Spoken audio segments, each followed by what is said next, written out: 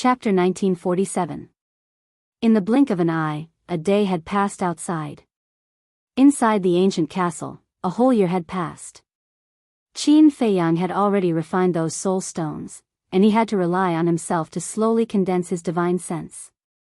Originally, he wanted to continue his seclusion, but Gao Xiaolong woke up. Inside the main hall, Gao Xiaolong sat on the chair in front of the tea table, looking around. A trace of weakness could be seen between his brows. He was awake, but his injuries had not fully healed. Gao Xiaolui sat beside him, taking care of him meticulously.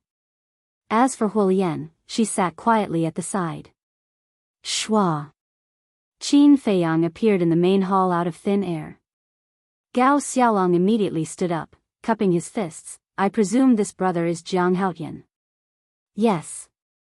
Qin Feiyang nodded, sitting on the main seat, smiling. Sit down and talk. Gao Xiaolong returned to his seat, his face full of gratitude. Xiaolui has already told me everything, thank you brother Jiang. You're welcome. Qin Feiyang waved his hand, smiling. What do you plan to do next? Gao Xiaolong clenched his fists, speaking solemnly. Of course, I'm going to find the Guo family to take revenge. You're indeed a hot-blooded man, I can lend you a hand. Qin Feiyang laughed heartily. Help me? Gao Xiaolong was stunned, asking suspiciously, Brother Jiang, don't blame this little brother for thinking too much. We're not related in any way, why would you help us? Helping you is not without conditions. Qin Feiyang smiled. What conditions? Gao Xiaolong asked. Qin Feiyang said, I need to enter the Nine Heavens Palace. Enter the Nine Heavens Palace? Gao Xiaolong was stunned, frowning. With Brother Jiang's ability, entering the Nine Heavens Palace shouldn't be a difficult matter, right? Qin Feiyang laughed. That's hard to say. What if there's an accident? Moreover, I'm afraid of trouble, so I need someone to take care of it. I understand. Gao Xiaolong nodded. Brother Gao is indeed an understanding person. Qin Feiyang smiled. I'm ashamed. Gao Xiaolong waved his hands and smiled wryly. To tell you the truth, I'm just an ordinary disciple in the Nine Heavens Palace. Even if I wanted to help you, I wouldn't be able to do much. I can only think of a way to give you some information so that you can prepare in advance. That's enough. Qin Feiyang smiled and said, Oh right, is there any mystery hidden in the heavens stairway leading to the Nine Heavens Palace? Brother Jiang, why do you ask? Gao Xiaolong was suspicious. I won't hide it from Brother Gao. I once disguised myself and tried to sneak into Nine Heaven Palace. However, the moment I stepped onto the first step of the stairway to heaven, the stairway to heaven sent out a warning.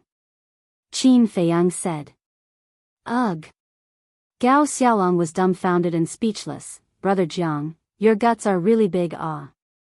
Since ancient times, you are the first person who dared to sneak into the Nine Heavens Palace like this. Qin Feiyang smiled embarrassedly. Gao Xiaolong's gaze swept over the courtyard outside, asking in a low voice, Brother Jiang, is it convenient to talk here? Qin Feiyang said, Don't worry, there's no place safer than here. Gao Xiaolong sighed in relief and whispered, I won't hide it from Brother Jiang. There is indeed a mystery hidden in the stairway to heaven. What mystery? Qin Feiyang was surprised. Fire Lotus and Gao Xiaolui also looked at Gao Xiaolong curiously. Gao Xiaolong said, the stairway to heaven is actually a divine artifact. Divine artifact, Qin Feiyang muttered. Gao Xiaolui was surprised and asked, Brother, what grade is the stairway to heaven? I don't know. I'm not the only one who doesn't know. Other than a few big shots in the Nine Heavens Palace, no one else knows. However, there are rumors that the reason why our Nine Heavens Palace can stand tall in the northern region is because of the stairway to heaven. Gao Xiaolong said. This, Qin Feiyang was shocked. If the rumors were true, then the stairway to heaven was definitely a heaven-defying divine artifact. No one knows how strong the stairway to heaven is, but there is one thing that all the disciples of the Nine Heavens Palace know. That is, it can distinguish between the real and the fake. Thus, no matter how you hide, as long as you step on the stairway to heaven, your true self will be revealed. Gao Xiaolong smiled. So that's how it is. Qin Feiyang was enlightened.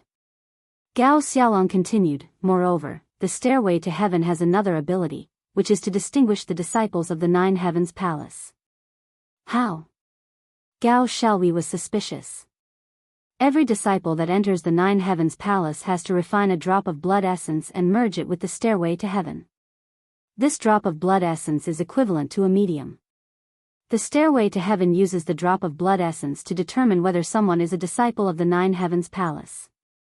Moreover, the entire Nine Heavens Palace is covered by a layer of divine force, and the stairway to heaven is the only entrance. Moreover, you can't fly above the stairway to heaven. You can only walk up step by step. Thus, it's impossible to sneak into the Nine Heavens Palace. Gao Xiaolong said. You can't fly? Qin Feiyang shook his head and smiled bitterly. The Nine Heavens Palace's defenses were really terrifying. Fire Lotus said, so, the only way to enter the Nine Heavens Palace is to take part in the test? That's right. Gao Xiaolong nodded. What kind of test is it? Qin Feiyang asked. The test is different every time, so I can't tell you anything. However, there is one thing that is the same every time, and that is, it's cruel and bloody. Gao Xiaolong said solemnly, and the expression in his eyes was solemn. How cruel? How bloody? Gao Xiaolui was curious. It's hard for you to imagine. Let me tell you this. Every time the Nine Heavens Palace recruits disciples, there are at least several 100,000 participants, but in the end, the number of survivors doesn't exceed 1,000. Gao Xiaolong said. What? Gao Xiaolui stood up, and her face was filled with shock. Several 100,000 participants, but in the end, less than 1,000 survived? What kind of concept was this? It was too scary. Actually, the Nine Heavens Palace isn't as beautiful as you think. Although you can get a lot of resources after entering the Nine Heavens Palace, the cruelty inside is even scarier than the test. If you're not careful, you'll lose your life. Gao Xiaolong sighed. Qin Feiyang smiled, this is normal, it's the same everywhere. Gao Xiaolong was stunned for a second, then he smiled, Brother Jiang can still maintain such a calm expression, looks like you've seen the world. Qin Feiyang smiled faintly, and with a thought, an old figure appeared in the hall. It's him. Gao Xiaolong stood up, and hatred filled his eyes. That's right. The person who suddenly appeared was the old patriarch. Don't worry, he's now my puppet. Qin Feiyang smiled. Gao Xiaolong nodded in realization and sighed in relief. Qin Feiyang said, I'll let him accompany you to the Guo family. With him helping you, there shouldn't be any problems. Let the old patriarch kill the Guo family's people? Gao Xiaolong was stunned for a second, then he laughed loudly, Brother Jiang, this move of yours is really good, but I like it.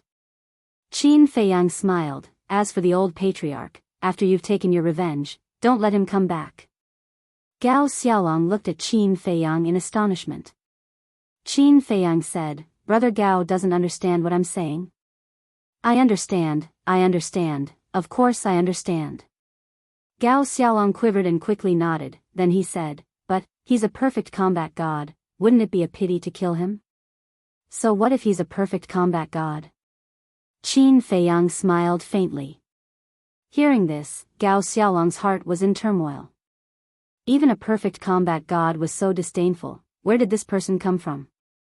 At the same time, Qin Feiyang drove the Black Tortoise World out of the restaurant, then found a secluded place and sent Gao Xiaolong, Gao Xiaolui, and the old patriarch out. In this way, only Qin Feiyang and Fire Lotus were left in the main hall. Fire Lotus smiled, Qin Dage, I thought you'd personally deal with Guizixiong? People who want to achieve great things don't have to do everything personally, they have to plan and plan. Not to mention, he's just a jumping clown, there's no need for me to personally deal with him. Qin Feiyang laughed. So narcissistic. Fire Lotus grumbled. But, you have to hurry up and settle your matter. Qin Feiyang said again. What matter do I have? Fire Lotus asked suspiciously. Departed spirit barrier breaking pellet. Now that we have the departed spirit flower, we're still missing the Een soul wood, death god fruit, and 9 yang lightning fire. When the sun rises, let's go to the city and see if we can find these 3 things. Qin Feiyang said. Thank you, Qin Dage, you're really a good person. Fire Lotus looked gratefully at Qin Feiyang. Ha, Qin Feiyang laughed. Perhaps only in this woman's eyes, he was a good person. Sky Dragon City in the morning was very quiet. A man and a woman were walking slowly on a street. They looked around with curiosity in their eyes. It was Qin Feiyang and Fire Lotus. Fire Lotus was still wearing a mask as usual. Although her face could not be seen, her tall and sexy figure attracted strange gazes. Qin Feiyang was no longer in disguise. He was wearing a pure white robe. His figure was tall and straight, and his long hair was draped over his shoulders. There was a faint smile on his face, and he gave off a warm and amiable feeling. As the sun rose, the streets gradually became lively. Brother, may I ask, is there any place to trade in Sky Dragon City? Qin Feiyang caught a middle-aged man in a hurry and asked with a smile. Place to trade? The middle-aged man sized up Qin Feiyang and Fire Lotus, and said, Is this your first time in Sky Dragon City?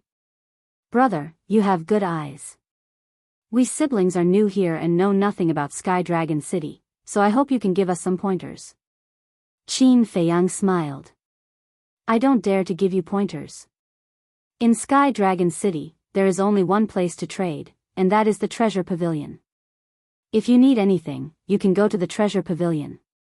How do I get to the Treasure Pavilion? Qin Feiyang asked. Follow this road and walk for about 500 miles. When you reach there, you can ask anyone and you will know the location of the Treasure Pavilion. The middle-aged man said. Thank you. Qin Feiyang cupped his hands and smiled. No need. The middle-aged man waved his hand and hurriedly left. 500 miles should be the center of Sky Dragon City, let's go there quickly. Qin Feiyang smiled and led Fire Lotus down the road. 500 miles, for a mortal, even if they didn't stop and rest, it would still take a few days. But for Qin Feiyang and Fire Lotus, this distance was nothing. Soon, they entered the center of the city. The center of the city was even more lively and prosperous. The restaurants were also extremely grand and luxurious. Qin Feiyang asked someone and soon stopped in front of a huge building. It was an ancient hall with a total of 10 floors. The door was grand and imposing. There were guards on both sides, and the 2 guards were perfect war gods. There was an endless stream of people going in and out. On top of the door, there were 2 large words that looked like dragons flying and phoenixes dancing, emitting an intimidating aura. Treasure Pavilion. Chapter 1948. It's really impressive. Even the guards are perfect war gods. Fire Lotus transmitted her voice. Yes. The backer of this treasure pavilion is definitely not simple. Qin Feiyang secretly said. The 2 walked side by side towards the door. But suddenly, Qin Feiyang's body stiffened. He stopped and turned his head to scan the pedestrians on the street. What's wrong? Fire Lotus secretly asked. Qin Feiyang transmitted his voice. I feel a familiar aura. Familiar aura? Fire Lotus was stunned. She suspiciously looked around and secretly asked, could it be Dong Xingyang and the others? No. Qin Feiyang shook his head. Suddenly, his gaze was locked on a spot more than 10 meters away. There was a hint of surprise on his face. There stood a young man. He looked about 18 or 19 years old.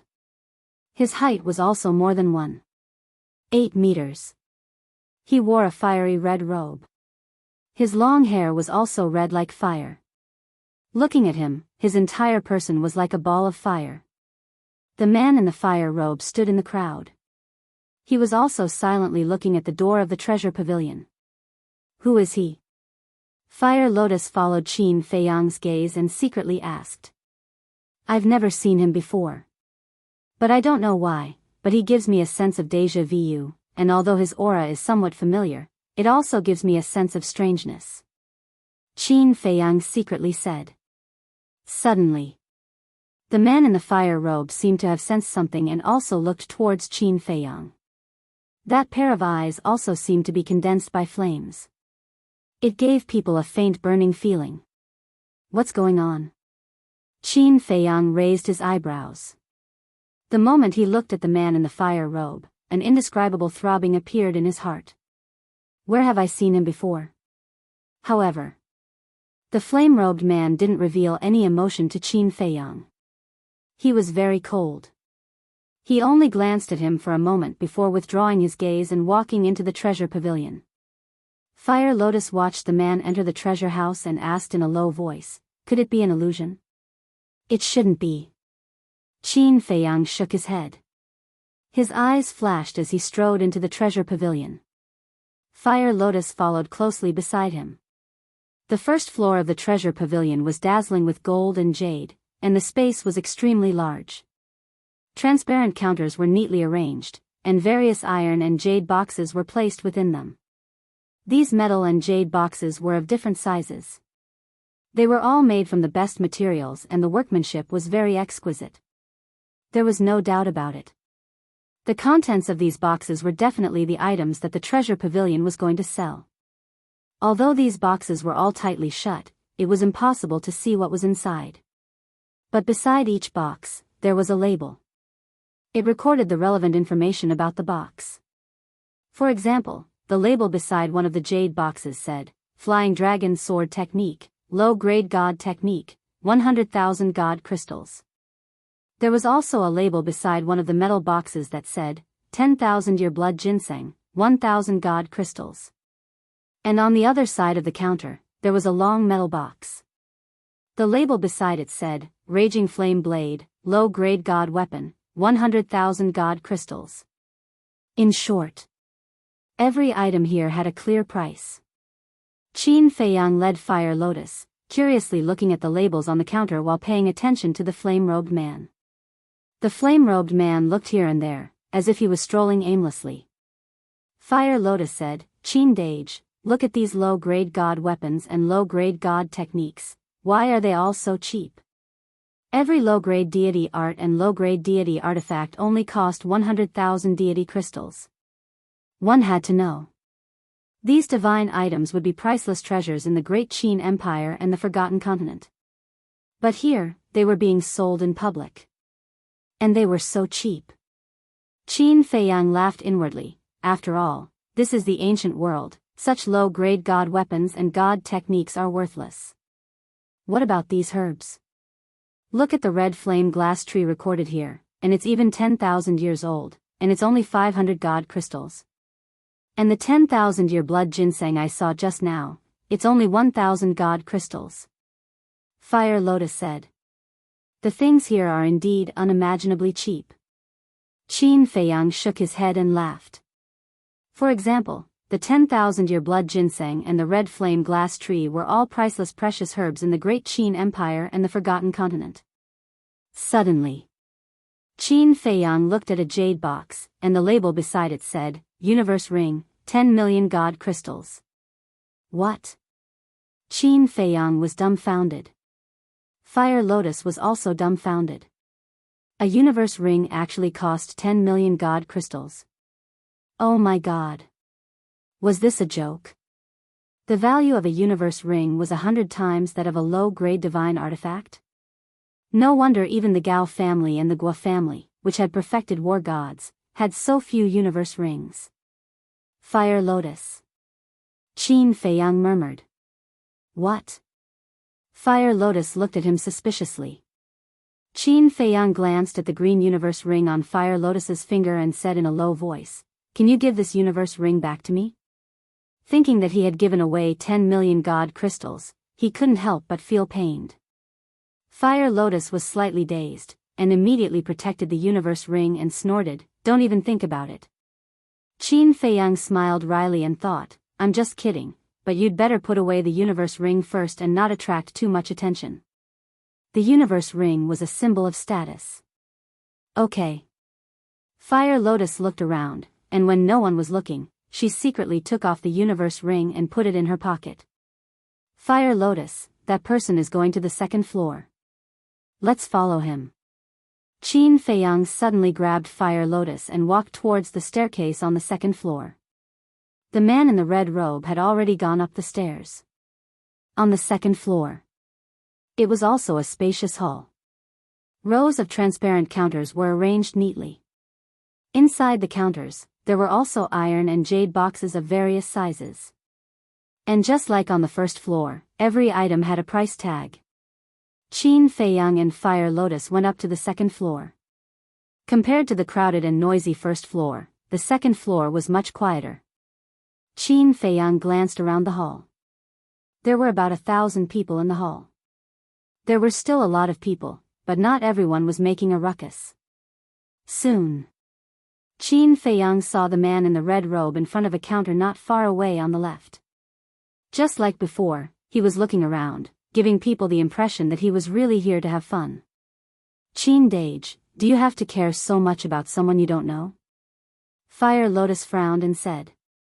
Qin Feiyang was startled, then smiled wryly and said, "You're right, I'm too stubborn." Why did he come to the treasure pavilion this time? To collect the soul wood, the god of death fruit and the 9 suns thunder fire. But now, he had forgotten the purpose of this trip because of a stranger. How embarrassing. Whoosh. Qin Feiyang took a deep breath and looked around separately with Fire Lotus. The items on the second floor were a level higher in quality and value than those on the first floor. The items on the first floor were basically the lowest level divine arts and divine weapons, as well as some ordinary herbs. But the items on the second floor were all middle-grade divine weapons and divine arts. The medicine rooms, such as the spiritual infant fruit, fortune fruit, mysterious een grass, and so on, were also common. However, after searching the entire hall, he still couldn't find the soul wood, the 9 suns thunder fire and the god of death fruit. Moreover, not only the undead barrier-breaking pellets ingredients were missing, the divine soul pellet, divine force pellet, divine life pellet, heavenly dust divine pellet, for symbols limitless pellet, and dragon soul primordial spirit pellet were also missing. Qin Dage, come here. Fire Lotus's voice suddenly sounded in Qin Feiyang's mind. Qin Feiyang looked around and saw Fire Lotus standing in front of a counter in an inconspicuous corner, waving at him. Did she find it? As soon as Qin Feiyang thought of this, he hastily strode over. Fire Lotus pointed at a jade box on the counter and said with a smile, "This thing should be very helpful to you." Qin Feiyang looked down. The jade box was the size of a palm, dim and covered in a layer of dust. It's still gray? Qin Feiyang was stunned. The fact that there was dust meant that no one had touched this jade box for a long time. And even the staff of the treasure pavilion didn't care much about it, otherwise they would have cleaned it every now and then. What good things could there be in a jade box that even the staff didn't care about? Qin Feiyang was a little suspicious. But why did Fire Lotus say that the things inside would be very helpful to him? Qin Feiyang looked at the label next to the jade box suspiciously. The label was also covered in a layer of dust. However, when he saw the contents of the label, he immediately froze, his eyes full of disbelief. Chaos Divine Art, a legendary secret art, has a heaven-defying power, allowing the original body and the inner demons to become one, doubling the strength. This secret art is indeed extraordinary, but in this world, no one can cultivate it. What a pity. A sigh suddenly sounded beside Qin Feiyang and Fire Lotus. The two of them were startled and turned their heads to look, only to see the man in the flame robe standing behind them. At this moment, he was looking at the label next to the jade box, shaking his head and sighing. "Hello, both of you." The man in the flame robe also retracted his gaze and looked at the two of them with a smile. "Good." Qin Feiyang nodded. The man in the flame robe asked, "The two of you are looking at this chaos divine art, could it be that you want to buy it?" "That's what I mean." Qin Feiyang smiled. Indeed, as the man in the flame robe said before, this chaos divine art was a legendary secret art, which had the ability to allow the original body and the inner demons to become one. And after the fusion, the battle strength would soar several times. It could be said that this was a supreme secret art. But there were restrictions. This chaos divine art could only be cultivated by people with the inner demons. On the other hand, if one didn't have the inner demons, even if they obtained the chaos divine art, it would be meaningless, like a piece of scrap paper. When the man in the flame robe heard Qin Feiyang's reply, a trace of surprise appeared on his face, and he asked in a low voice, "Brother, could it be that you have the inner demons?" Inner demons. When Qin Feiyang heard this, he lowered his head and looked at the jade box, a trace of unconcealable sorrow in his eyes. Fire Lotus secretly sighed and sent a voice transmission, "Qin Dage, this person came to talk to you for no reason. His purpose is definitely not simple, don't expose any flaws."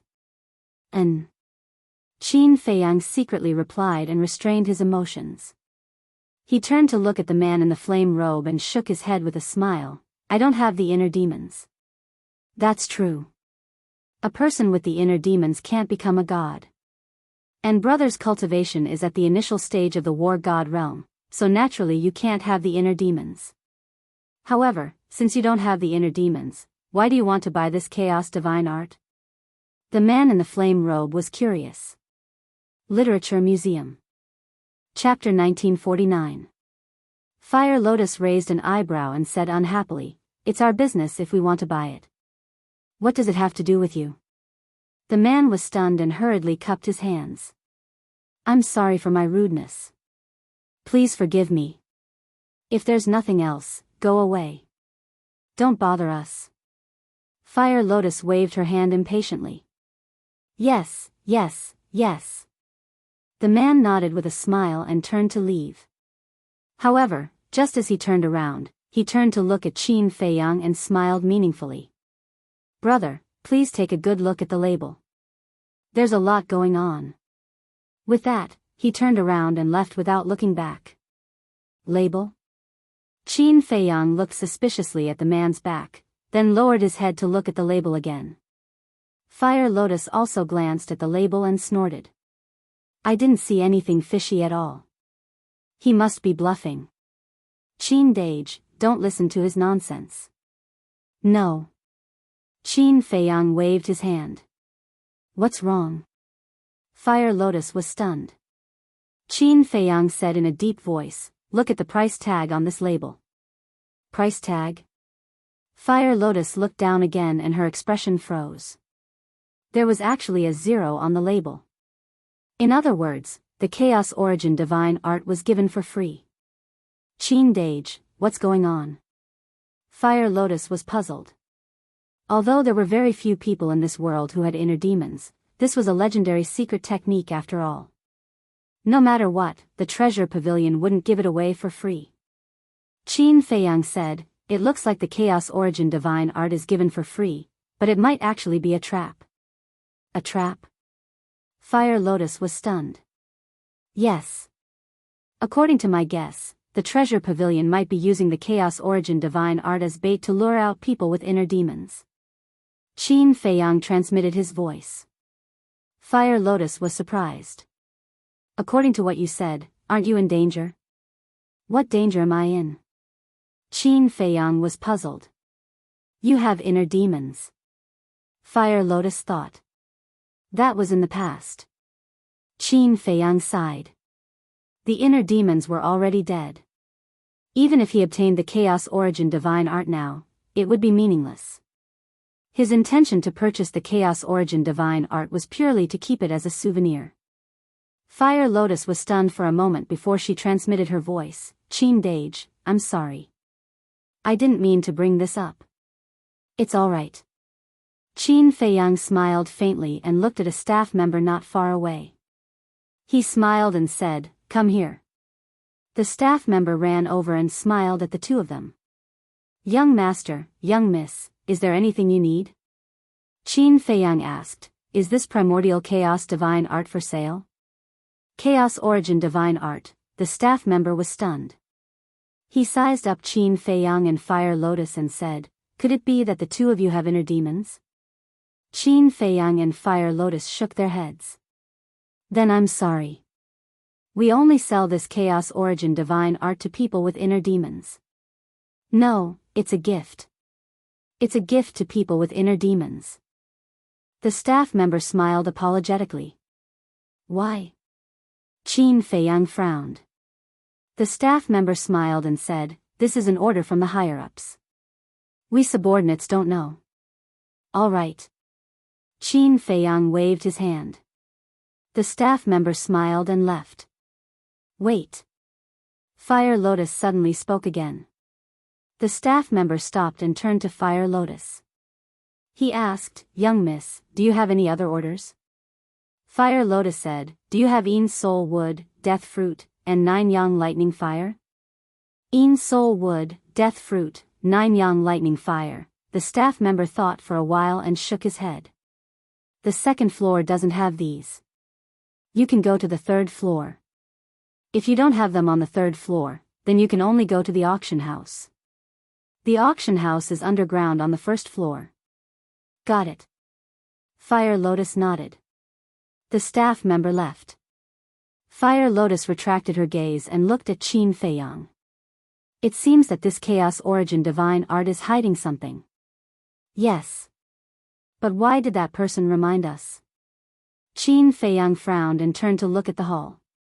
There was no trace of the man in the fire robe. Where did he go? Fire Lotus's face was also full of suspicion. How did he disappear in the blink of an eye? Qin Feiyang said, "He might have gone to the third floor. Let's go there and take a look." "Yes." Fire Lotus nodded. The two turned and walked to the third floor. Qin Dage, he was so kind. Was it too much for me to treat him with such an attitude? Fire Lotus lowered her head like a child who had done something wrong. "It's fine." Qin Feiyang smiled and said. The third floor. Apart from the hall, there were many more rooms.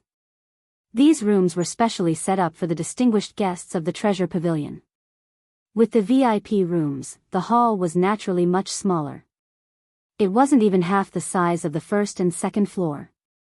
Similarly, there were only 100 people on the third floor. But without exception, those who dared to enter the third floor were all people with status, power, or wealth. Among them, there were a dozen or so disciples of the Nine Heaven Palace. They were all war gods and above. This was really like the saying, war gods were as common as dogs. But on the third floor, Qin Feiyang didn't see the man in the fire robe. But he didn't deliberately look for him.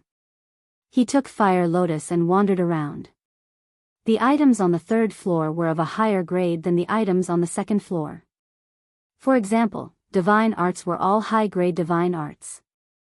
Divine weapons were also high-grade divine weapons. Qin Feiyang hadn't seen many herbs before. Among them were the herbs for the Divine Life Pill, Divine Power Pill, and Life Pill. However, every single one of them was ridiculously expensive. The Divine Life Pill had 9 herbs in total. The Life Pill and Divine Power Pill had 5 herbs each. And the cheapest herb was 100,000 divine crystals. The most expensive herb was even 1,000,000 divine crystals. Qin Feiyang said, "Great-grandmother, don't cultivate for now. Help me count the Guo family's treasures. I might need them later." "Okay." Tan Tai Li responded. She woke everyone up and started to get busy. Qin Feiyang walked around for a while and couldn't help but frown.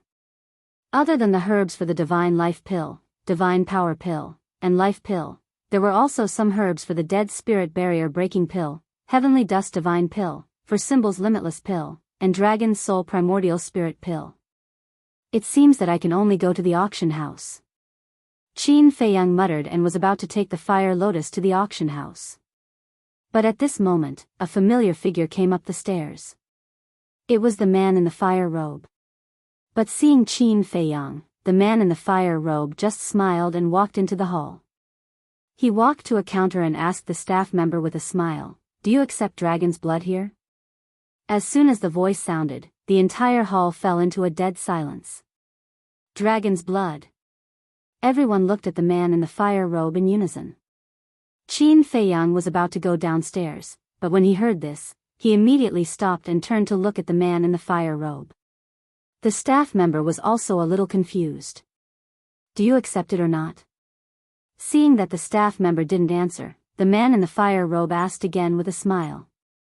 Yes, yes, yes. The staff member came back to his senses and quickly nodded. He looked at the man in the fire robe and asked, Young master, what kind of dragon's blood is it? Is it essence blood or ordinary dragon's blood? The man in the fire robe said, It's not essence blood, just ordinary dragon's blood. As for what dragon's blood it is, it's none of your business. Ordinary dragon's blood? The staff member was stunned and shook his head, Then I don't want it. And the others also showed a trace of disappointment on their faces. Hearing this, the man in the fire robe shook his head disappointedly and turned to leave. Qin Feiyang was now standing at the door of the third floor. Just as the man in the fire robe passed by him, Qin Feiyang's eyes flashed slightly and he reached out to stop the man in the fire robe. Brother, what's the matter? The man in the fire robe was stunned and asked with a smile. Qin Feiyang smiled and said, Brother, can I have a word with you? Sure. I happen to be going to the auction house. Why don't we go there and talk slowly? The man in the fire robe asked. My pleasure. Qin Feiyang nodded and smiled. Please. The man in the fire robe stretched out his hand and smiled. Please. Qin Feiyang cupped his hands and went downstairs with Fire Lotus. Wait. But suddenly, a young man ran out of the hall and called out to the three. Qin Feiyang and the others stopped and turned to look. The young man was about 27 or 28 years old. He was short, only about 1.6 meters tall. He had a shifty-looking face, but there was a hint of shrewdness in his eyes. Qin Feiyang looked at the young man's chest and his pupils shrank slightly. There was a flame pattern on this person's clothes. This meant that this person was a disciple of the Nine Heavens Palace. The man in the fire robe smiled and asked, Is there something you need? The young man ran in front of the man in the fire robe and said with a flattering smile, This one is Penguin, may I know brother's name? The man in the fire robe was stunned and looked up with a smile, It's rude to ask for a name as soon as you come up. Penguin was stunned and smiled apologetically, This one is rude, please forgive me. It's fine. Just say what you need. The man in the fire robe laughed. Penguin looked at Qin Feiyang and Fire Lotus and said, Is it convenient? Seeing this, Qin Feiyang tactfully took Hu Lian and turned around to walk towards the second floor. The man in the fire robe looked at the two of them and said to Penguin, Can you say it now?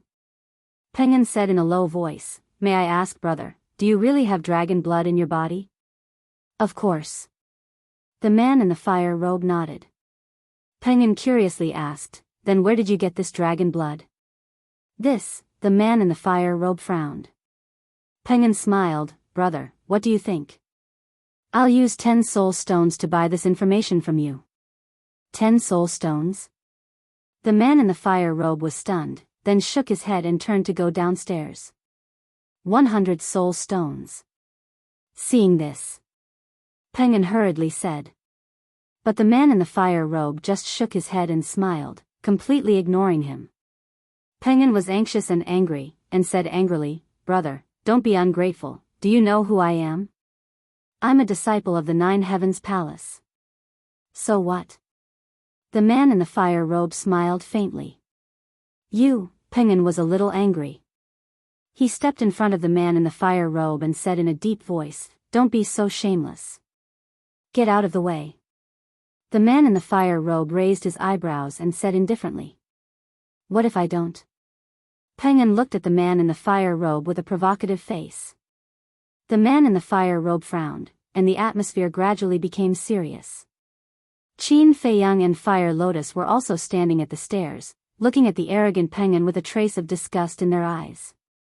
Literature Museum. Chapter 1950. Fire Lotus secretly said, This person is so annoying.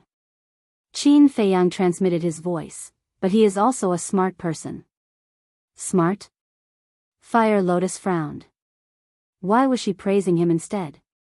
Qin Feiyang laughed. To be able to think of so many things from a drop of dragon blood, if this isn't smart, then what is? Think of what? Fire Lotus was suspicious. Then what do you think I want to do with this person? Qin Feiyang asked back. I haven't thought about it. Fire Lotus shook her head. Actually, I also want to ask him about the origin of the dragon blood. Think about it, the dragon blood in his body can't have appeared out of thin air. It must have been obtained from a divine dragon. And although ordinary dragon blood doesn't have much attraction to everyone, a real divine dragon is something that everyone will covet. Qin Feiyang laughed. So that's how it is. Fire Lotus nodded in realization. Qin Feiyang continued, of course, a divine dragon is more valuable to us. What do you mean? Fire Lotus was suspicious. Dragon Soul Primordial Spirit Pill. The first medicinal ingredient of this pill is the divine dragon's soul. Qin Feiyang said. Fire Lotus was shocked when she heard this, and secretly said, You want to hunt a divine dragon? Qin Feiyang laughed, If there is such an opportunity, I will definitely not let it go. Hunt a divine dragon, Fire Lotus's heart was in disbelief. This guy really dared to dream. Qin Feiyang said, I really hope that the divine dragon this person knows is a perfect war god. Why must it be a perfect war god? Fire Lotus was puzzled. Because the dragon's soul needed for this dragon's soul primordial spirit pill must be at least a perfect divine dragon soul. Qin Feiyang laughed. It's getting crazier and crazier. Fire Lotus shook her head. A perfect war god divine dragon was only one step away from becoming a half-step divine lord. The flame-clothed man and Penguin were still in a deadlock. Qin Feiyang raised his eyebrows, took a step forward, and pushed Penguin away, saying, You're not done yet, are you? You dare to push me? Penguin looked at Qin Feiyang in disbelief. Who do you think you are? So what if you're a disciple of Nine Heavens Palace? You don't even dare to push. Don't take yourself too seriously. Qin Feiyang snorted coldly and ignored Penguin. He looked at the flame-robed man and said with a smile, Brother, let's go. The man in the fiery robe laughed and strode down. Qin Feiyang also turned around and left. From beginning to end, he never looked at Penguin again. Bastard, this is unforgivable. Penguin was so angry that he gritted his teeth and smoke came out of his head. As a disciple of the Nine Heavens Palace, he was actually disregarded and humiliated by two nameless people? This was intolerable. Boom! He raised his fist and swooped down, aiming for Qin Feiyang and the flame-clothed man. Qin Feiyang frowned. Although this person was smart, he was not tactful at all. Stop. This is the treasure pavilion. No one is allowed to mess around. But just as Qin Feiyang was about to make a move, a staff member ran out and shouted at Penguin. Penguin stopped abruptly, his face turning green and red. Qin Feiyang did not make a move. He followed the flame-clothed man and walked to Fire Lotus. Penguin shouted, The three of you, listen carefully. This time, you've provoked someone you shouldn't have. Fire Lotus said with a smile, I really can't tell. How big of a background do you have? I don't have any background, but there's someone whose name can scare you to death. Penguin sneered. Qin Feiyang and the other two stared blankly for a moment. They looked at each other before turning their heads to look at Penguin, who was standing on top of the stage, showing off his prowess. The flame-clothed man laughed, This is interesting. Then, tell me, who is this person? Feng Zijuan. Penguin said word by word. Feng Zijuan. The flame-clothed man's pupils shrank when he heard this name. Qin Feiyang noticed the change in the flame-clothed man's expression. There was a trace of suspicion in his eyes. Who was this Feng Zijuan? How could he make this person change his expression? Are you scared? Penguin sneered at the three of them.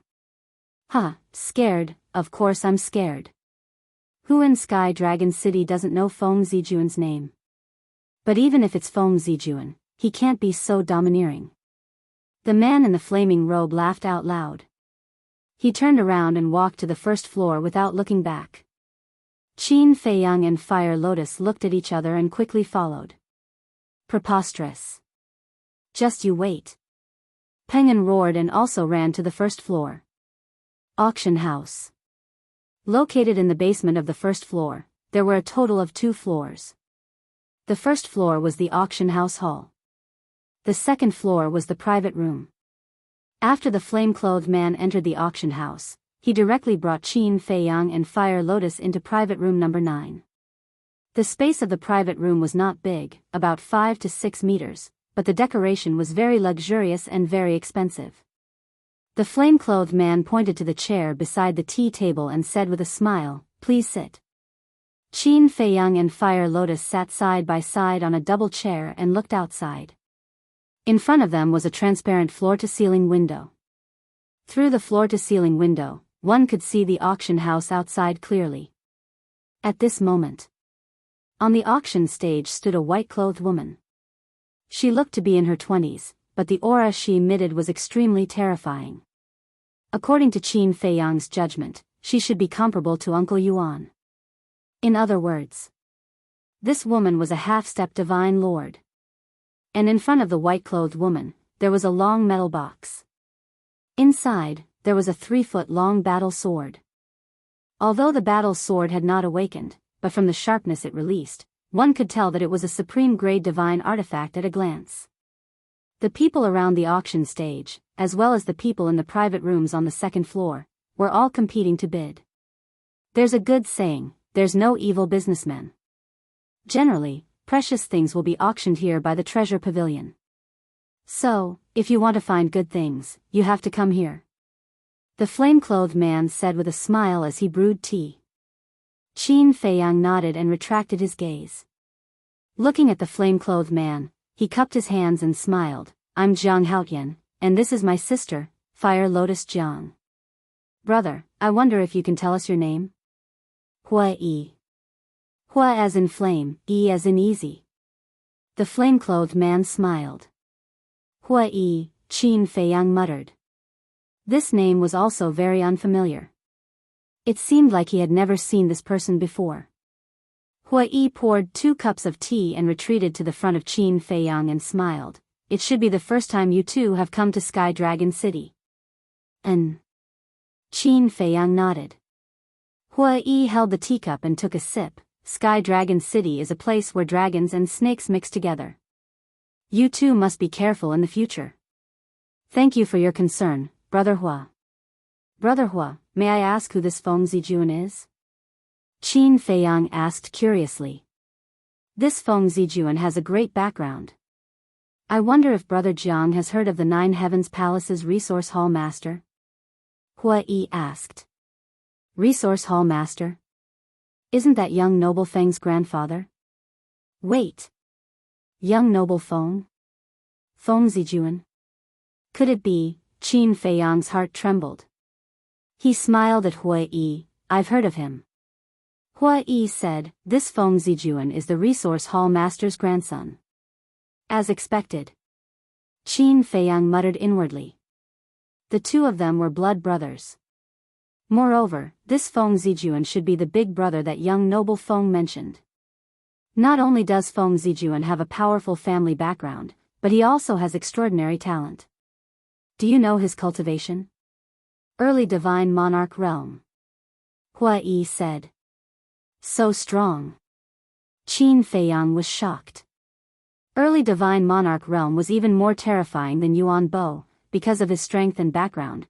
Many disciples in 9 Heavens Palace want to curry favor with him. That penguin just now should be one of them. Hua Yi said. Qin Feiyang asked, in other words, this penguin is looking for information on behalf of Feng Zijuan? That's right. Hua Yi nodded, then shook his head and said, let's not talk about this for now. Let's talk about your purpose of looking for me. Qin Feiyang smiled. Brother Hua is such a smart person, you should have thought of it. It's just as I expected. Hua-yi smiled and pondered for a moment before saying, I can tell Brother Jiang the whereabouts of that divine dragon, but Brother Jiang has to agree to one condition. Speak. Qin Feiyang said. Hua-yi said, I wonder if Brother Jiang knows about Nine Heavens Palace's disciple recruitment? I know a thing or two. Qin Feiyang said. Then, does Brother Jiang want to enter Nine Heavens Palace? Hua-yi asked. I have this thought. Qin Feiyang nodded. Hua-yi smiled, that's good. My condition is that when the time comes to participate in the assessment, Brother Jiang can help me. You also want to enter Nine Heavens Palace? Qin Feiyang was stunned. Hua-yi smiled and said, who in my generation doesn't desire a cultivation holy land like Nine Heavens Palace? That's true. Qin Feiyang nodded and pondered for a moment before saying with a smile, saying help is too polite. We should take care of each other and support each other. Hua-yi was stunned for a moment before he laughed heartily. Yes, yes, yes, we should take care of each other and support each other. Qin Feiyang said, then, the matter of the divine dragon? Hua-yi said, in the depths of the Sky Dragon mountain range, there is a place called Black Dragon Lake. There is a black dragon hiding there. I obtained this dragon blood from it. Black Dragon Lake, Black Dragon, Qin Feiyang murmured, asking, how is its strength? Very strong. Half-step divine monarch realm. Hua-yi said solemnly. Good. Qin Feiyang was overjoyed. A half-step divine monarch realm dragon soul had already surpassed the minimum requirement of the dragon soul primordial spirit pill. Hua-yi looked at Qin Feiyang's reaction and frowned. Brother Jiang, you're not going to hunt it, are you? It depends on the situation. Qin Feiyang smiled. Even if he found the divine dragon, he still lacked two other herbs, the dragon god flower and the primordial spirit lotus. Thus, he was not in a hurry to hunt the divine dragon.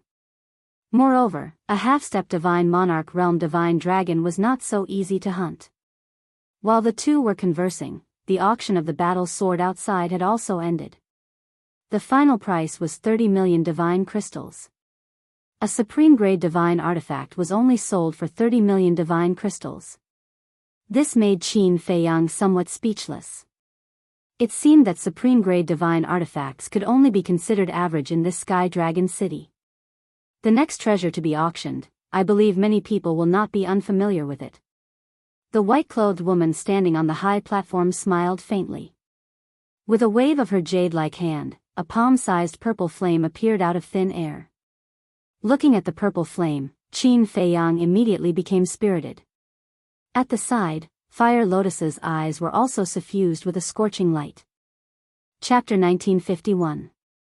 The purple flame floated in the air, emitting a dazzling divine light. An astonishing heat wave instantly enveloped the entire auction house with the auction stage as the center. Everyone felt as if they were in a sea of fire, sweating profusely. Moreover, there were traces of lightning power flickering on the flame. This was the Nine Suns lightning fire. Qin Feiyang and Hua-yi were quite excited. They didn't expect to encounter this kind of extreme yang fire. I believe that everyone knows the value of this Nine Suns lightning fire even without my special introduction. The starting price is 2 million divine crystals. The highest bidder wins. The auction begins now. The white-clothed woman on the stage smiled.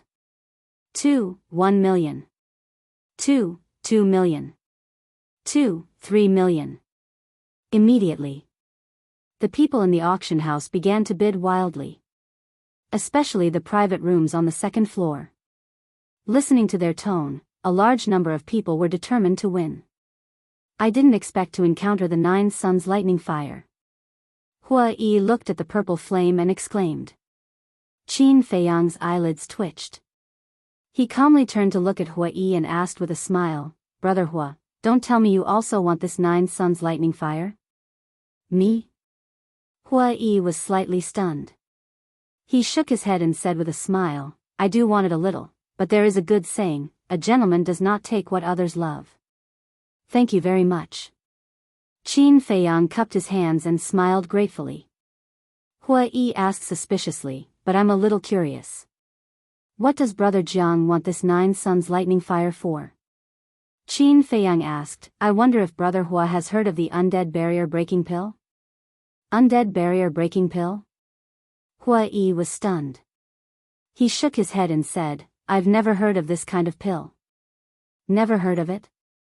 Qin Feiyang was surprised and said, then what about the life pill, divine power pill, divine life pill, heavenly dust pill, for symbols infinite divine pill, and dragon's soul primordial spirit pill?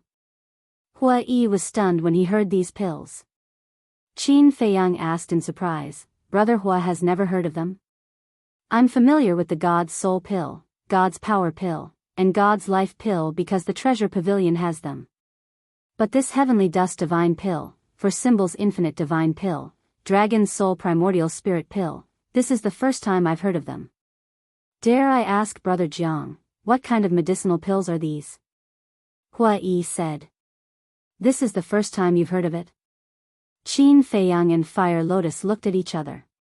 Originally, Qin Feiyang thought that such a terrifying place like the ancient realm would definitely have all kinds of medicinal pills.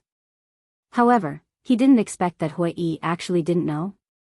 Didn't this mean that the ancient dimension didn't have these pill formulas? Qin Feiyang asked again, then the potential pill, what about the potential pill? Potential pill? Potential pill? Hua Yi stared blankly for a moment before shaking his head, I've never heard of it either. It seems that even the ancient realm doesn't have some of the pill formulas in the pill scripture. Qin Feiyang muttered to himself. Fire Lotus thought, is there any information about these pills in the old patriarch's memories? No. Originally, I thought that it might be because the old patriarch's status wasn't high and he didn't know about these pills. But I didn't expect that the ancient realm doesn't have them at all. Qin Feiyang transmitted his voice. Fire Lotus smiled and said, then this is a business opportunity. Business opportunity?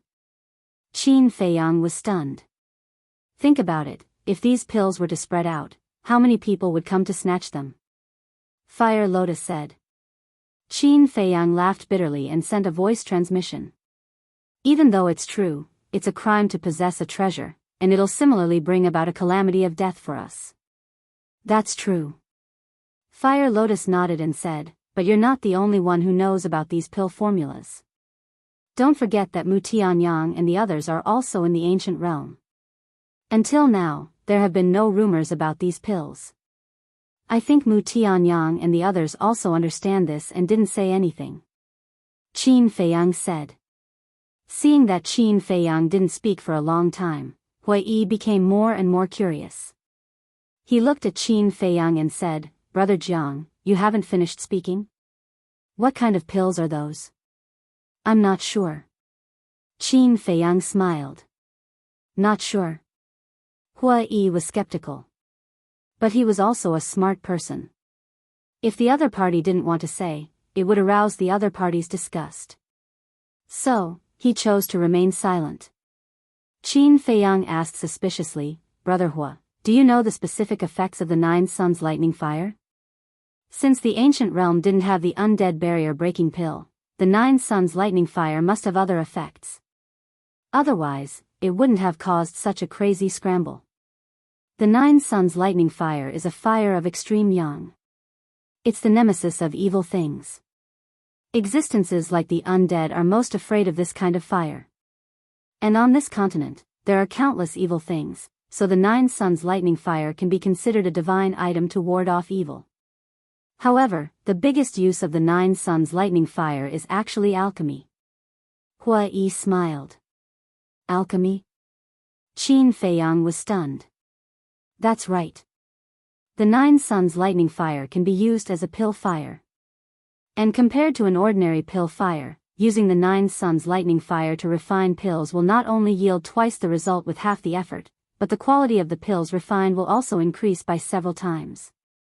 So, the people participating in the auction are basically alchemists. Hua Yi explained. I see. Qin Feiyang suddenly understood and said with a smile, I won't hide it from Brother Hua. In fact, I'm also an alchemist. Alchemist? Hua-yi was slightly taken aback and blushed with shame as he said, "Then this one really misjudged. I'm just an ordinary alchemist, not worth mentioning." Qin Feiyang shook his head and said with a smile, "Brother Jiang is too modest. Although I don't know anything about alchemy, I still know that an alchemist who is interested in the Nine Suns lightning fire is not an ordinary person." Hua-yi said with a smile. When Fire Lotus heard this, she covered her mouth and said with a smile, "Brother Hua-yi, you really know how to flatter people." "Flatter?" Hua-yi smiled and didn't say anything else. Qin Feiyang sized up Hua-yi and his eyes flickered. Suddenly, he shook his head and said, "Little sister, he's not flattering me." "This isn't flattery?" Fire Lotus was suspicious. "Brother Hua is reminding me that many of the people bidding for the Nine Suns lightning fire have status and status. He's telling me to think twice before acting," Qin Feiyang said. When Fire Lotus heard this, she looked at Hua-yi suspiciously and asked, "Is that so?" But in the face of Fire Lotus's question, Hua-yi only smiled and didn't say anything. Qin Feiyang looked deeply at Hua-yi and patted Fire Lotus's hand, indicating that she shouldn't ask any more questions. Then, he looked at the auction outside. While they were talking, the price of the Nine Suns lightning fire had already risen to 20 million divine crystals. Almost no one in the auction outside made a bid, because this price had already exceeded the limit of what they could bear. At present, only the people in the private rooms on the second floor continued to bid. Those who could enter the private rooms, whether it was strength or financial resources, definitely far surpassed the others. Looking at the skyrocketing price, Fire Lotus was a little anxious. She secretly said, "Qin Dage, if it really doesn't work, can we think of another way?" She knew about Qin Feiyang's situation. He had just entered the ancient world and didn't have many divine crystals on him. Such a high price was really too difficult for him. "Don't worry, I'll do what I can." Qin Feiyang secretly comforted her and said, "Great-grandmother, have you checked?" "Yes, I have." Tan Tai Li's voice sounded in his mind. "Then how many divine crystals do we have?" Qin Feiyang secretly asked. "We have more than 2 million. Tan Tai Li said. "It's far from enough."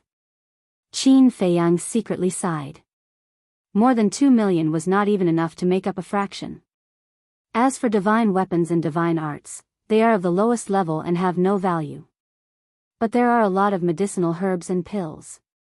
For example, divine soul pill, divine power pill, divine life pill. We have all the medicinal herbs for these pills. Tan Tai Li said again. "I know. Thank you for your hard work." Qin Feiyang secretly said, then lowered his head and pondered. The price of the Nine Suns lightning fire was still rising. He didn't know what the final price would be. So even if he sold all the treasures he plundered from the Guo family, it would definitely not be enough. As for himself, he had given away most of his divine weapons. He didn't have anything valuable. Then, only pills like potential pills were left. But once these pills appeared, there would be endless trouble and even a bloody storm. What should he do? Seeing that Qin Feiyang hadn't made a bid, Hua-yi smiled and said, "Brother Jiang, if you encounter any difficulties, you can tell me. Maybe I can help you." Qin Feiyang was stunned. He raised his head and looked at Hua-yi. "Why do you want to help me? We can meet several times in a day. Now, we're even sitting here, drinking tea and chatting. This is fate," Hua-yi said with a smile. Huolian raised her eyebrows imperceptibly and sent a voice transmission, "Big Brother Qin, isn't this person too enthusiastic? What do you think?" Qin Feiyang secretly said.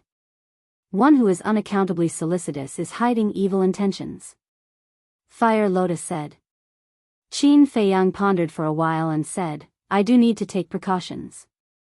First, he reminded him not to buy the Chaos Origin divine art on the 3rd floor. Just now, he secretly reminded him not to compete with others for the Nine Suns lightning fire if he didn't need it. And now, he was actually going to help him. Frankly speaking, even he couldn't stand Hua-yi's enthusiasm. It wasn't that Hui Yi really had ulterior motives. Perhaps this person was really warm-hearted. But after a long time of scheming, Qin Feiyang couldn't help but be vigilant. After all, you may know a person for a long time without understanding his heart. It was never wrong to be cautious. I have a total of about 100 million divine crystals here.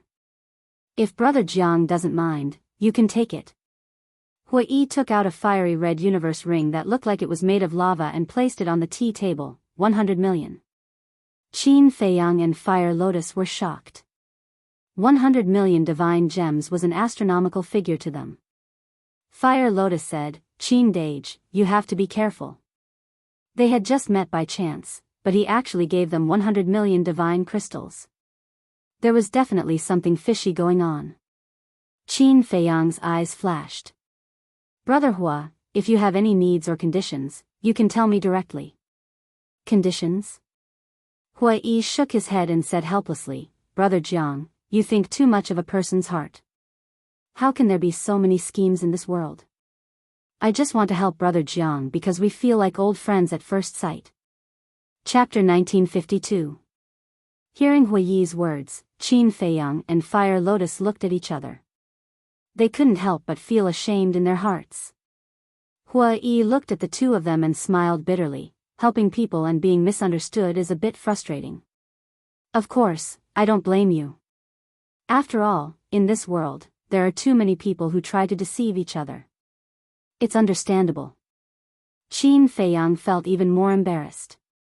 He cupped his fists and said, Thank you for your understanding, Brother Hua. Hui Yi waved his hand and said, Let's not talk about this. How about this? These 100 million divine crystals can be considered as a loan from you. Write an IOU and return it to me in full. Okay. Qin Feiyang nodded. He took out a brush, ink, paper, and inkstone, quickly wrote an IOU and pressed his fingerprint on it. Hui Yi also put it away with a smile, 50 million. 50, 1 million. The bidding continued. With this 100 million divine crystals, Qin Feiyang finally had some confidence. However, he wasn't in a hurry to call out a price. The price soared all the way to 70 million divine crystals. At this time, there were only a few people bidding 70 million divine crystals. Even a monstrous alchemist from Nine Heavens Palace would find it difficult to bear. Brother Jiang, you can make your move now. Hui Yi smiled. Qin Feiyang nodded. He glanced around the auction house and said indifferently, 71 million. Everyone present was stunned. Before, although everyone was bidding, it was basically 10,000 or 100,000. But now, he actually increased the price by 1 million. Which nouveau riche was? Qin Feiyang's bid was in fact indirectly telling others that he was determined to obtain the Nine Suns lightning fire. If they knew what was good for them, they wouldn't compete anymore. Sure enough. After he called out a price, the audience quieted down.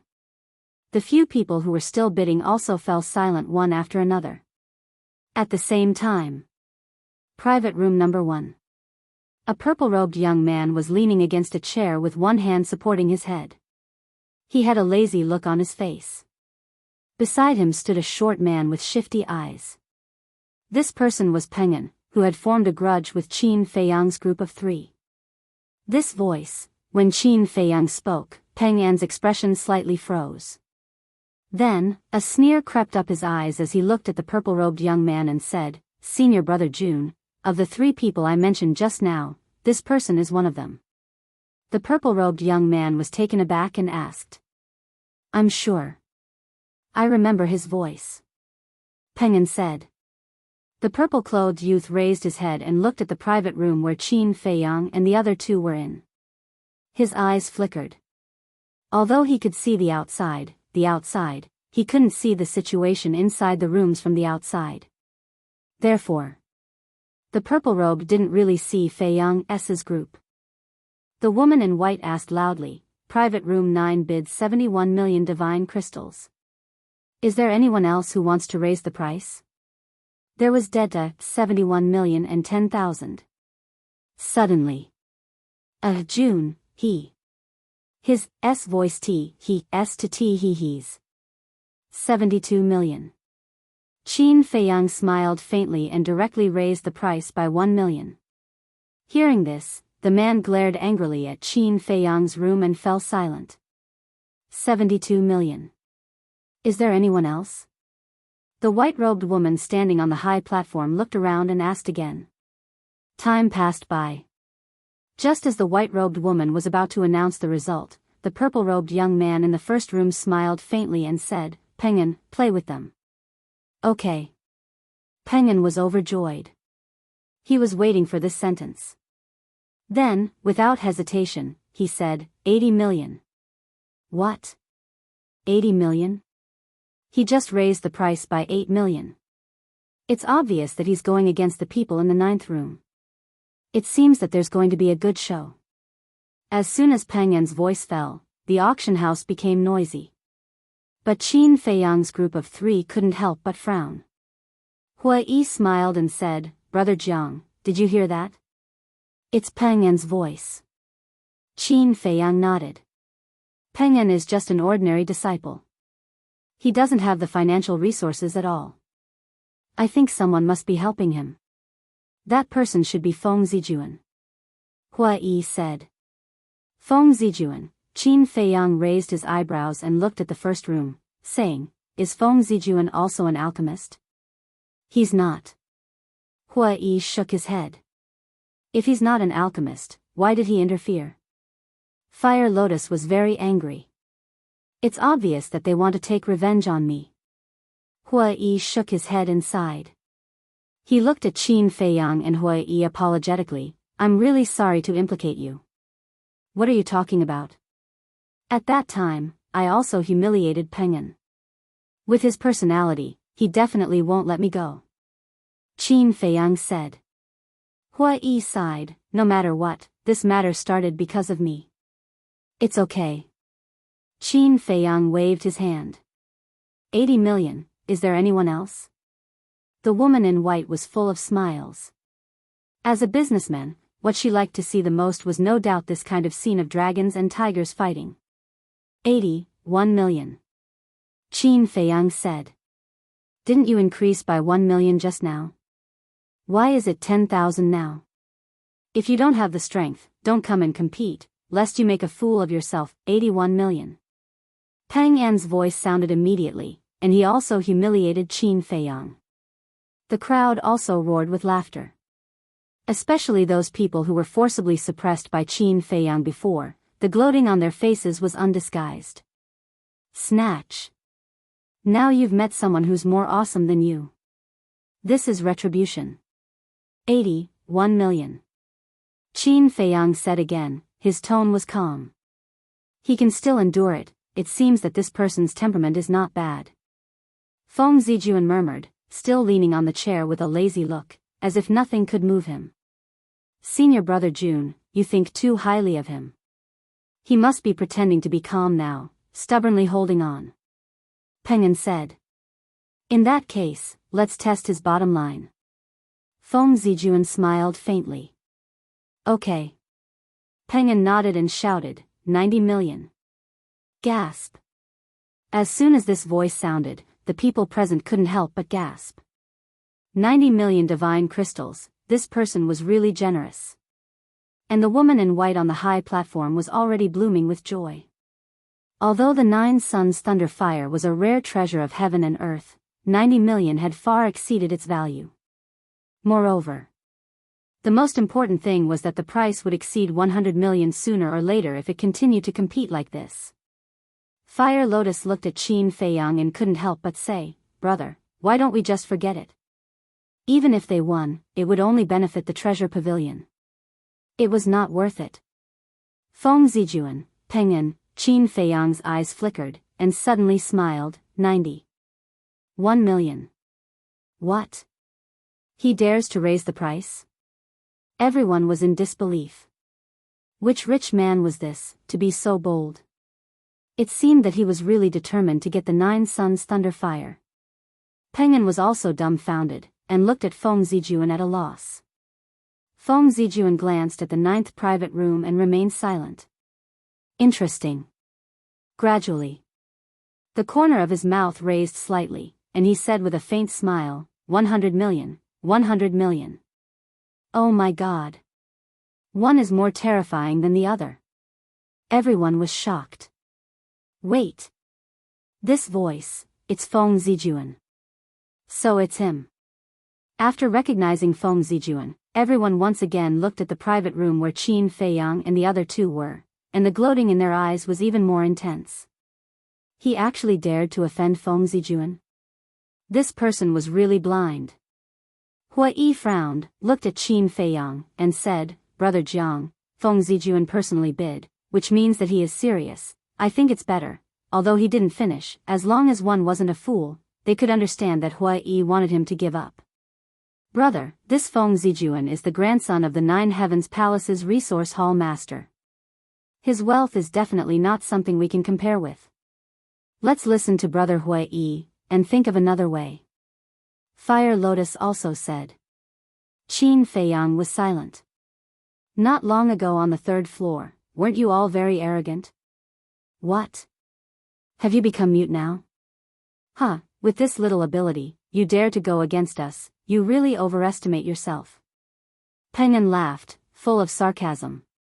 Fire Lotus hurriedly said, Brother, he is provoking you, don't be fooled. Brother Jiang, think twice. If you don't have enough divine crystals to pay, not only will you lose face, the treasure pavilion will not let you go easily. Hua Yi also had a worried look. Qin Feiyang's eyes narrowed slightly, and said, 10-10-000. What? Knowing that it's Feng Zijuan, he still dares to continue bidding? Who is this guy? Everyone was shocked. Feng Zijuan was also quite surprised. He personally spoke in order to intimidate. But obviously, the other party was not frightened by him. It seemed that this person was not a simple person. Feng Zijuan smiled playfully, looked at Peng An and said, You continue, raise the price to 200 million. 200 million? Peng An was shocked and hurriedly said, Senior Brother Jun, what if they suddenly don't want it? 200 million was not a small amount. Even Feng Zijuan would not be able to take out so much. That won't happen. Even now, he's still raising the price. He definitely needs this 9 Suns Thunder Fire. Since that's the case, then of course I have to make them pay a price and let them know the consequences of offending me, Feng Zijuan. Feng Zijuan said with a faint smile. Senior Brother Jun is wise. Peng An gave a thumbs up, his face full of admiration, then puffed out his chest and raised his back, valiantly shouting, 110 million. Qin Feiyang continued, 110,000, 120 million. 121,100, 130 million. 131,100,000. At this moment, the entire auction house was dead silent. Only Qin Feiyang and Peng An's bidding continued to reverberate in the auction house. This invisible battle was getting more and more intense. One after another, astronomical figures kept appearing, making everyone numb. However, Hua Yi, Fire Lotus, looking at Qin Feiyang who was crazily raising the price, was burning with anxiety. Especially Fire Lotus. She knew better than anyone how many divine crystals Qin Feiyang had, and it had far exceeded the amount she had. This was complete nonsense. But at the same time, she was very touched. Because everything Qin Feiyang did was for her. Chapter 1953. However, Qin Feiyang, on the other hand, remained calm and composed, without the slightest bit of panic or nervousness. 170 million. 171 million. 180 million. 181 million. 190 million. 110,000. As he continued to bid, the sinister smile on Peng An's face became wider and wider. Increase it with all your might. There will be a time for you to cry later, 200 million. Just as Qin Feiyang finished shouting, Peng An became high-spirited and roared without hesitation, 200 million. It actually broke through the 200 million mark. These two people are really crazy. There's also the treasure pavilion. This time, they've made a huge profit. Everyone watched this scene with their mouths agape. The woman in white on the high platform had a round smile on her face. Moreover, this matter had already caused a sensation outside, and even spread to the treasure pavilion. Like an invisible storm, it spread to the various districts of the Sky Dragon City. Everyone rushed towards the treasure pavilion to watch the show. 200 million, continue. Penguin had already completely inflated as he continued to clamor.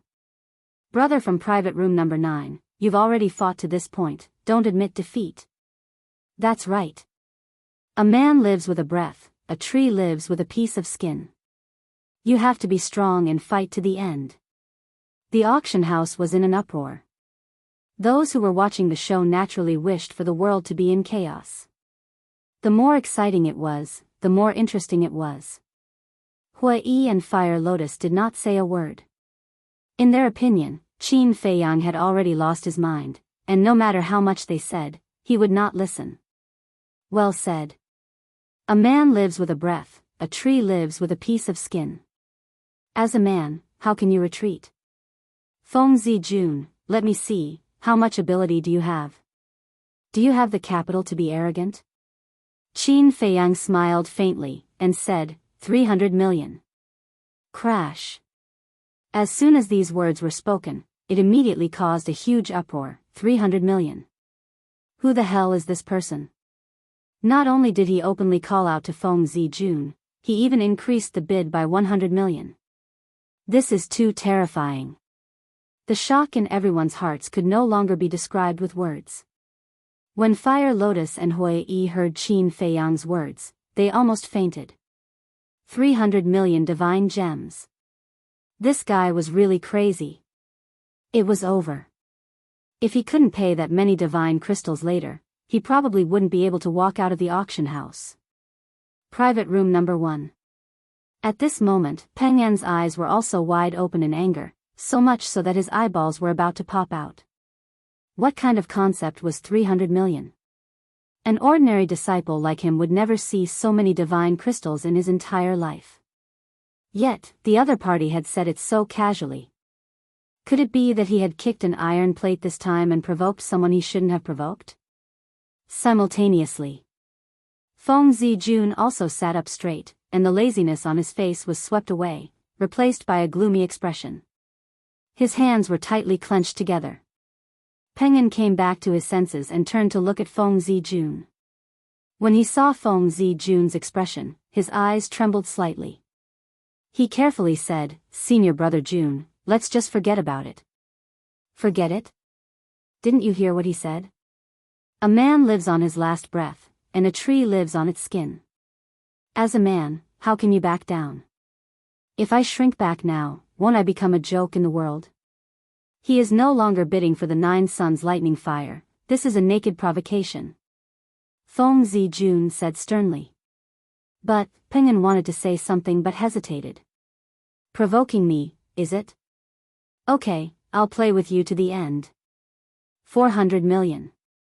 Feng Zijun walked to the floor-to-ceiling window, looked at Qin Feiyang's private room, and shouted aggressively. Crazy, they're all crazy. 400 million, if it's given to me, it's enough for me to live a carefree life. These two are simply prodigals.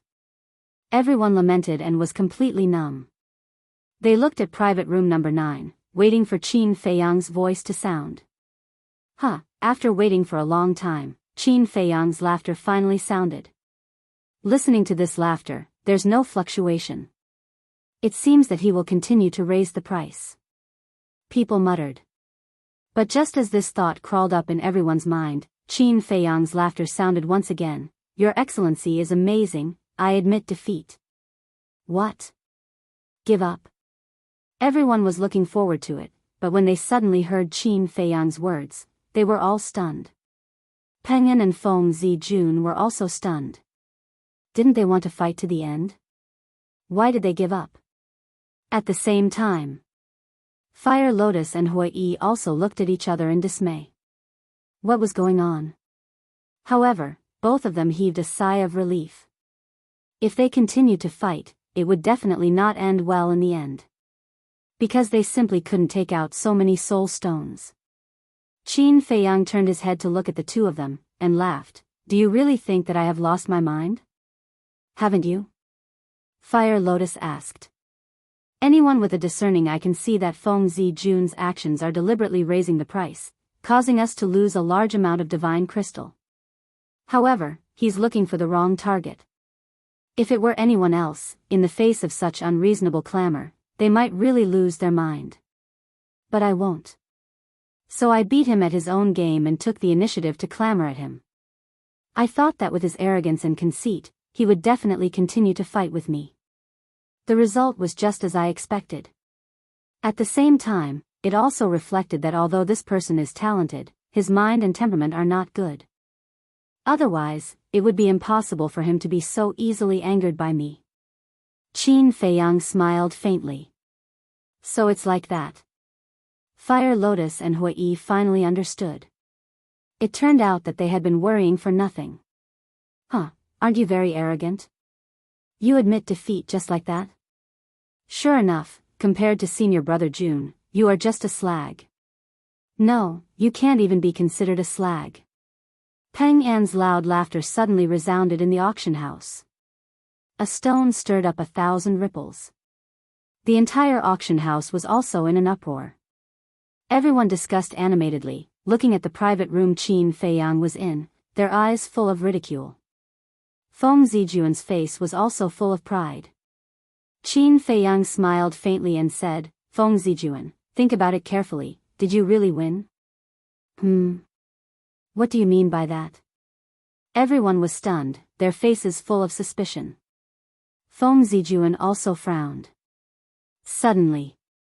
His hands suddenly clenched, making cracking sounds. His face was also gloomy to the extreme. Seeing the situation, Peng An moved to Feng Zijun's side and said with a flattering smile, Senior brother June, you won in the first place. Everyone saw it for themselves. What are you still angry for? Shut up. Feng Zijun slapped Peng An's face fiercely. Peng An immediately smashed onto the ground beside him like a dead dog. His face was deformed, and he was in so much pain that he cried for his parents.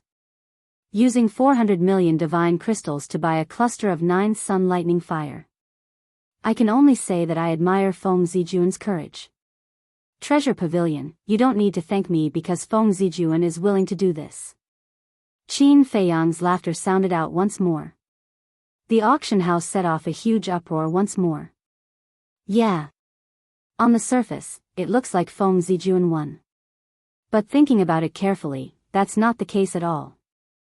This is simply a trap to lure Feng Zijun into it. To think that this Feng Zijun and Peng An were still smug. Actually, they themselves are the biggest idiots.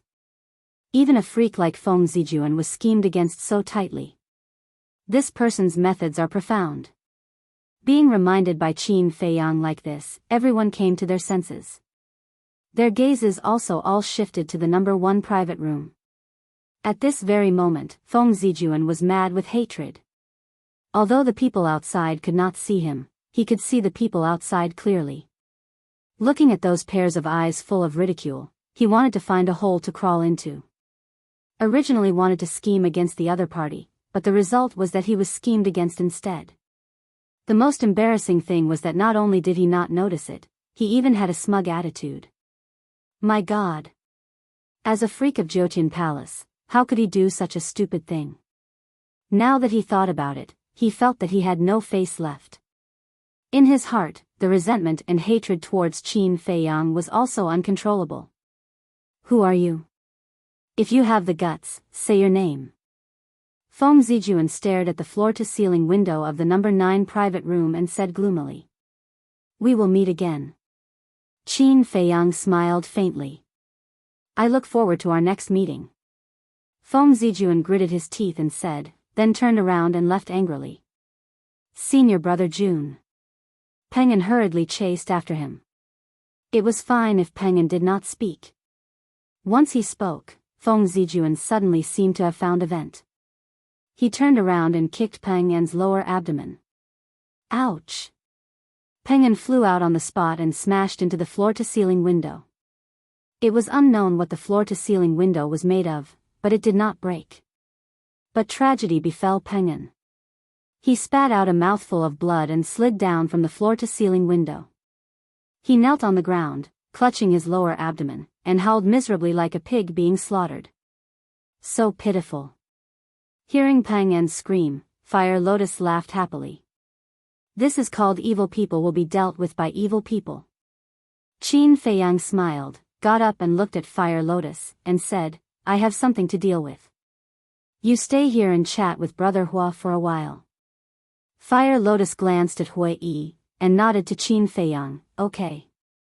Brother Hua, let's meet again later. Qin Feiyang said. Hui Yi smiled and nodded, and a glimmer of light flashed in the depths of his eyes. Qin Feiyang turned and walked out of the private room. He looked at the corridor on both sides. Seeing that there was no one, he closed the door of the private room and disappeared in an instant. Inside the private room, Hui Yi looked at Fire Lotus and smiled, Miss Fire Lotus, your big brother is a bit scary. Scary? Fire Lotus was startled. Without anyone knowing, he set a trap for Feng Zijun, and made Feng Zijun lose all his face. He even took care of Penguin while he was at it. Killing two birds with one stone, isn't that scary? Hui Yi shook his head speechlessly. Fire Lotus thought for a moment, and laughed happily. Hearing you say that, it seems to be true. Don't be modest. Your big brother, no, it should be said that you siblings are not ordinary people. Hui Yi laughed. Fire Lotus said, isn't big brother Hui Yi the same? Haha, Hui Yi laughed heartily, picked up his teacup, and drank his tea while paying attention to the auction outside. And the auction house welcomed the next auction item. However, everyone was still talking about the matter between Qin Feiyang and Feng Zijun, and it seemed that it would be difficult to calm down in a short period of time. P.S. Old Meng has resumed updating. Everyone should also move their small hands and vote the votes in their hands. Thank you very much. Chapter 1954. At the same time that Qin Feiyang disappeared, Feng Zijun angrily walked out of private room number 1. Penguin was still howling inside. But there was already a woman in red waiting outside. This woman was a staff member of the Treasure Pavilion. Seeing Feng Zijun come out, the woman in red immediately went up and smiled, Young Master Feng, please pay the bill in the VIP room.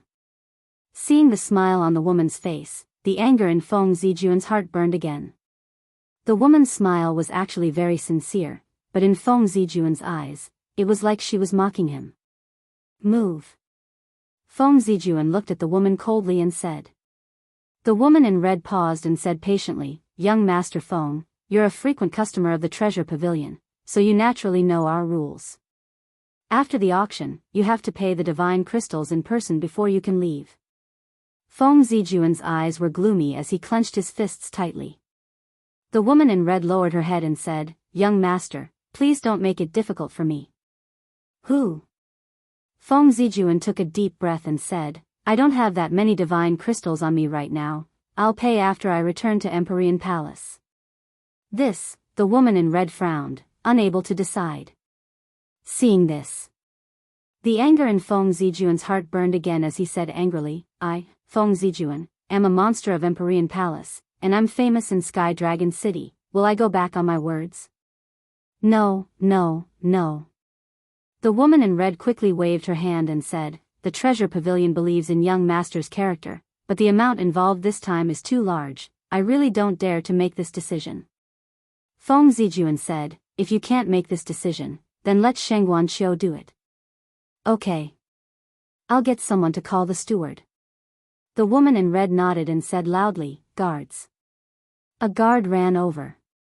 The woman in red said, take young Master Feng to VIP room number 1 and treat him well. Okay. The guard nodded and then looked at Feng Zijun with a smile, young master, this way please. Humph. Feng Zijun snorted coldly and walked towards the 3rd floor of the Treasure Pavilion. The woman in red also quickly entered the auction house and ran up the auction stage, whispering a few words into the woman in white's ear. Everything is within my expectations. The woman in white chuckled and said, help me auction it first. I'll go take a look. Yes. The woman in red nodded. Ladies and gentlemen, I'm sorry. I have some matters to attend to. However, the auction will not stop. Everyone, please continue. The woman in white looked around at the people in the auction house. She smiled and said.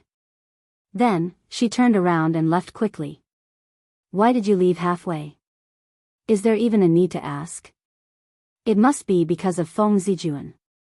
400 million divine gems. Even Feng Zijuan can't afford that. Feng Zijuan has lost a lot of face this time. It doesn't matter if he loses face. The most important thing is his parents and grandfather.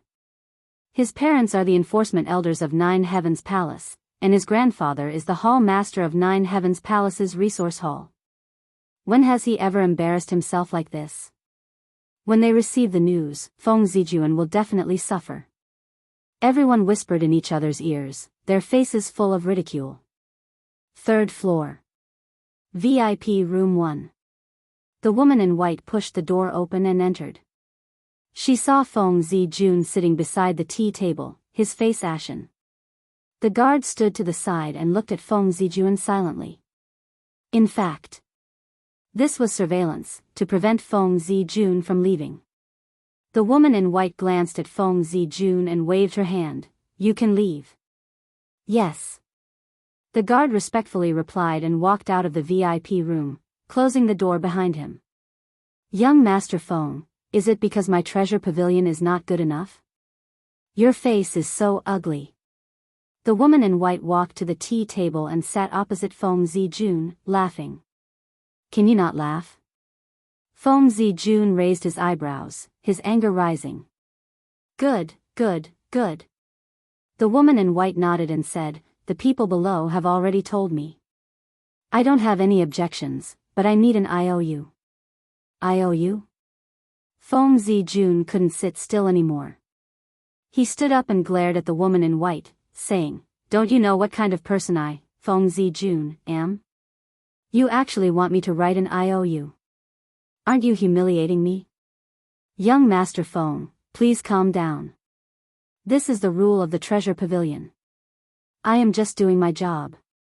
I hope young master can understand. The woman in white smiled apologetically. No room for negotiation. Feng Zijun raised his eyebrows. Young Master Feng, don't make it difficult for me. You know the rules of my treasure pavilion. If it was someone else, I'm afraid they wouldn't be able to step out of the treasure pavilion today. And now, I just want young master to leave an IOU. This is already giving young master a lot of face. The woman in white smiled. Feng Zijun's face was gloomy. The woman in white said, if young master is not willing to leave an IOU, then I will have to personally go to the Ninth Heaven Palace and ask for it from Elder Feng. The Elder Feng that the woman spoke of was Feng Zijun's grandfather. Feng Zijun was furious.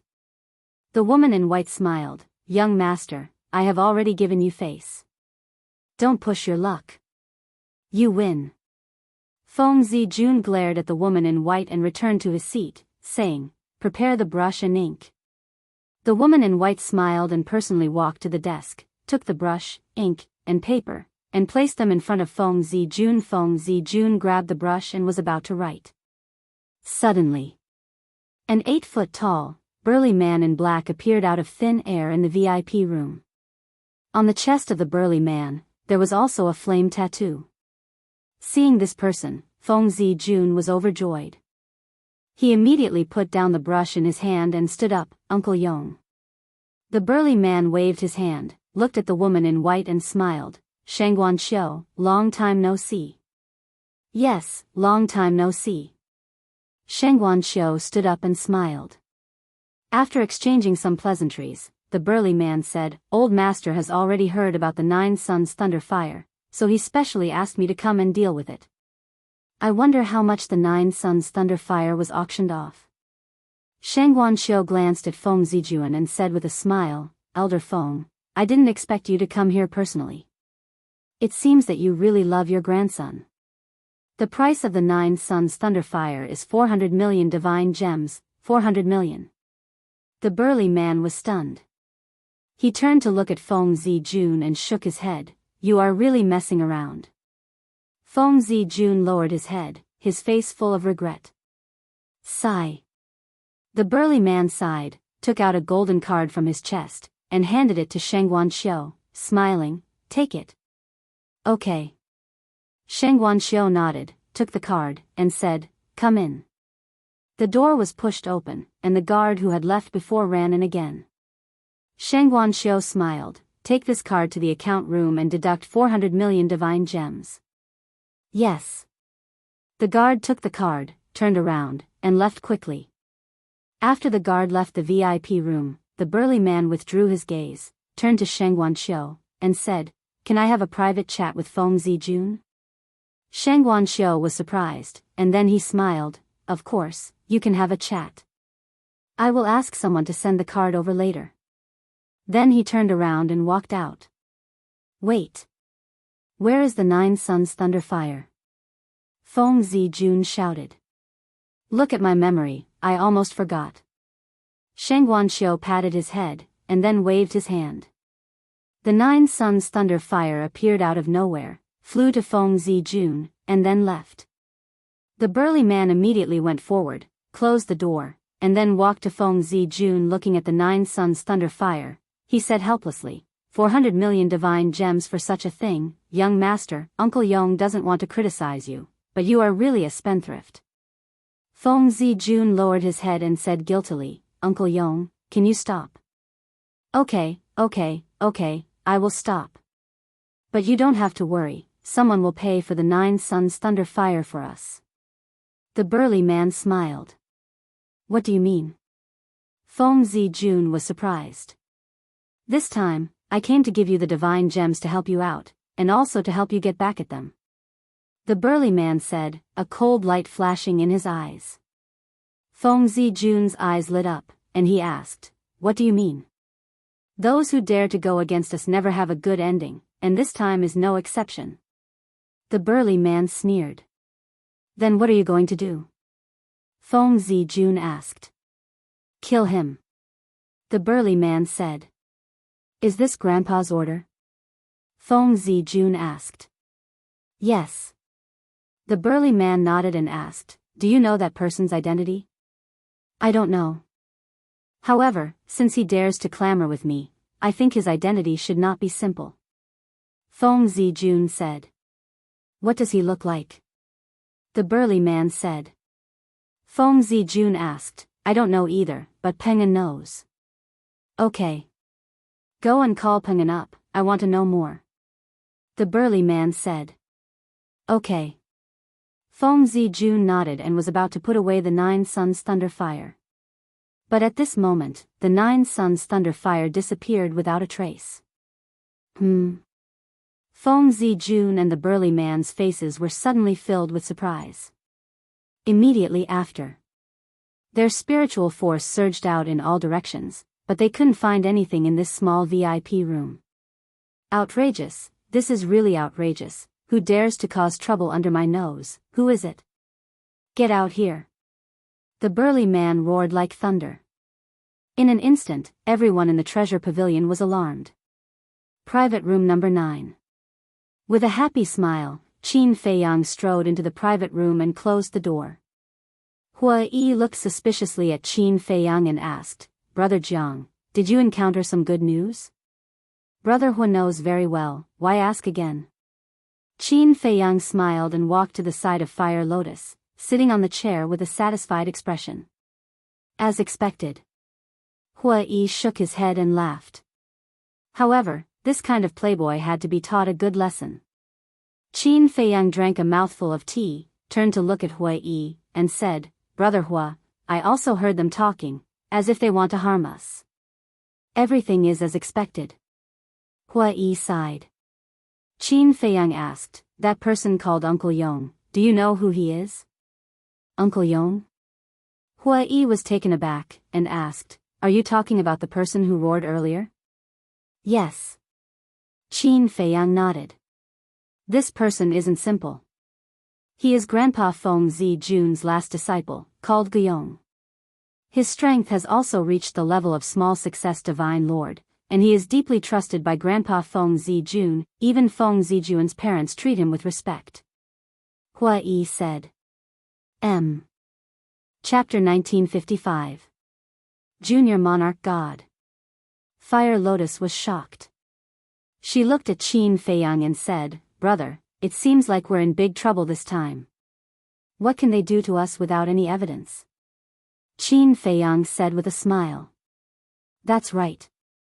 Even if they can cover the sky with one hand, they won't dare to do anything to us." Hua Yi smiled. Dong. At this moment, there was a knock on the door. The three of them turned to look at the door. Qin Feiyang laughed and said, "They're so fast." Fire Lotus said, "Brother, why don't we leave first?" "Leave? Isn't that the same as confessing? Don't be nervous. Just keep quiet. I'll deal with them." Qin Feiyang patted Fire Lotus's shoulder and said, "Come in."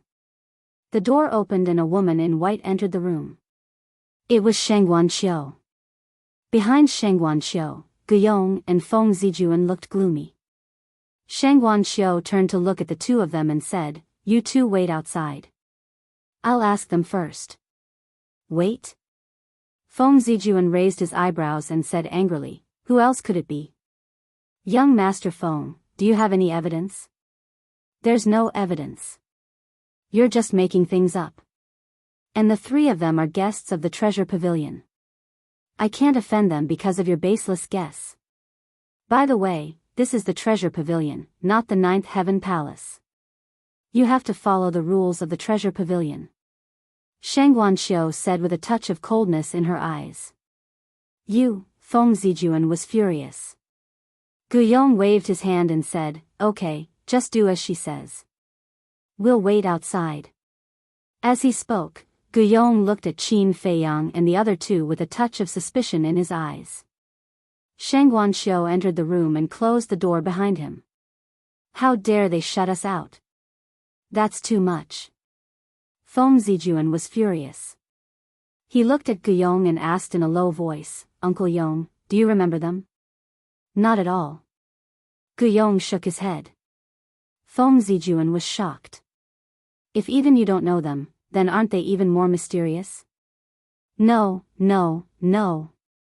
I basically know all the young people in the northern region who have some status, but I have no impression of these three people. This can only mean one thing." Guiyong smiled. "What?" Feng Zijun asked. Guiyong said, "They are not mysterious. They are just newborn calves who are not afraid of tigers." Feng Zijun was stunned and said, "You're saying that they are just three inconspicuous minor characters?" "That's right." Guiyong nodded. "Bastard, how dare you be so arrogant when you have no background?" Feng Zijun suddenly grinned.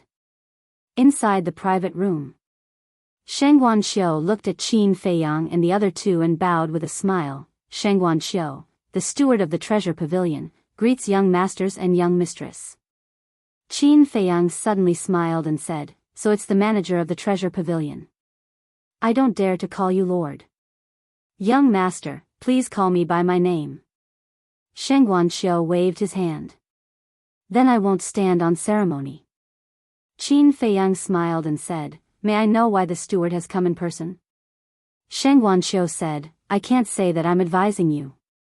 I just want to ask you a few questions." "Questions?" Qin Feiyang was stunned and said with a smile, "Please go ahead.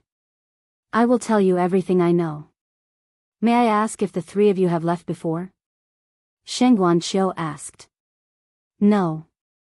We have been here all this time and have never left," Qin Feiyang said. "Really?" Shangguan Qiu said. "Of course." Qin Feiyang nodded. Shangguan Qiu said again, "Do the three of you know that the 9 Suns Thunder Fire was stolen from the VIP room on the 3rd floor?" "What? The 9 Suns Thunder Fire was stolen?" Qin Feiyang and the other two stood up. their faces full of shock. Shang Guanxiu looked at Qin Feiyang and the other two. Whether it was Qin Feiyang or Hua Yi, the shocked expression on their faces was not fake at all. As for Fire Lotus, although she was wearing a mask and her expression could not be seen, there was no trace in her eyes. Looks like it's really not them. Shang Guanxiu muttered. As the steward of the treasure pavilion, she was very confident in her ability to judge people. No matter who it was, no matter how well they hid, they could not escape her eyes. But if it was not these three, who could it be? Who had the guts to steal from the treasure pavilion? Bang! At this moment, the door was kicked open, and Feng Zijun walked in angrily. Shang Guanxiu frowned and looked at Feng Zijun, saying, "What do you want to do?" Feng Zijun said, "Shang Guanxiu, let me tell you, you won't get anything out of them." Shang Guanxiu said, "Then what do you think we should do?" Feng Zijun glanced at Qin Feiyang and the other two and sneered, "There is only one way to deal with such fanatics, torture them." "How dare you?" Shang Guanxiu said angrily.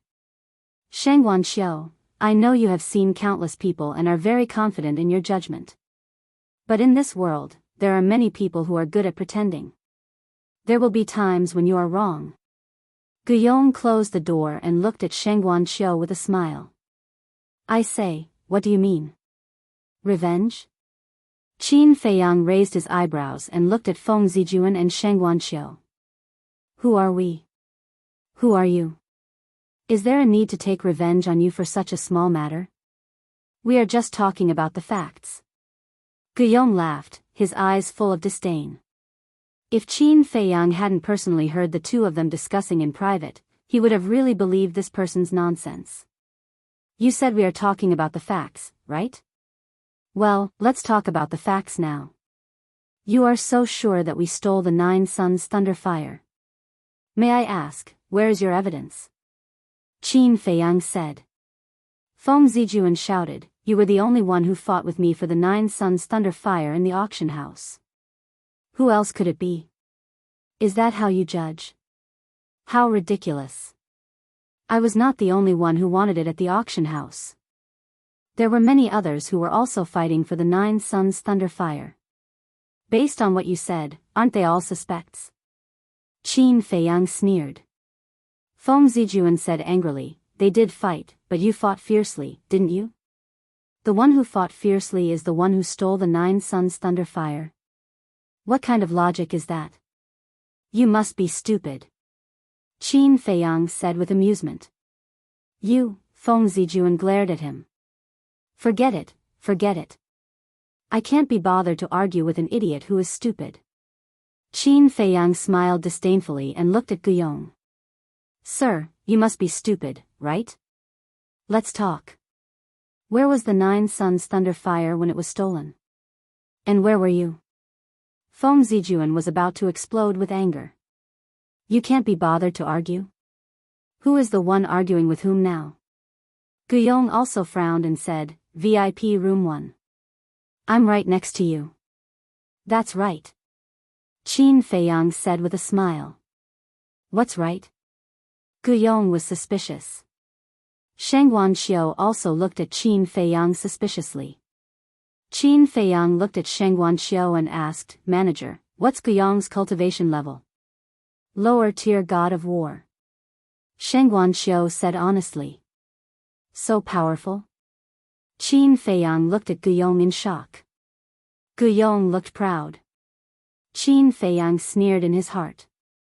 He continued to look at Shang Guanxiu and asked, "Manager, what's our cultivation level?" Shang Guanxiu looked at Qin Feiyang and the other two and said, "You and this lady are both lower tier gods of war, and this young master is a higher tier god of war." "That's right. 2 lower tier gods of war and 1 higher tier god of war. Can we steal the 9 Suns lightning fire in front of a lower tier divine emperor?" Qin Feiyang said. "That's right." Shang Guanxiu mumbled. The difference in cultivation level was too big. Even if the three of them had incredible abilities, they couldn't steal the 9 Suns lightning fire in front of Guillaume without anyone noticing. Guillaume frowned and looked at Qin Feiyang. He had an ominous feeling. A lower-tier divine emperor. Such a terrifying existence. I'm afraid that even if we have the divine item of space, we can't steal the 9 suns lightning fire. Moreover, we're in the treasure hall. Even if we borrow courage from the heavens, we won't dare to cause trouble in the treasure hall. Qin Feiyang sighed.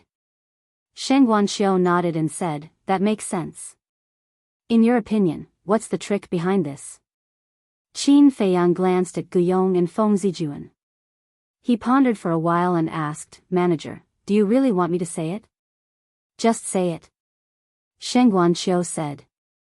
Qin Feiyang said, okay, let me ask first. When the 9 suns lightning fire was stolen, was the manager in the VIP room?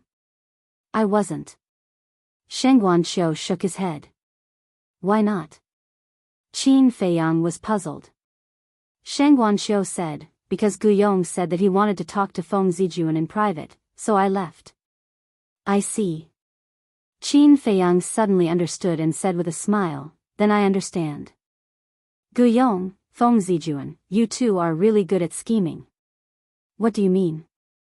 Feng Zijuan was at a loss. Guyong's uneasiness grew stronger. Qin Feiyang looked at Feng Zijuan and said angrily, don't you know what I mean? Previously at the auction house, I embarrassed you, and because you held a grudge in your heart, you deliberately put on this show with Guyong to frame us. Frame us? Sheng Guanxiu was stunned. After hearing this, Feng Zijuan was also stunned. When he came back to his senses, he immediately shouted, nonsense. Nonsense? Then why did you send Sheng Guanxiu away? Qin Feiyang sneered. Send me away? Sheng Guanxiu frowned. Yes. They were sending you away.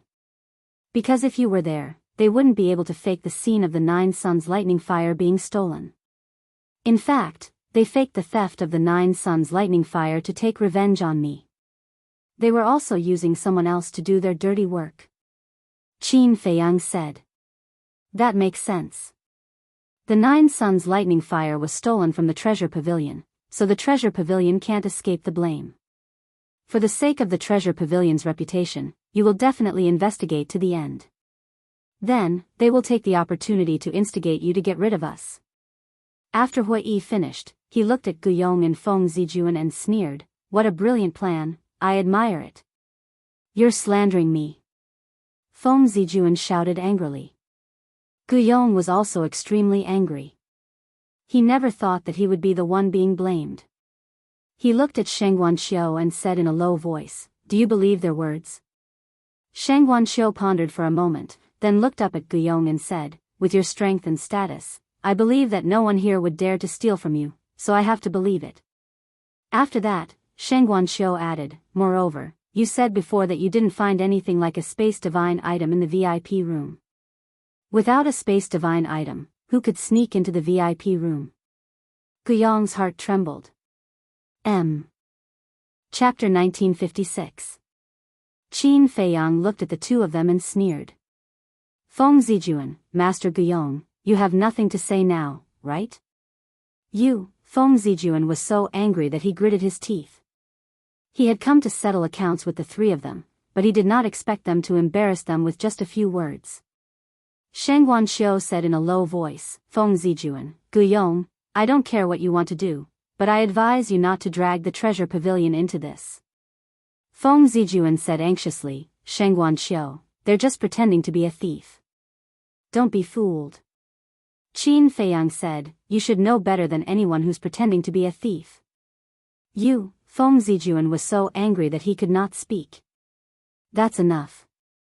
Guyong shouted coldly. He looked at Qin Feiyang and the other two and sneered. You're good. We admit defeat this time, but there's still time. Let's wait and see. Qin Feiyang said angrily, Manager, did you see that? They're desperate and threatening us. Sheng Guanxiu glanced at Guyong and Feng Zijuan and said, the three of them are now guests of the treasure pavilion, so I hope you can have some awareness. Don't worry. We won't do anything to them in the treasure pavilion. But it's hard to say once they leave the treasure pavilion. Feng Zijuan, let's go. Guyong smiled coldly, turned around, and slammed the door. Feng Zijuan followed behind him and said to himself, Uncle Yong, are we just going to let it go? What else do you want? If we continue, it'll only make things worse. It's my fault. I underestimated the three of them. They're so shrewd. Guyong said telepathically. After the two of them left, Sheng Guanxiu looked at Qin Feiyang and the other two and said apologetically, I'm so sorry to have frightened you. No. We have to thank you, manager. If you had stood up for us, I'm afraid we would have been killed by them today. Qin Feiyang quickly waved his hand and said gratefully. You're too kind. Sheng Guanxiu shook his head and said with a smile, then you can continue. I'll go. Take care, steward. Qin Feiyang cupped his hands and said. After Sheng Guanxiu left, Fire Lotus hurriedly closed the door. She patted her chest and whispered, You scared me to death. What's so scary about that? Qin Feiyang was speechless. Not everyone is like you. Fire Lotus pouted. Me? Qin Feiyang chuckled and said, Actually, the truly powerful one is Brother Hua. Brother Jiang, your words are too much for me. Throughout the entire process, I only said one sentence. You were the one who spoke the rest. If you're amazing, then Brother Jiang is the one who's amazing. Hua Yi laughed. Alright, stop flattering each other. You're all the same. Fire Lotus rolled her eyes at the two. Qin Feiyang and Hua Yi looked at each other and couldn't help but smile bitterly. Fire Lotus said, Brother, we have no use for those divine crystals, should we return them to Big Brother Hua Yi? Indeed, we don't need them. Qin Feiyang smiled and took out the interspatial ring. He handed it to Hua Yi and said, Thank you. You're welcome. Hua Yi shook his head and smiled. He took the interspatial ring and crushed the IOU. Ninth Heaven Palace. In a magnificent hall. A red-haired old man sat on a throne. His aura was unfathomable. At this moment, he was looking at two people below him with anger. The two people standing below him were Guyong and Feng Zijuan. Both of them lowered their heads and trembled in fear. They didn't dare to look at the red-haired old man. Someone who could make them so afraid must be the Hall Master of Ninth Heaven Palace's Resource Hall. Good job. You used 400 million divine crystals to buy a cluster of 9 suns lightning fire.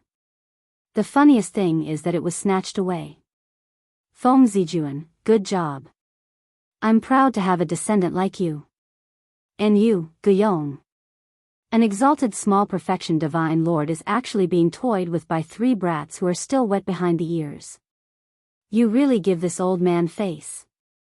The red-haired old man broke the silence and laughed angrily at the two. Master, we know our mistake. Grandpa, we also know our mistake. The two shuddered and quickly knelt on the ground. What mistake did you make? It's all my fault. I didn't teach you well and caused you to be teased outside. You've embarrassed yourselves. That's right. It's all my fault. I'm ashamed. The red-haired old man smiled, but his smile was terrifying.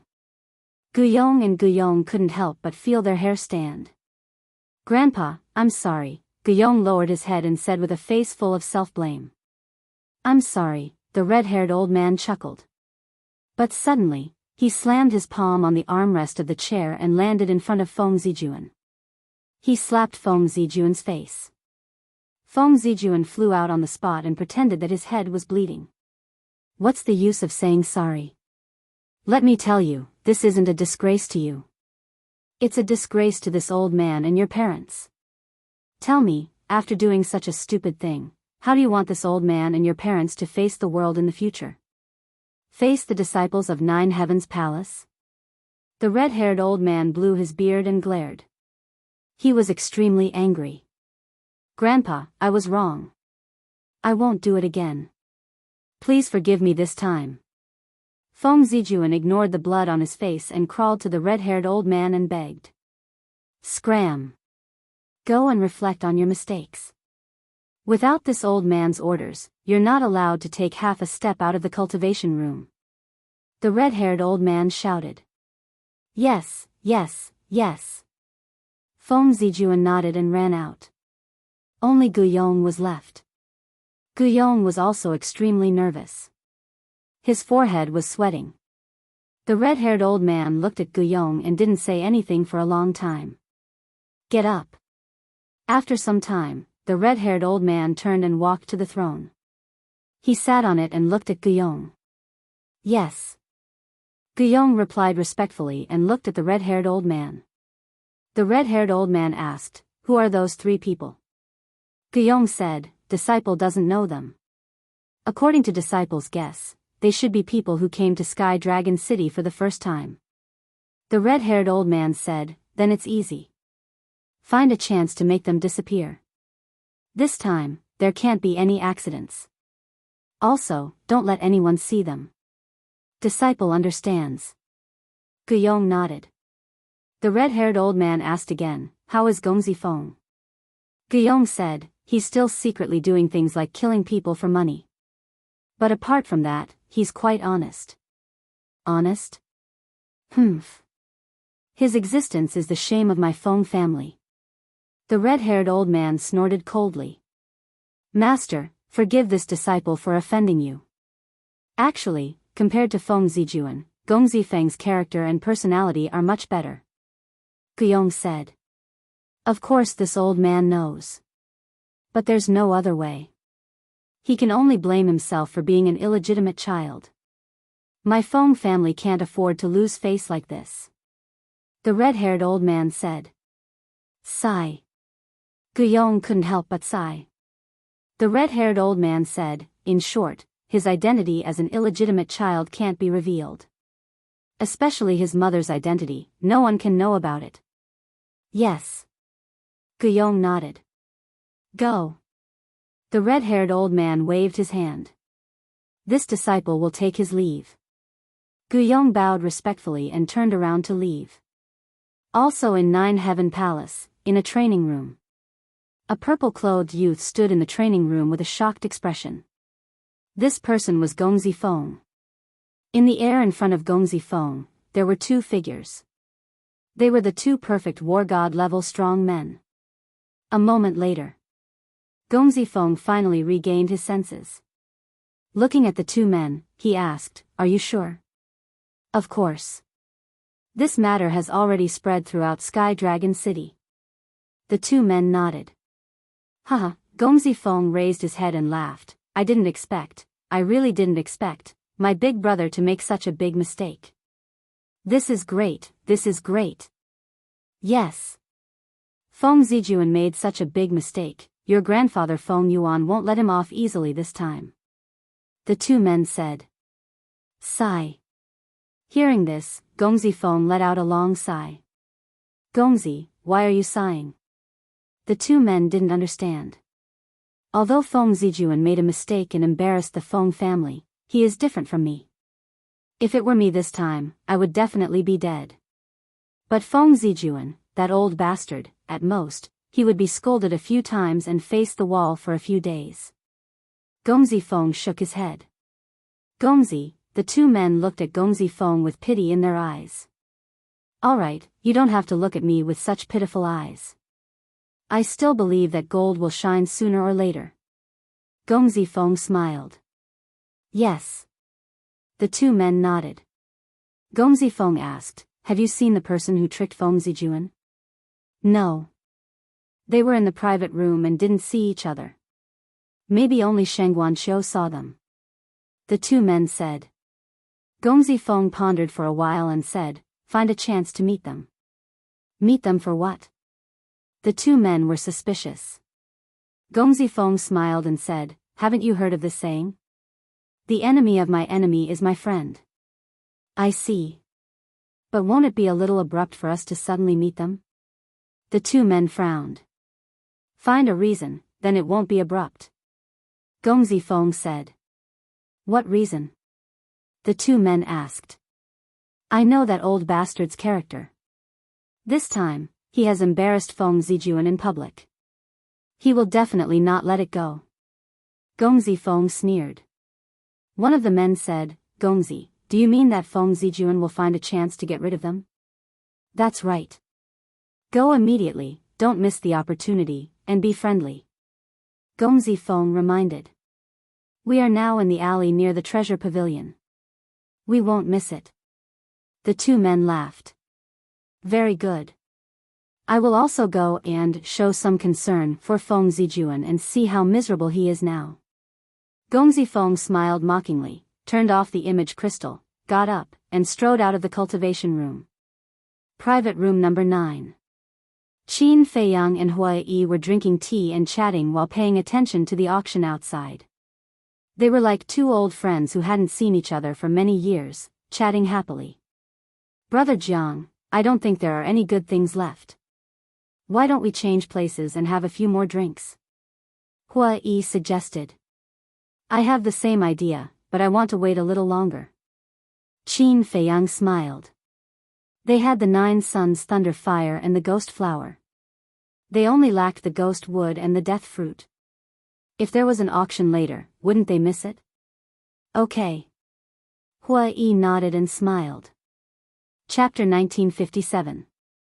Dong Dong. Just as Qin Feiyang and Hua Yi finished their conversation, another series of knocks came from the door.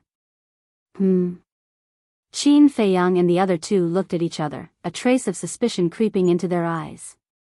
Could it be Feng Zijuan again? Come in. Qin Feiyang's eyes flashed slightly as he smiled faintly. 2 brawny men pushed the door open and entered. Qin Feiyang was stunned. How could it be these two? Hua Yi transmitted his voice. Brother Jiang knows them? These two are young noble Feng's subordinates. Qin Feiyang thought to himself.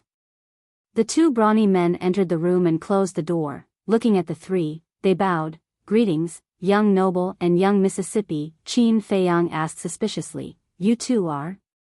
Although he knew these two, they did not know him, because at that time, he was using Wang Dachuan's identity. One of the brawny men said, I am Mo Shan, this is my younger brother, Mo Yun, we are young noble Feng subordinates. Young noble Feng subordinates? Qin Feiyang pretended to be surprised and looked at the two, asking, You two are brothers? Yes. The two nodded. Qin Feiyang sized up the 2 of them. He suddenly frowned and said, Are you two here to help Feng Zijuan fight against injustice? No. The 2 quickly waved their hands. Don't play with me. Who in Sky Dragon City doesn't know that young noble Feng is Feng Zijuan's younger brother? Qin Feiyang snorted coldly. Young noble misunderstood. The 2 hurriedly said, looking anxious. Misunderstood? Then why don't you tell me why you're here? Qin Feiyang said. Mo Shan said, We are here to remind the 3 of you that Feng Yuan might harm the 3 of you, please be careful. Who is Feng Yuan? Qin Feiyang was suspicious. Mo Shan said, Feng Yuan is Feng Zijuan's grandfather. I see. Qin Feiyang nodded in realization and said suspiciously, Then I'm puzzled. Feng Yuan is Feng Zijuan's grandfather, so naturally, he is also Gongzi Feng's grandfather. As Gongzi Feng's subordinates, why did you come here to inform him? What are you playing at? It's not convenient for us to talk about the details. In short, we are not your enemies. Goodbye. As soon as Mo Shan finished speaking, he turned around and left in quick steps. After watching the 2 of them leave, Hua Yi turned to Qin Feiyang and frowned. Strange, what is this young noble Feng trying to do? Brother Hua, you might not know this, but Gongzi Feng is actually an illegitimate son. Usually, whether it's his big brother, big sister, or his grandfather, they don't like him. Qin Feiyang said with a smile. What? He's an illegitimate child. Hua Yi was stunned. Qin Feiyang looked at Hua Yi's expression and smiled. Even brother Hua doesn't know. It seems this matter is a secret. How unexpected. Hua Yi shook his head. Time flew by, and night fell. The auction finally ended. However, what Qin Feiyang and Immerse wanted did not appear. Although they were mentally prepared, the two of them were still disappointed. "Let's go," Qin Feiyang said as he stood up. The three of them left the treasure pavilion. At night, Sky Dragon City was even more lively. This was especially true in those brothels, where the sounds of orioles and swallows could be heard, and people could drink and sing.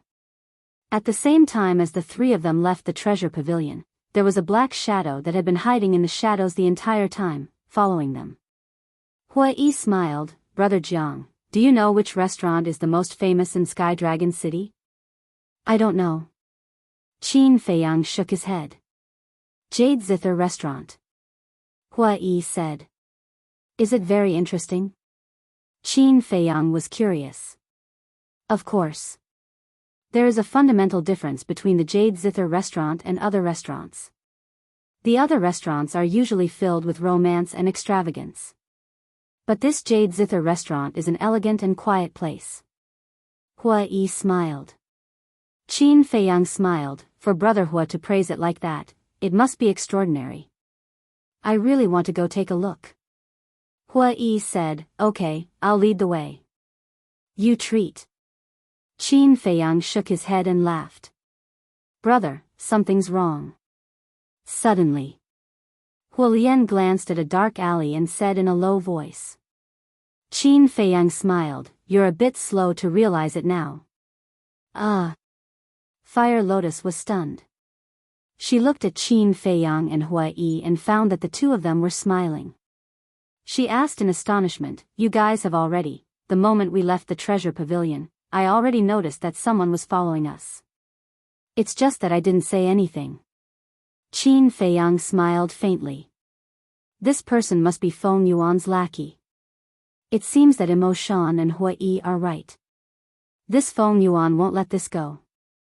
Hua Yi shook his head and sighed. Although Feng Yuan's people wouldn't dare to make a move against them in public, as long as they left Sky Dragon City, they would definitely fall into danger. It would be a lie to say that he didn't have a headache after getting into such a big trouble. Hua Yi sent a sound transmission. "Brother Jiang, I want to ask, how do you plan to deal with this matter? Different situations call for different actions." Qin Feiyang laughed, without the slightest bit of worry on his face. Different situations call for different actions. Compared to Brother Jiang's temperament, I'm really lacking." Hua Yi laughed. The Jade Zither restaurant was also located in the center of Sky Dragon City. It was only about a dozen miles away from the treasure pavilion. It was an antique building. Under Hua Yi's lead, the three of them quickly arrived at the entrance of the Jade Zither restaurant. Before they entered, they could already hear the melodious sound of the zither. "The three of you, please come in." A woman in classical attire welcomed them with a smile on her face, giving off a comfortable and intimate feeling. The three of them stepped into the Jade Zither restaurant. The layout and decoration of this place was also unique. There were no independent rooms from the first floor to the fifth floor. Instead, there were rows of private seats. On both sides of the corridor, there were pots of white flowers at intervals, emitting a fragrance that assailed the nostrils. Other than that, there were no gorgeous decorations, nor was there the slightest bit of extravagance. Everything seemed simple. The 6th to 10th floors were places to rest and sleep. Hua Yi said in a low voice, "Brother Jiang, there is a rule in the Jade Zither restaurant. I have to tell you in advance that you are not allowed to drink, cause trouble, or fight." Qin Feiyang nodded and looked around. There were more than 1,000 private seats on the first floor to the 5th floor. But at this moment, it was almost full. But even so, compared to the clamor of other restaurants, this place was very quiet. Other than the sound of the zither reverberating in the ears, it was difficult to hear any other noise. Everyone deliberately lowered their voices when they spoke. And the people here were basically young men and women. Qin Feiyang even saw many disciples of the Nine Heavens Palace. Qin Feiyang suspiciously said, "Brother Hua, why do I feel like this is a place to talk about love? Brother Jiang has good eyesight." Hua Yi laughed in a low voice. His laughter was very wretched. Qin Feiyang rolled his eyes. But such a quiet place was indeed suitable for young people to talk about love. Wait. Why did he say young people? Right now, wasn't he also a young man in his prime? Under the guidance of the woman in classical attire, the three of them went up to the fourth floor and walked to a private seat leaning against the railing. From here, they could clearly see the situation on the first floor below. Qin Feiyang and Hui Yi sat opposite each other. Fire Lotus sat next to Qin Feiyang. Soon, a waiter brought wine and food. Qin Feiyang and Hui Yi were drinking wine when they heard the sound of the zither. The beautiful sound of the zither was like flowing water, neither fast nor slow. It made one's heart involuntarily calm down. Who is this person playing the zither? Fire Lotus suspiciously poked her head out and looked at the 10th floor above. The sound of the zither came from a room on the 10th floor. But the door was closed, so they couldn't see the person playing the zither.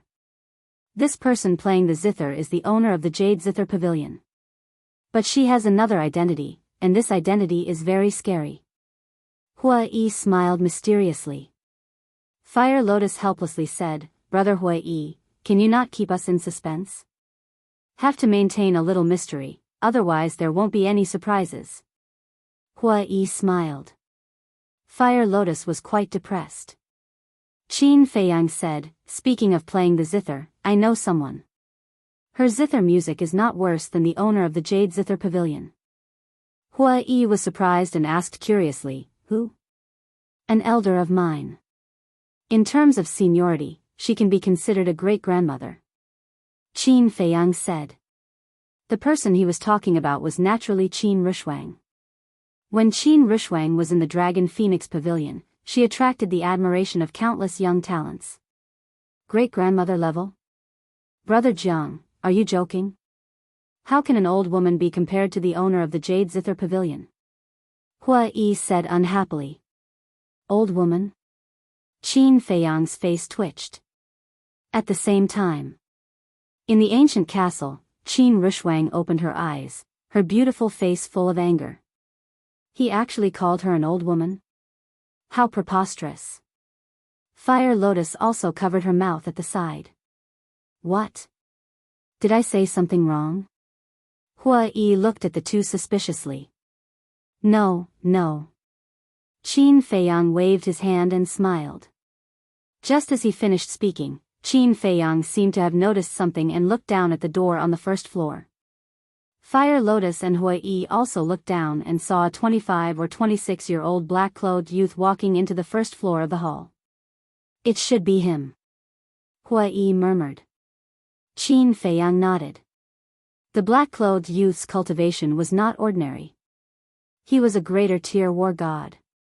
After entering the hall, the black-clothed youth looked around with an expressionless face, then found a private room on the first floor and drank silently. However, his eyes would occasionally glance at Qin Feiyang and the other two. Fire Lotus's eyes flashed coldly and said, "Although it's not a threat to us now, it doesn't feel good to be watched like this. No rush." Qin Feiyang smiled faintly and asked Hui Yi, "Brother Hua, how do you usually earn soul stones?" Soul stones? Hui Yi was stunned. He picked up his wine cup and drank it in one gulp, then sighed. It's not that easy to earn soul stones. Why do you say that? Qin Feiyang was suspicious. You saw it too. Even the treasure pavilion uses divine crystals to trade, so it's very difficult to earn soul stones. Hui Yi said. Qin Feiyang frowned. There must be a way, right? With enough soul stones, everyone's strength would be able to increase quickly. So no matter what, they had to get soul stones. Soul stones are priceless. Even if there are, no one will sell them. Take the treasure pavilion for example. As far as I know, not only do they have soul stones, but they also have soul veins. But they don't use soul stones to trade. Unless there's some treasure that they value. Hui Yi said. Literature Museum. Chapter 1958. Important things. Qin Feiyang lowered his head and muttered to himself. Hui Yi smiled and said, "Of course, there's a shortcut. What shortcut? Qin Feiyang looked up at Hua Yi. Burn, kill, and loot. Hua Yi said. Ah. Qin Feiyang was stunned. Fire Lotus was also stunned. Burn, kill, and loot? How could he come up with such a stupid idea? Look at how nervous you are. I'm just joking. Hua Yi shook his head and smiled. Actually, the best shortcut to earning soul stones is to enter Empyrean Palace. Tell me more. Qin Feiyang said. In Empyrean Palace, even if you're an outer disciple, you can receive 10 soul stones every month. Inner disciples can receive even more. They can receive 50 soul stones every month. Of course, the geniuses of Empyrean Palace, such as Feng Zijuan, can receive even more soul stones every month. In addition, you can also exchange precious herbs for soul stones. In the treasure pavilion, even the most precious herbs can only be exchanged for divine crystals. Empyrean Palace will give out missions every day. As long as you complete these missions, you can get a lot of soul stones. Hua Yi finished in one breath, his face full of yearning. Such a good treatment. No wonder everyone in the North region wants to enter Empyrean Palace. Qin Feiyang mumbled. To be honest, Brother Jiang, I entered Empyrean Palace for soul stones. Hua Yi sighed. It makes sense. Qin Feiyang smiled and said, Are there any other forces in the North region besides Empyrean Palace? Yes. That force is the Treasure Pavilion. Don't underestimate the Treasure Pavilion just because it's a trading place. It's not only in the North region, but also in the East Tomb, West Desert, Southern Wilderness, and even the Divine Land. So, even the giants of Empyrean Palace are afraid of the Treasure Pavilion. Hua Yi said in a deep voice. Qin Feiyang said, No wonder Sheng Guanqiu dared to scold Feng Zijuan. Sheng Guanqiu can't be underestimated. Although she's only the manager of the Treasure Pavilion, her master is the famous Treasure Pavilion master. In terms of status, Feng Zijuan is like this in front of her. Hua Yi stretched out his pinky and smiled. Qin Feiyang and Fire Lotus looked at each other. Frankly speaking, before this, they did not think that Sheng Guanqiu was that great. But who would have thought that his status would be so high? Being the disciple of the pavilion master of the Treasure Pavilion was not something that Feng Zijuan could compare to. Wait. 9 Heavens Palace's monthly expenses are so high, where did they get so many soul stones? Qin Feiyang suspiciously looked at Hua Yi. Of course it's the soul line. Rumor has it that half of the soul lines in the northern region are in 9 Heaven Palace. How many soul stones do you think they have? Hua Yi said. This is too shocking. Qin Feiyang was shocked and asked, Then who has these soul veins? All the resources of 9 Heavens Palace are controlled by the Resource Hall Master. Hua Yi said. The meaning was obvious. It was Feng Yuan who controlled the soul lines. Brother, if we get these soul lines, do you think we won't have to worry about soul stones for the rest of our lives? Fire Lotus whispered. Qin Feiyang and Hua Yi heard this and their expressions suddenly became dull. Shoo! After Hua Yi came back to his senses, he immediately made a shushing gesture towards Hulian and transmitted his voice. Little sister Hulian, you really won't rest until you've shocked people to death. Girl, you've got guts.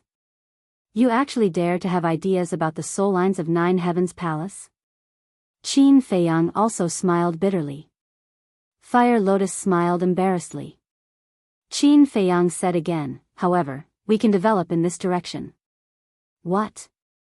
Hua Yi was stunned again. Fire Lotus also looked at Qin Feiyang in shock. Qin Feiyang laughed secretly, What haven't I done before? A mere 9 Heavens Palace can't scare me. You siblings are 2 people who aren't afraid of anything. I'm really convinced. It seems that I have to keep a distance from you in the future. Otherwise, I'll be killed by you sooner or later. Hua Yi smiled bitterly. I'm just joking. Don't take it seriously. 9 Heavens Palace is such a terrifying existence. Even if I borrow courage from the heavens, I wouldn't dare to provoke them. Qin Feiyang said. Joking? Hua Yi was slightly stunned and shook his head. I really don't think you're joking. Qin Feiyang laughed involuntarily. He held the wine cup and sipped it while paying attention to the black-clothed youth on the first floor. Suddenly, his eyes flashed as he raised his head and drank all the wine in the cup. Then, he put down the cup and looked at Hua Yi with a smile. Brother Hua, I suddenly thought of something that I have to take care of. Hua Yi was stunned, then nodded. Do you need help? It's a small matter, there's no need. Qin Feiyang shook his head. Hua Yi said, that's a pity, I originally wanted to drink with Brother Jiang. There's still a long way to go. Qin Feiyang laughed. That's true. Then let's establish a contract bridge so that we can contact each other in the future. Hua Yi took out the image crystal. All right. Qin Feiyang also took out the image crystal. Soon, the contract bridge was completed. Qin Feiyang kept the image crystal, stood up and looked at Fire Lotus with a smile. Let's go. Brother Hua Yi, goodbye. Fire Lotus stood up, gently and politely smiled at Hua Yi, and then quickly left with Qin Feiyang. After Qin Feiyang and Hua Yi walked out of the Jade Zither building, the black-clothed youth also put down dozens of spirit crystals and hurriedly left. Interesting. Hua Yi looked at the door on the first floor, and a meaningful smile appeared on his face. On the street, Qin Feiyang walked without looking back. Fire Lotus suspiciously asked, Qin Dage, where are we going? Outside the city. Qin Feiyang agreed in his heart. Then, he became silent. His eyes were sparkling. Fire Lotus looked at Qin Feiyang's side profile with a trace of helplessness in her eyes. Although they had been together for a long time, she could not see through the man in front of her. It was as if there was a veil covering his body. The black-clothed youth had been hiding in the dark, paying attention to Qin Feiyang and Hua Yi. Soon, the West City Gate entered Qin Feiyang's line of sight. Qin Feiyang did not stop and went straight out of the city. And the guards did not check the people who went out of the city. After leaving the city, Qin Feiyang glanced at the mountains in front of him, and then took Fire Lotus and sped up, passing through the plains without looking back, and disappeared into the mountains and forests. The black-clothed youth also followed all the way into the forest. However, he found that the person was actually gone. He jumped up and stood on the branch of a big tree, scanning the dense forest in front of him, and gradually frowned. Where was the person? Why was he gone? After following for so long, you must be tired. But suddenly, a cold voice sounded behind the black-clothed youth. The black-clothed youth was startled, and his whole body was dripping with cold sweat. But before he could react, a wisp of blood like lightning pierced through his lower abdomen, and blood gushed out. Then, a person appeared in front of him. It was Qin Feiyang. Qin Feiyang raised his arm, and without any explanation, grabbed the black-clothed youth's neck, and coldly snorted, Isn't it just humiliating, Zijuan? Is there a need to be so haunting? Before entering the forest, he immediately took Fire Lotus and entered the Black Tortoise world. And this time, he went out of the city to deal with this person. Because he did not want to be too passive. The black-clothed youth was flustered. But suddenly, the black-clothed youth stared at the void behind Qin Feiyang, and shouted, "Be careful. You want to trick me with your insignificant skills?" Qin Feiyang sneered. But just as he finished speaking, a fatal crisis appeared in his heart. There's still someone else? His eyes darkened, and he turned his head to look. Behind him, there were actually two black-clothed men. The two black-clothed men each held a dagger that shone with a cold light, and were stabbing towards his back. And there was no aura at all, like two ghosts. Die.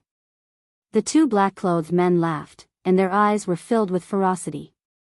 At such a close distance, it was expected that this person would not be able to react. However, they underestimated Qin Feiyang. Humph. Qin Feiyang coldly snorted, let go of the black-clothed youth, and smashed the two daggers with his backhand. Clang. Accompanied by two deafening noises, under the incredulous gaze of the two black-clothed men, the two daggers, in just an instant, were shattered one after another. The black-clothed youth landed on the ground, and when he saw this scene, his face was also filled with disbelief. Those two daggers, at first glance, were divine artifacts. He actually shattered divine artifacts with his bare hands? How terrifying was this person's physical body? How dare you sneak attack me, you're courting death. Qin Feiyang turned to look at the two black-clothed men, his eyes filled with a murderous aura that could not be dispersed. The one courting death is you. After the two black-clothed men calmed down, their eyes also flashed with a fierce light. Boom! Following closely, two terrifying divine auras appeared. Qin Feiyang sized up the two of them, and said in surprise, "Perfect war gods? It's good that you know. If you don't want to die too miserably, then obediently let us capture you." The two of them laughed sinisterly and leaped towards Qin Feiyang. "Hurry up and leave," the black-clothed youth reminded. "Perfect war gods are just ants." Qin Feiyang's face was filled with disdain. He raised his hand and waved, and two blood-red rays of light, with an extremely terrifying speed, directly entered between the eyebrows of the two black-clothed men. Ah! Two shrill screams instantly resounded through the sky. The heads of the two black-clothed men were instantly shattered like watermelons, and their souls were also annihilated. This, the black-clothed youth was stunned. A beginner-level war god, with a wave of his hand, instantly killed two perfect war gods? Was this a dream? And at the same time that Qin Feiyang killed the two black-clothed men, two terrifying auras swept over from the West City Gate. Obviously. The previous exchange alarmed the guards at the city gate. Qin Feiyang glanced at the West City Gate and snatched the chinkuan bags of the two black-clothed men. Then, with a murderous look, he rushed in front of the black-clothed youth, stretched out his arm, and slapped towards the black-clothed youth's head. "Don't kill me. I'm not an enemy." The black-clothed youth hurriedly shouted, his face was pale. Qin Feiyang raised his eyebrows and grabbed the black-clothed youth. As if he was grabbing a little chick, he turned around and teleported, disappearing into the depths of the mountain like lightning. What happened?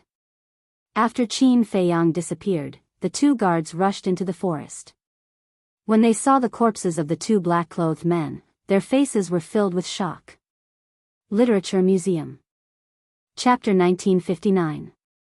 Under the night sky, the mountains seemed to be covered with a mysterious veil. Every giant peak and every mountain ridge was like a ferocious giant beast.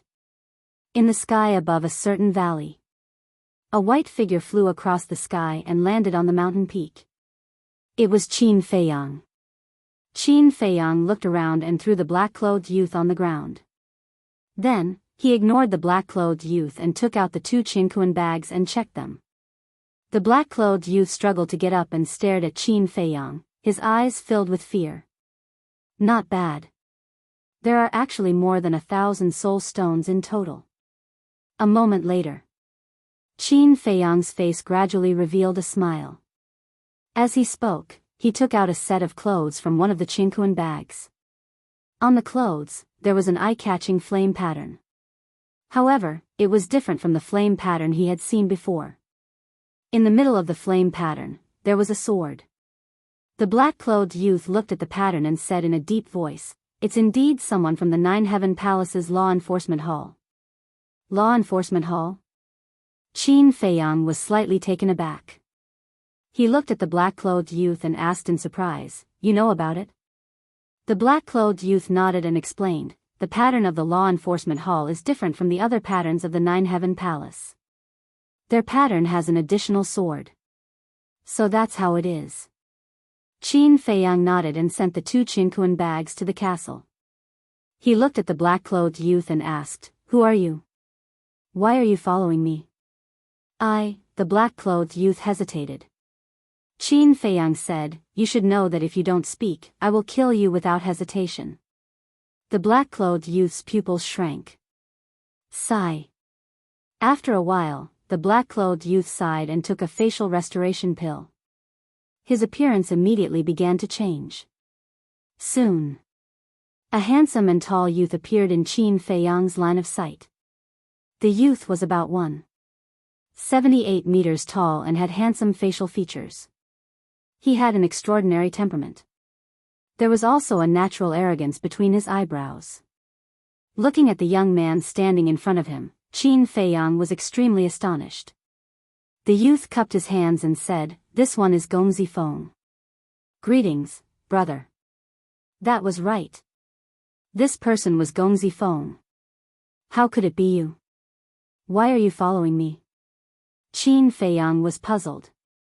Gongzi Feng said, "I received news that someone in the treasure pavilion made Feng Zijuan suffer a great loss, so I wanted to see with my own eyes who it was." I see. Now that you've seen it, what do you think? Qin Feiyang joked. Gongzi Feng smiled bitterly and said, "Your Excellency's strength is so terrifying. Would I dare to have any thoughts about it?" "Huh," Qin Feiyang laughed and said, "You don't have to be nervous, I won't hurt you." "Why?" Gongzi Feng was suspicious. Qin Feiyang said, "Because you are Gongzi Feng." "Because I'm Gongzi Feng?" Gongzi Feng was getting more and more confused. Qin Feiyang smiled and said, "Wang Dechuan." "Wang Dechuan." Gongzi Feng quivered, looked at Qin Feiyang in surprise, and asked, "Could it be that you are Wang Dachuan's friend?" "Friend?" Qin Feiyang was stunned, and shook his head helplessly. "You think too highly of him." This, Gongzi Feng frowned as he kept thinking in his mind. Suddenly, his eyes lit up as he looked at Qin Feiyang and said, "You are Wang Dechuan?" Qin Feiyang laughed. "To be exact, Wang Dechuan is already dead." "I see." Hearing this, Gongzi Feng finally understood and sighed. "I really didn't expect that the person who made Feng Zijuan lose face would be you." Qin Feiyang said, "This is also a greeting gift for you." "Greeting gift?" Gongzi Feng said in shock. "You embarrassed him because of me?" "Not entirely. It just so happened that he provoked me, so I helped you teach him a lesson." Qin Feiyang laughed. Gongzi Feng was a little dazed. He shook his head and said, "You are really good, I admire you. Then may I ask, what is your real name?" "Jiang Haotian." Qin Feiyang said. "Jiang Haotian," Gongzi Feng muttered, searching in his mind, but he realized that he had no impression of this name. Qin Feiyang smiled faintly. "Don't think about it, I have never been to Sky Dragon City before. As for my identity, you don't have to ask." "Yes, yes, yes." Gongzi Feng nodded repeatedly. "How is it? Now, do you think I can help you?" Qin Feiyang said. "Yes, of course." Gongzi Feng laughed heartily. Qin Feiyang said, "Then I will have to rely on you for the news of Qin Badian." This, Gongzi Feng hesitated. "Brother Jiang, if it is anything else, I dare to guarantee you, but regarding Qin Badian, I can only say that I will do my best." "It's fine as long as you do your best." Qin Feiyang smiled. Gongzi Feng took out the image crystal and said, "In that case, shall we establish a contract bridge?" "All right." Qin Feiyang nodded. After the contract bridge was established, the joy on Gongzi Feng's face intensified. Although the identity of this man before him was unknown, as long as he could help him, nothing else mattered. "Brother Jiang, actually, to tell you the truth, I don't care about myself. What I want to do the most is to clear my mother's name." Gongzi Feng put away the image crystal, his expression turning melancholic. "What do you mean?" Qin Feiyang felt suspicious.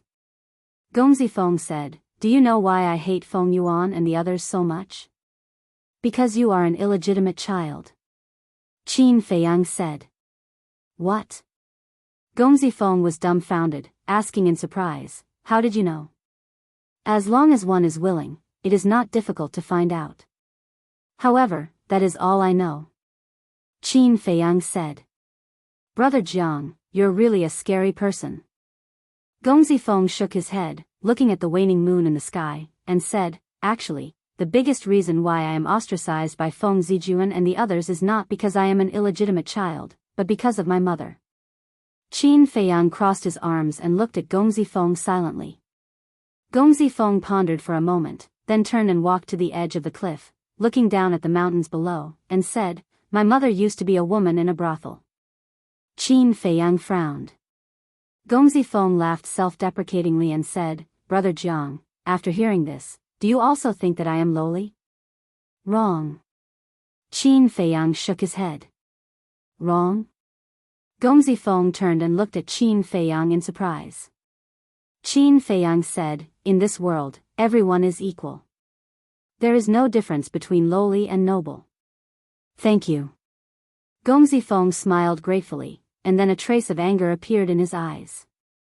He said, "But Feng Zijuan and the others don't think so. In their eyes, my mother is a lowly woman in a brothel, and a disgrace to the Feng family. What about you?" Qin Feiyang asked. "Me? Of course I love my mother very much. Because she is the one who gave me life." Gong Zifeng laughed softly. "If you think so, it means that I am not helping the wrong person.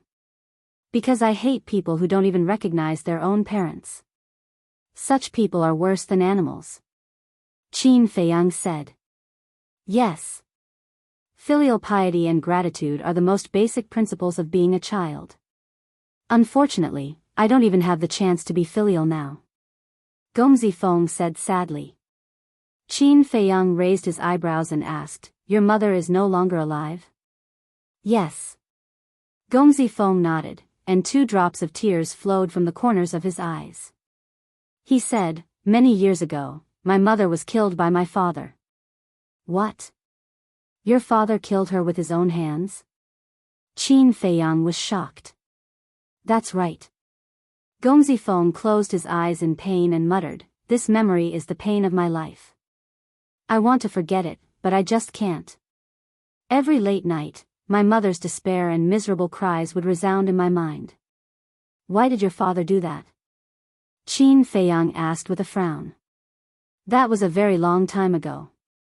When my father was young, he was a womanizer and womanizer. Once, he went to drink with some of his friends, and he accidentally saw my mother. When my mother was young, she was very beautiful. My father also took a fancy to her. Since then, he went to look for my mother every day. Of course, my mother knew very well that, given my father's status, it was impossible for him to truly like her. He was merely greedy for a moment of pleasure. Even so, love grew with time, and my mother gradually fell in love with that man. Furthermore, not long after that, she gave birth to his child. That child was me. However, my mother didn't tell him. That's because my father was already married at that time. Firstly, it was because my mother felt inferior. She felt that she was not worthy of my father. Secondly, she didn't want to make things difficult for my father. Thus, my mother left without saying a word. She went to a distant place and concealed her identity. Gong Zifeng said. "She went to a distant place?" Qin Feiyang was startled. Then, he asked suspiciously, "Your mother clearly did not want you and your father to recognize each other. If that's the case, why would such a situation occur? Do you know how difficult it is for a woman, a weak woman, to raise a child by herself? However, my mother never complained. She quietly raised me and taught me meticulously. During that time, although I didn't know who my father was, I lived a very happy life. However, one day, a great calamity befell me." When Gong Zifeng said that, an overflowing evil aura soared from his body. This evil aura caused Qin Feiyang to tremble. He had never seen such a terrifying evil aura before. At that time, there was a very powerful person in the small town that we lived in. He had always wanted my mother to become his concubine. Furthermore, he said that he would treat me as his own son. However, my mother knew that it was a lie. Thus, she never agreed to it. Later on, that person flew into a rage out of humiliation. He captured me and forced my mother to submit. In desperation, my mother had no choice but to seek my father's help. When my father found out that he had a son like me, he was also very surprised. However, he still acted. He killed that person and saved me. However, right when I thought that I had a father and would finally be able to enjoy his love, my father suddenly made a move on me and my mother. Furthermore, the reason for that was that our existence was a stain on their Feng family's reputation. Gongzi Feng shouted. The evil aura he emitted grew even more terrifying. Hatred filled his eyes. Chapter 1960. Hearing this, Qin Feiyang couldn't help but clench his fists tightly. There was a saying that even a vicious tiger wouldn't eat its cubs. However, this Gongzi Feng's father not only wanted to kill his own woman, but also his own child. How ruthless must he be to be able to do something like this? Although he had yet to meet this Nine Heavens Palace's law enforcement elder, his impression of him had already been greatly reduced. Qin Feiyang asked, "Then how did you escape?" "It was my mother." My mother knelt before him and begged him in every possible way before he agreed to let me go. However, the condition was that my identity as an illegitimate child could never be revealed, nor could anyone know who my birth mother was. I was a pitiful worm with no one to rely on. Naturally, I could only agree to these conditions. After that, he brought me to Nine Heavens Palace. However, the reason he brought me to Nine Heavens Palace was not to take care of me, but to make it convenient for him to keep an eye on me. Because they were worried that I would take revenge on them. Gongzi Feng said. Suddenly having a son like you would definitely attract criticism from outsiders. Then, what did your father say to others? Qin Feiyang asked. Back then, when he brought me back to Nine Heavens Palace, there were indeed many people who asked him about my identity.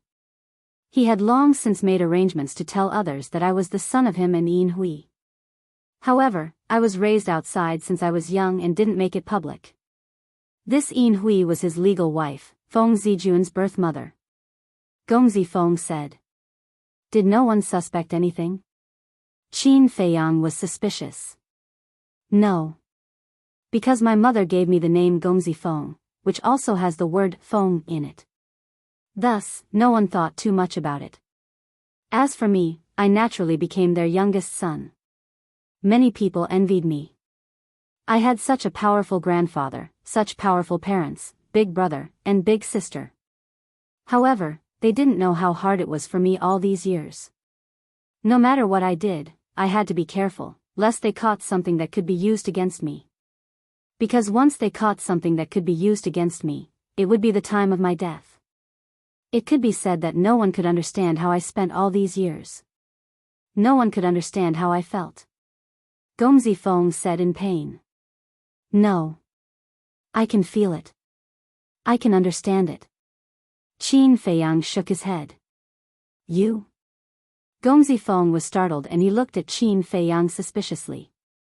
My experience and your father's. Back then, my father also wanted to kill me. It was also my mother who kneeled before him and begged him bitterly. Only then was I able to keep my life. However, there is a difference. My father killed me, to protect the billions of people below. As for your father, he truly wanted to kill you. Qin Feiyang said. Gongzi Feng was stunned. He sighed and said, I never thought that there would be someone in this world who had the same experience as me. Qin Feiyang shook his head and sighed. I didn't expect that there would be someone more pitiful than me in this world. Stt, to t to test, t, fate is in your own hands. To break free from the shackles, to stand out, to gain respect, and to clear your mother's name, you have to work harder than others. Qin Feiyang smiled faintly. Choose to. Gongzi Feng murmured. Gradually, there was a hint of understanding in his eyes. He turned to Qin Feiyang and bowed, saying, Thank you for your reminder, Brother Jiang. Qin Feiyang waved his hand and smiled, saying, I didn't do anything. You don't have to thank me. No. Brother Jiang's words are like a ray of light to me. It's very meaningful. However, I'm still a little confused. What should I do? Gongzi Feng said. Qin Feiyang smiled. You don't have to do anything. You just have to work hard, be careful, and don't make any mistakes. I can do that, but is it meaningful? Gongzi Feng was doubtful. Of course. In the future, I will make Feng Zijuan keep making mistakes. At that time, your father and grandfather will look at Feng Zijuan, who is getting worse day by day. When they look back at you, they will slowly realize that you are stronger than Feng Zijuan. As time passes, my attitude towards you might change. Qin Feiyang smiled. Gong Zifeng was overjoyed when he heard this. He cupped his hands and said, "Thank you, Brother Jiang. Please rest assured that I will try my best to find out about Qin Beishan's news. This is called mutual benefit." Qin Feiyang said. Yes, mutual benefit. Gong Zifeng laughed heartily. The next day, early morning. On the side of the West City Gate, a large group of people were discussing. In the middle of the crowd, there were two headless corpses. It was the two men in black. At this moment, an 8-foot man squatted beside the corpses. His eyes were gloomy. This person was Guyong.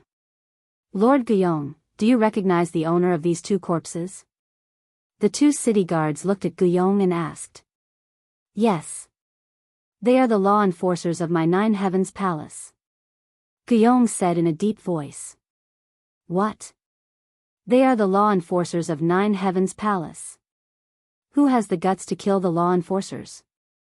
The surrounding crowd was in an uproar. The faces of the two city guards were also filled with shock. Guyong got up, looked at the two guards, and asked, "Where did you find their corpses?" "In the jungle over there. Last night, we heard the sound of fighting, so we immediately rushed over to check it out. But when we rushed over, we only saw the corpses of these two lords, and the murderer was nowhere to be seen."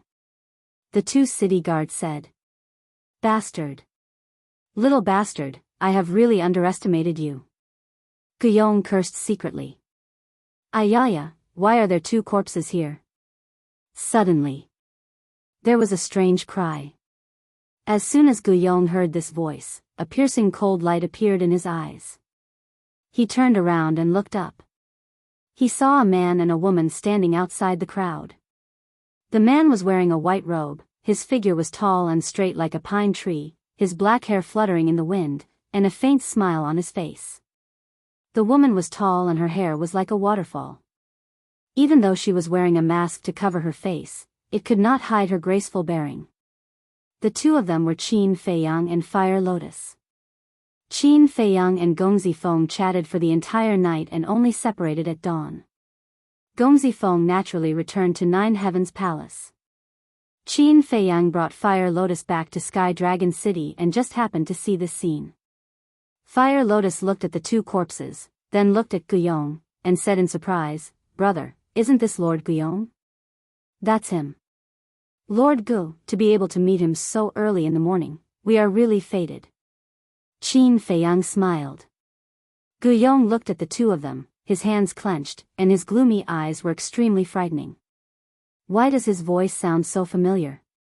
I seem to have heard it before. In the crowd, some people looked at Qin Feiyang suspiciously. Wait, he seems to be the one who fought with Feng Zijuan for the 9 Sun Lightning Fire at the auction house yesterday. Really? That's right, that's him. I was at the auction house yesterday, I saw it with my own eyes and heard it with my own ears. So he's that madman. Everyone's eyes changed. Someone who dared to make fun of Feng Zijuan was definitely not a simple person. Qin Feiyang looked at Guyong, then at the crowd in front of him, and said with a smile, "Everyone, can you move aside?" The crowd quickly moved aside. Qin Feiyang brought Fire Lotus and walked to Guyong's side with a happy face. Looking at the two corpses, he was speechless. Even their heads are gone. What a pitiful death. "Lord Gu, I heard you say that they were the enforcers of Nine Heavens Palace." Fire Lotus turned to look at Guyong and asked suspiciously. "That's right." Guyong nodded. This murderer is really daring. He even dared to touch the people of Nine Heavens Palace. Fire Lotus said in shock. Miss is right. Daring to touch the people of Nine Heavens Palace, no matter who he is, no matter how strong his background is, he will die without a doubt. Guyong sneered. These words were naturally for Qin Feiyang and Fire Lotus to hear. It was because he knew in his heart that those two black-clothed men were definitely killed by Qin Feiyang. Lord Gu, you're right. Who dares to offend a giant like Nine Heavens Palace? But Lord Gu, there's a good saying, those who have nothing to lose are not afraid of those who wear shoes. Some people are not so easy to deal with.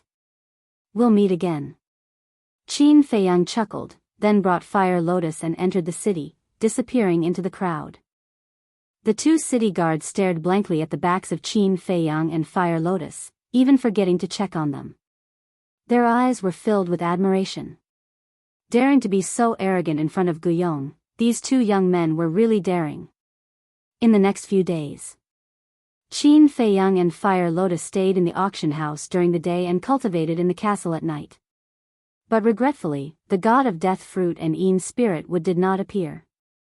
Guyong also seemed to have given up, no longer sending people to follow and monitor Qin Feiyang.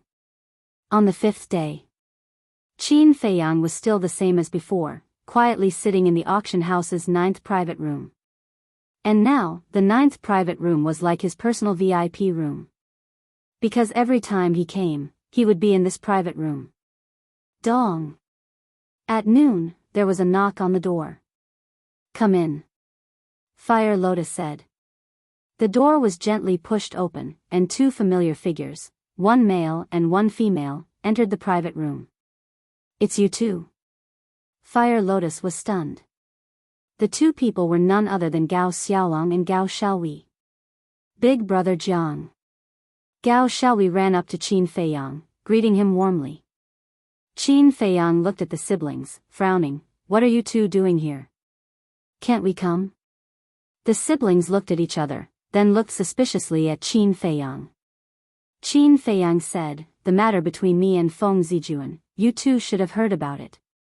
And I already heard about it when I entered the city. Gao Xiaolong nodded. Big brother Jiang, you're really amazing, you even dared to tease Feng Zijuan. Gao Xiaowei giggled, her eyes sparkling like little stars. Qin Feiyang raised his eyebrows. Be serious, since you already know, why did you still come looking for me? That's right.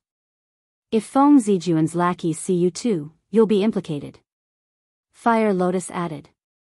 Chapter 1961. So that's what you're worried about. Gao Xiaolong was enlightened and smiled. Thank you for your concern, but it's okay because when we came in, no one saw us. That's good. Qin Feiyang sighed in relief and asked, how's the Guo family? Gao Xiaolong smiled, thanks to big brother Jiang, everything has been settled. The old patriarch has been buried, but, speaking of this. The smile on Gao Xiaolong's face disappeared and was replaced by a trace of gloominess. What's wrong? Qin Feiyang was suspicious. Gao Xiaolong sighed, Guo Sueki escaped. How could you let her escape? Qin Feiyang raised his eyebrows.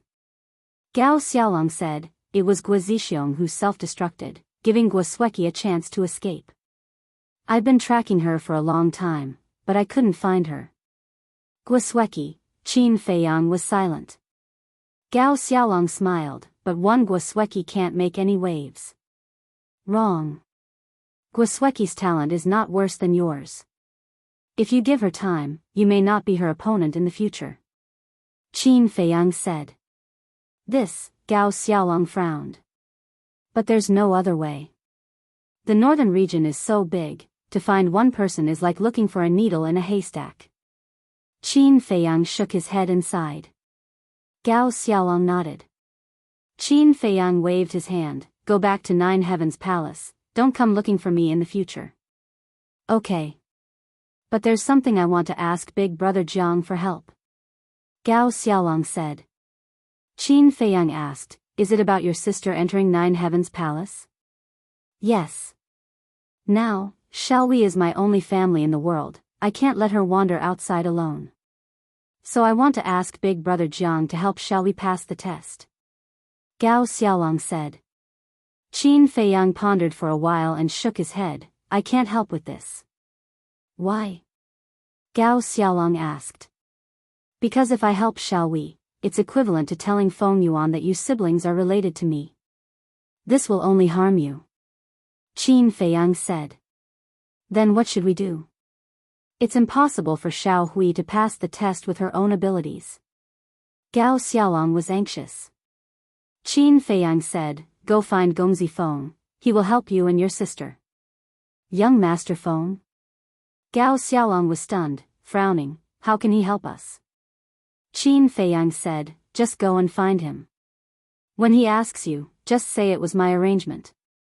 This, Gao Xiaolong hesitated for a moment before nodding, all right, little Hui, let's go. Thank you, brother Jiang. Gao Xiaohui bowed to express her gratitude and followed Gao Xiaolong out of the room. After the two left, Fire Lotus looked at Qin Feiyang and smiled, now your conscience won't be condemned, right? Of course not. I've already repaid what I owed them. From now on, it will depend on their own luck. Qin Feiyang smiled faintly. Then, what if they find out the truth later that it was because of you that their Gao family was exterminated and they hate you? Fire Lotus asked. Qin Feiyang smiled, if that's the case, what's the harm in killing them? What's the harm in killing them? Fire Lotus muttered to herself and sighed, Gao Xiaolong, Gao Xiaohui, you two better take care of yourselves. Time flew by.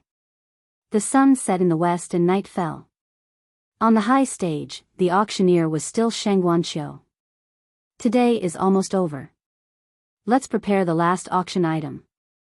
Sheng Guanqiu looked around and took out a palm-sized metal box from the spatial ring on his index finger. Everyone looked at the metal box curiously. Sheng Guanqiu waved his hand and the metal box opened with a click. A terrifying heat wave surged out of the box. The whole auction house turned into a giant furnace in an instant. This is, Qin Feiyang leaned back in his chair and felt the terrifying heat wave. He immediately sat up straight and stared at the metal box. Sheng Guanqiu lifted a finger and a flame flew out of the metal box and floated in the air. Alchemy fire.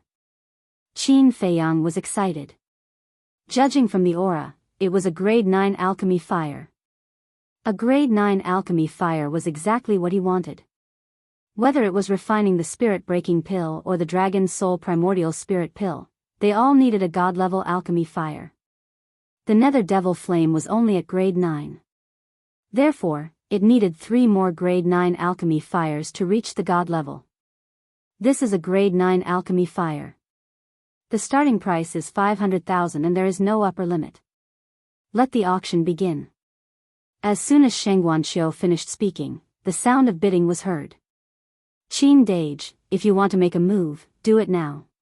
Because with your current reputation, as long as you open your mouth, I believe no one else will make a bid. Fire Lotus said. In the time that Fire Lotus opened her mouth, the price had already risen to 1 million. When Qin Feiyang heard this, he was stunned. Am I that famous? Why don't you try? Fire Lotus smiled. Okay. I'll try. Qin Feiyang laughed and said, 1,500,000.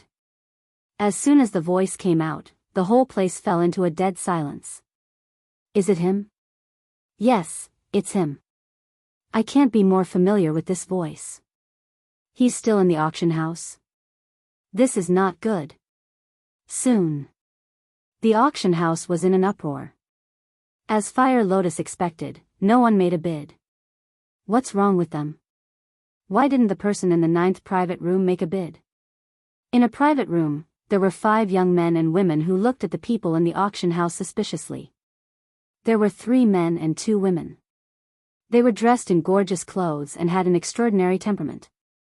They don't dare to compete with this person. Another white-clothed youth pushed open the door and said with a smile. Big brother Nya, you're back. The 3 men and 2 women got up to welcome him. The white-clothed youth nodded and walked to the window. He looked at the 9th private room and his eyes flickered. Big brother Nya, what did you do just now? The 3 men and 2 women looked at him suspiciously. The white-clothed youth said, I went to find out what happened in Sky Dragon City recently. Did you find out anything? One of the purple-clothed women asked. Yes. There was one thing that was the most shocking. A few days ago, someone not only cheated Feng Zijuan of 400 million god crystals, but also humiliated him. The white-clothed youth smiled. What? Who is so daring to cheat Feng Zijuan? The five of them were shocked. The white-clothed youth said, "This person is in the 9th private room." So it's him. No wonder no one dared to say anything when he opened his mouth. Big brother Nya, is his identity scarier than Feng Zijuan? The five of them sighed.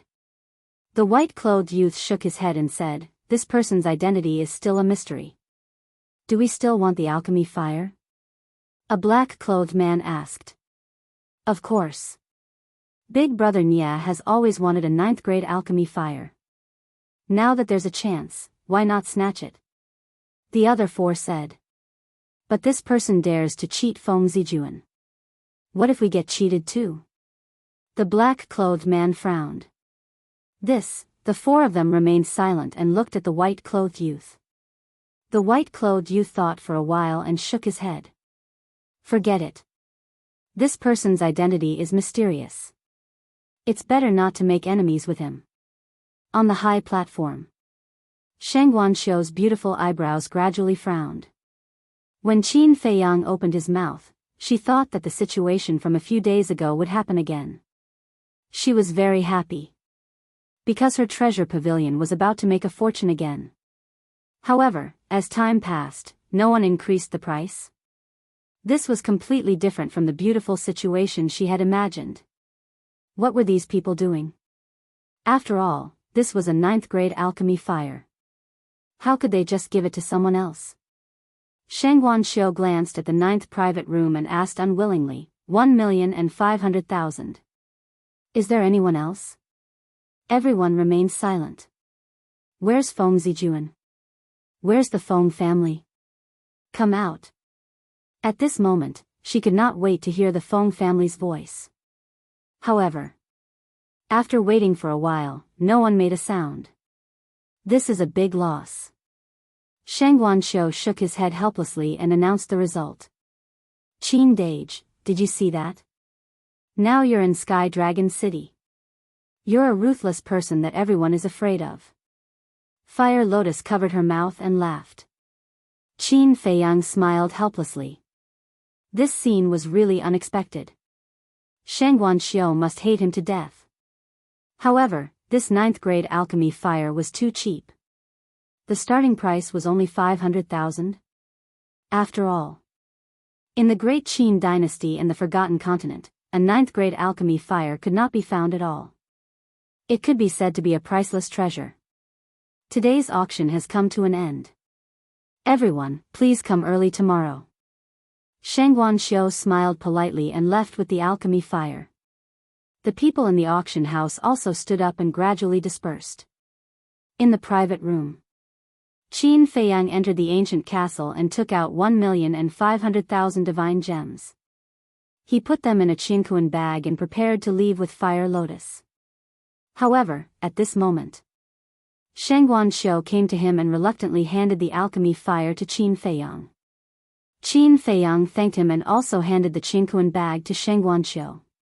Shang Guanxiu looked at the divine gems in the Qinkuan bag and his face twitched slightly. He said, "Young master, in the history of the treasure pavilion, a 9th-grade alchemy fire has never been sold for less than 5 million. This time, you got it for only 1,500,000. You got a great deal." This is all thanks to everyone's care." Qin Feiyang laughed. Shang Guanxiu rolled his eyes. Qin Feiyang's eyes flashed slightly. He looked at Shang Guanxiu and said with a smile, "Miss, why don't we sit down and talk?" Shang Guanxiu was slightly stunned and looked at Qin Feiyang suspiciously. He sat opposite Qin Feiyang and asked, "Young master, what do you want to talk about?" "Miss, you are pure and intelligent. I don't think I can hide anything from you," Qin Feiyang said with a smile. "Pure and intelligent. I can't afford to be praised like that. Young master, if you have any good deals, just say it. As long as it is valuable, the treasure pavilion will accept it." Sheng Guanxiu said with a smile. Miss, you are indeed a businesswoman. Then I won't hide it.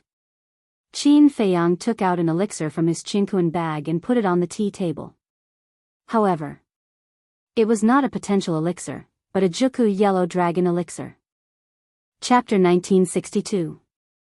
Sheng Guanxiu held the Juku Yellow Dragon pill and looked at it over and over again. Her eyes were full of surprise. It had 5 elixir veins. Most importantly, she had never seen this medicinal pill before. Fire Lotus frowned and asked secretly, Qin Dage, is this appropriate? I've thought about it. Even if I successfully enter the 9th Heaven Palace, the soul stones I get are far from enough, so I have to think of another way. Pills like the potential elixir are undoubtedly the fastest shortcut. Compared to the potential elixir, the Juku Yellow Dragon pill is slightly inferior, so it shouldn't cause too much trouble. Of course, there's another reason why I'm doing this. Qin Feiyang explained. What is it? Fire Lotus was puzzled. The demon ancestor, Dong Zhengyang, Mu Tianyang, and Mu Qing entered the ancient world before us. I wonder where they are now. So I want to use the Juku Yellow Dragon pill to lure them out. Similarly, I'm using the name Jiang Haotian to lure them out. Because they all know that I've used this name before. Qin Feiyang thought. I see. Fire Lotus was enlightened. Sheng Guanxiu thought for a long time but couldn't figure out what kind of pill it was. So she looked up at Qin Feiyang and asked, Young master, what is this pill called? What are its effects? The Juku Yellow Dragon pill can increase the cultivation of battle kings and battle emperors. The more elixir veins there are, the higher the cultivation level. For example, the Juku Yellow Dragon pill in your hand has 5 elixir veins, so it can increase the cultivation level by 4 levels at once. Qin Feiyang said with a smile. What? Sheng Guanxiu was stunned and couldn't come back to her senses for a long time. She asked, Young master, you're not fooling me, are you? Qin Feiyang frowned and said unhappily, Miss, you're being too serious. I wouldn't dare to talk nonsense in the treasure pavilion. Young master, don't be angry. I was also too shocked, that's why I had my suspicions.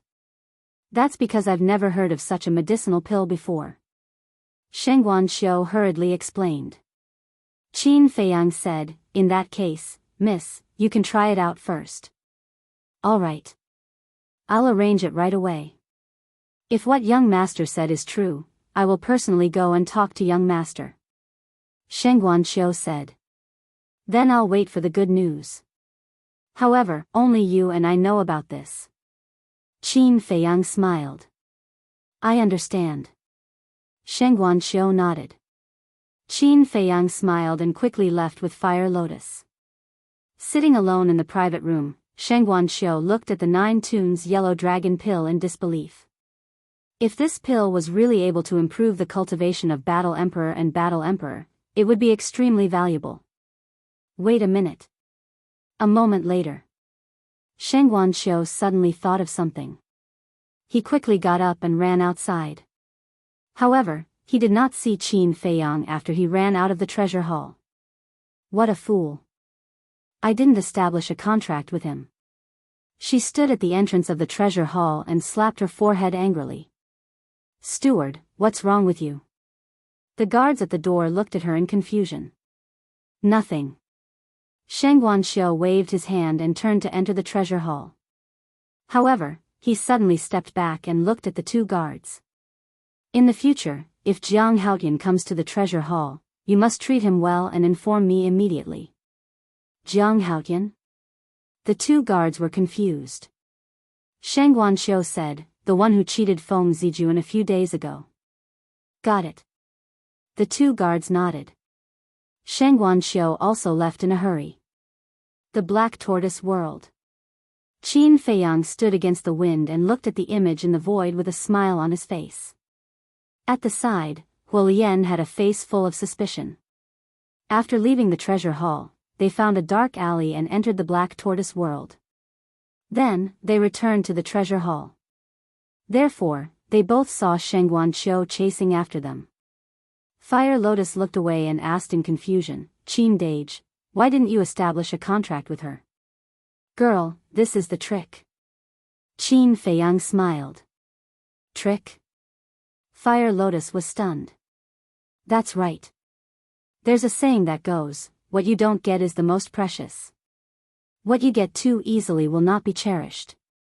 In short, when dealing with a shrewd person like Shengguan Xiu, you must seize the initiative. Qin Feiyang smiled. I see. Fire Lotus smiled in realization. You're waiting for her to come to you. Correct. Qin Feiyang nodded. Fire Lotus looked at Qin Feiyang and sighed. Qin Dage, I feel more and more that you're too scary. Scary? How so? Is there anyone kinder than me in this world? Qin Feiyang laughed and controlled the Black Tortoise realm, silently flying out of the city. How narcissistic. Fire Lotus shook her head, but there was a trace of a smile on her face. Although this man's actions were unpredictable, it was undeniable that he was really good to the people around him. Take her for example. If it was someone else, who was not related to her, would he be so kind to help her? Obviously not. Therefore, in comparison, this man was really outstanding. Just as Fire Lotus's imagination was running wild, Qin Feiyang controlled the Black Tortoise realm and took out the image crystal. Buzz! A fiery red shadow appeared. When Huai saw Qin Feiyang, he teased, Brother Jiang, you're in the limelight at the treasure pavilion again today. Qin Feiyang smiled bitterly and asked, Are you still at the Jade Zither pavilion? Yes. I've been waiting for you to come here for a drink, but you didn't come. I'm a little sad. Huai said with a look of dissatisfaction. Let's talk about it after drinking. The Black Dragon Lake you mentioned last time, where is it in the Sky Dragon Mountain Range? Can you give me the coordinates? Qin Feiyang said. Huai was stunned and asked suspiciously, You're going to the Black Dragon Lake now? Let's go and take a look. Qin Feiyang smiled. You. Huai shook his head and straightforwardly gave the coordinates to Qin Feiyang. Thanks. Qin Feiyang thanked him and was about to turn off the image crystal. Wait. Is there any movement from Feng Yuan and Guiyong recently? Huai asked. Nope. Qin Feiyang shook his head. Huai frowned and said, I haven't seen any suspicious people in the past few days. What are they thinking? I don't believe that they will give up. They're not so kind people. This is just the calm before the storm. Qin Feiyang said. Then you have to be careful. Huai warned. You too. Qin Feiyang smiled and turned off the image crystal. While they were talking, the Black Tortoise world had already left Sky Dragon City and entered the mountains. Qin Feiyang saw that there was no one around and took Fire Lotus and left the Black Tortoise world. He opened an altar and jumped up. Swish. Soon. The two of them arrived above a lake. The lake was dozens of miles in size and surrounded by steep mountains. The aura of berserk beasts was countless. However, the two of them didn't sense any berserk beast aura in the lake below. The lake was as clear as a mirror. The night breeze blew past, causing ripples to form on the surface of the lake. Qin Dage, although I didn't sense any berserk beast aura in the lake, I have a feeling that there is a pair of eyes watching us. Fire Lotus said in a deep voice. Is that so? Qin Feiyang was surprised. Fire Lotus nodded. Qin Feiyang scanned the surface of the lake. His dark eyes flickered with wisps of light. If Fire Lotus's feeling was right, then it was very likely to be the Black Dragon. In other words, there was no need to hide now. Boom! With that thought, his divine sense emerged from the top of his head and rushed towards the lake. Splash! However, before Qin Feiyang's divine sense entered the lake, a huge wave suddenly appeared in the middle of the lake. Following closely, a terrifying dragon aura rushed into the sky like a volcanic eruption. This is the aura of a half-step divine lord. Qin Feiyang's eyes trembled. What Hua Yi said was true. This black dragon had the cultivation of a half-step divine lord. Roar! Accompanied by a loud dragon roar, a black dragon rushed out of the water and stopped in front of Qin Feiyang and Fire Lotus. It's really a black dragon. Qin Feiyang's eyes lit up. The black dragon in front of him was more than 10,000 feet long. Its scales were dense, like a majestic mountain range. Its eyes were as big as a dustpan, flashing with an astonishing ominous light. The black dragon stared at Qin Feiyang and shouted, "Human, what are you looking for by releasing your divine sense?" The voice was like a bell, shaking Qin Feiyang and Fire Lotus. "I'm looking for you." Qin Feiyang laughed. The ominous light in the black dragon's eyes became stronger and stronger. "What are you looking for this emperor for? Do you want this emperor to be your mount? Or do you want this emperor's blood essence? Don't misunderstand." Qin Feiyang quickly waved his hand and said, "I'm here to confirm something with you." "Confirm something?" The black dragon was stunned. Qin Feiyang waved his hand, and the flame god power emerged, condensing into a figure. This person was Hua Yi. Fire Lotus was puzzled. "Qin Dage, what do you mean by this?" "Hua Yi has the black dragon's blood, which means he fought with the black dragon. But you also saw that Hua Yi is only a war god at the great success stage, and the black dragon is a half-step divine lord. A war god at the great success stage can actually obtain dragon blood from a half-step divine lord black dragon. Don't you think it's strange?" Qin Feiyang thought. Fire Lotus was stunned. "So this is your purpose in coming to the Black Dragon Lake?" "Yes. The feeling Hua Yi gives me is too special. It's familiar yet strange, so I want to understand his true strength." Qin Feiyang transmitted. Just as he finished speaking, Qin Feiyang noticed that the black dragon looked at Hua Yi's figure with eyes full of fear and anger. Qin Feiyang said, "I want to know his strength." "You know him?" The black dragon didn't answer. "Yes." Qin Feiyang nodded. The black dragon asked again, "Then what is your relationship with him?" "We can be considered friends." Qin Feiyang thought for a moment and said. "Friends," the black dragon murmured. Suddenly, his ferocious nature erupted. He raised his giant tail high and smashed it towards Qin Feiyang and Fire Lotus like lightning. Qin Feiyang's expression changed. He quickly pushed Fire Lotus away with a palm and punched out. The power of the divine dragon surged out. Bang! Kacha! The giant tail and the fist collided. A world-destroying aura swept out in all directions like a tide. The surrounding mountains collapsed and the void shattered. Puff! At the same time, Qin Feiyang spat out a mouthful of blood. The skin on his arm was lacerated. His entire body was like a meteor as he smashed into the lake below. Chapter 1963. Qin Dage. Fire Lotus's expression changed as she looked down and shouted. "You greedy, stupid, despicable humans, don't even think about escaping today." The black dragon roared angrily as it raised its tail again and charged towards Fire Lotus. "You dare to hurt Qin Dage, you're courting death." Fire Lotus's hair fluttered in the wind, her eyes were cold and her body emitted a murderous aura. Shwa! She took a step back and the power of the dead surged out like a tide towards the black dragon. What kind of divine power is this? The black dragon's pupils contracted. This divine power was actually able to ignore the defenses of the physical body and head straight for its sea of consciousness. "I want you to die." Fire Lotus shouted coldly. "You?" A trace of disdain appeared in the black dragon's eyes as it roared and attacked the power of the dead. The power of the dead was immediately shattered. Fire Lotus's body trembled as she spat out a mouthful of blood and flew backwards. After all, the black dragon was too strong. And Fire Lotus was only an early-stage war god.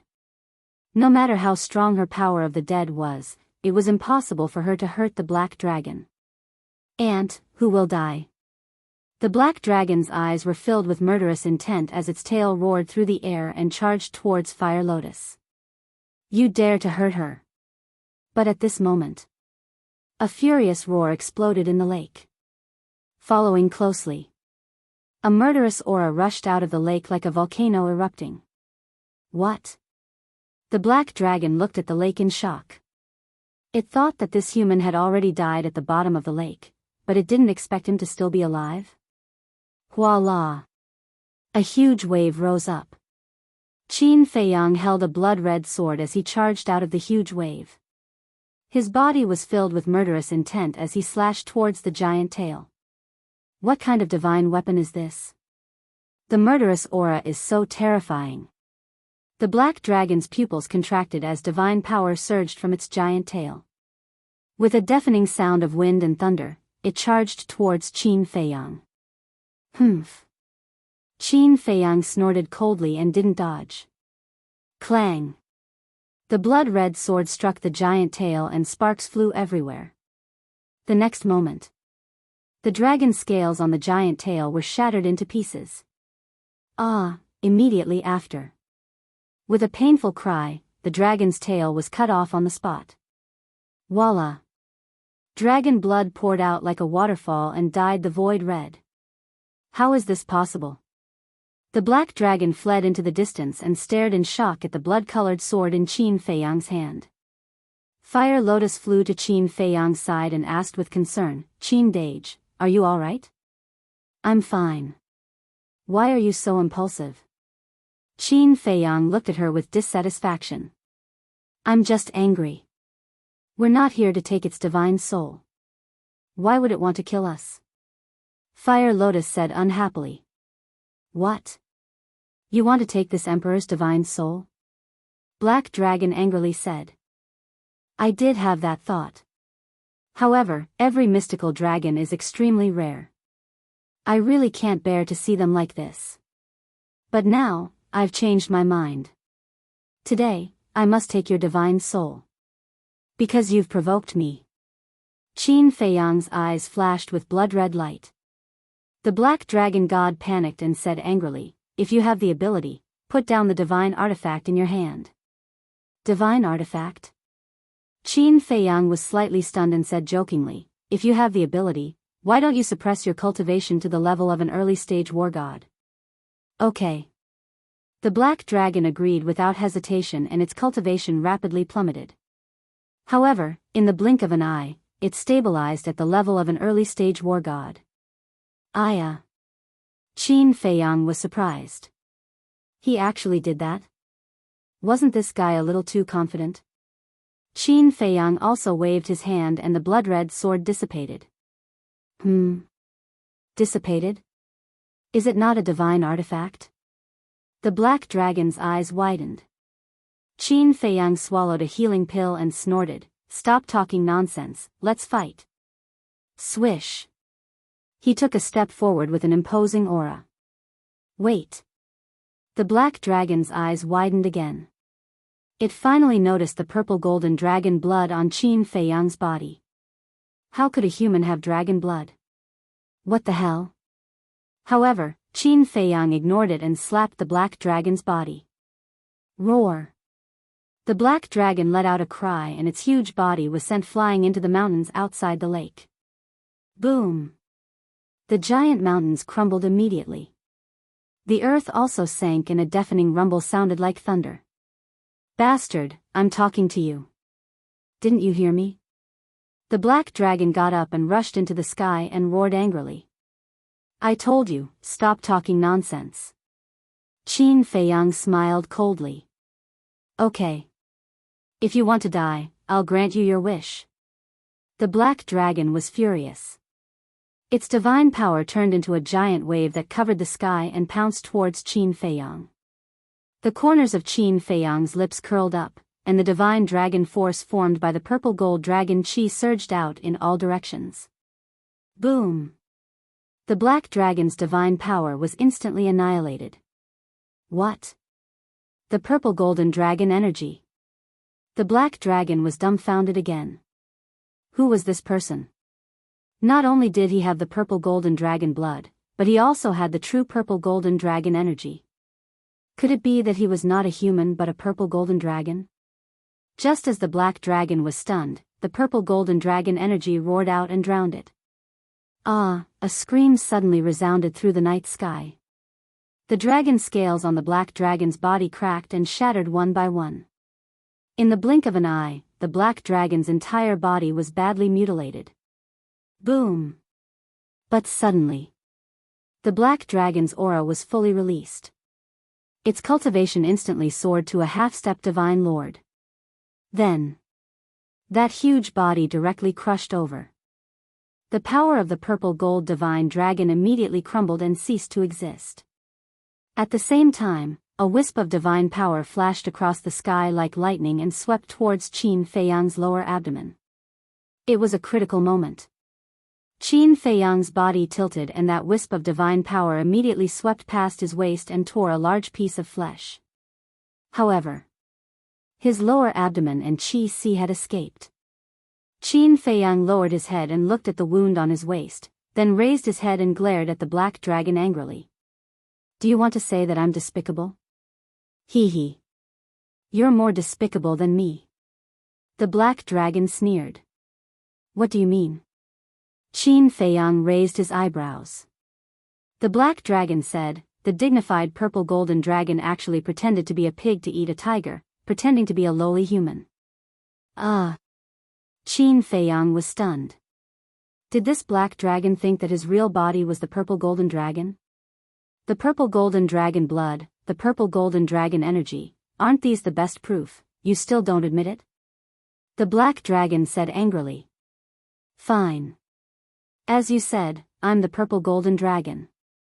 Qin Feiyang grinned and teleported in front of the black dragon. Bastard, you still won't stop.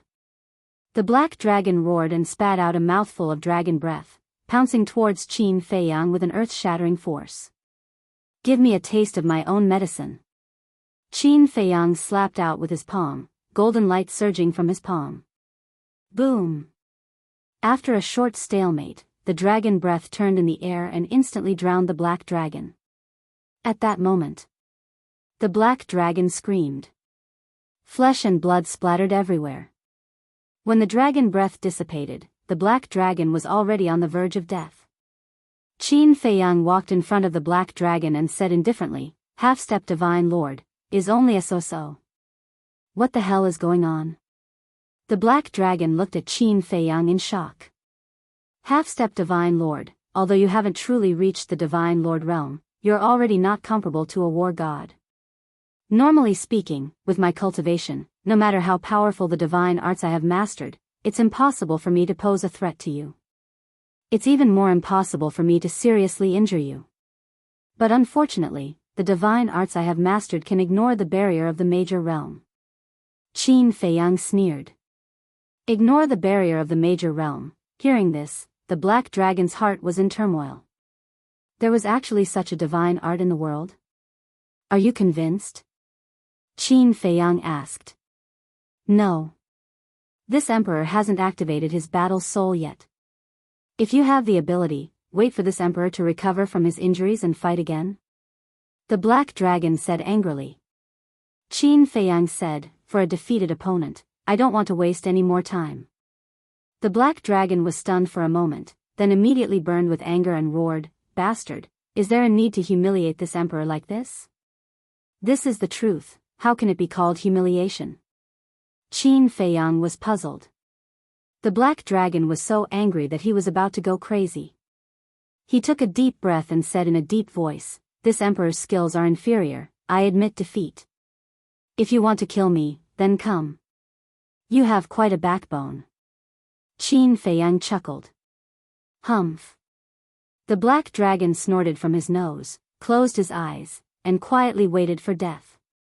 But after waiting for a while, he didn't hear Qin Feiyang's movements, so he opened his eyes suspiciously. When he saw Qin Feiyang at this time, he was stunned. At this moment, Qin Feiyang was crossing his arms in front of his chest, and he had no intention of killing him. Didn't you want to take this emperor's divine soul? Why don't you do it? The black dragon raised his eyebrows. Qin Feiyang said indifferently, I changed my mind again, can't I? You really change your mind. Then tell me, what do you want to do? The black dragon asked. Qin Feiyang waved his hand, and Huiyi's shadow appeared again. The black dragon's eyes surged with anger. Qin Feiyang said, his strength, how is it? The black dragon frowned and said, aren't you his friend?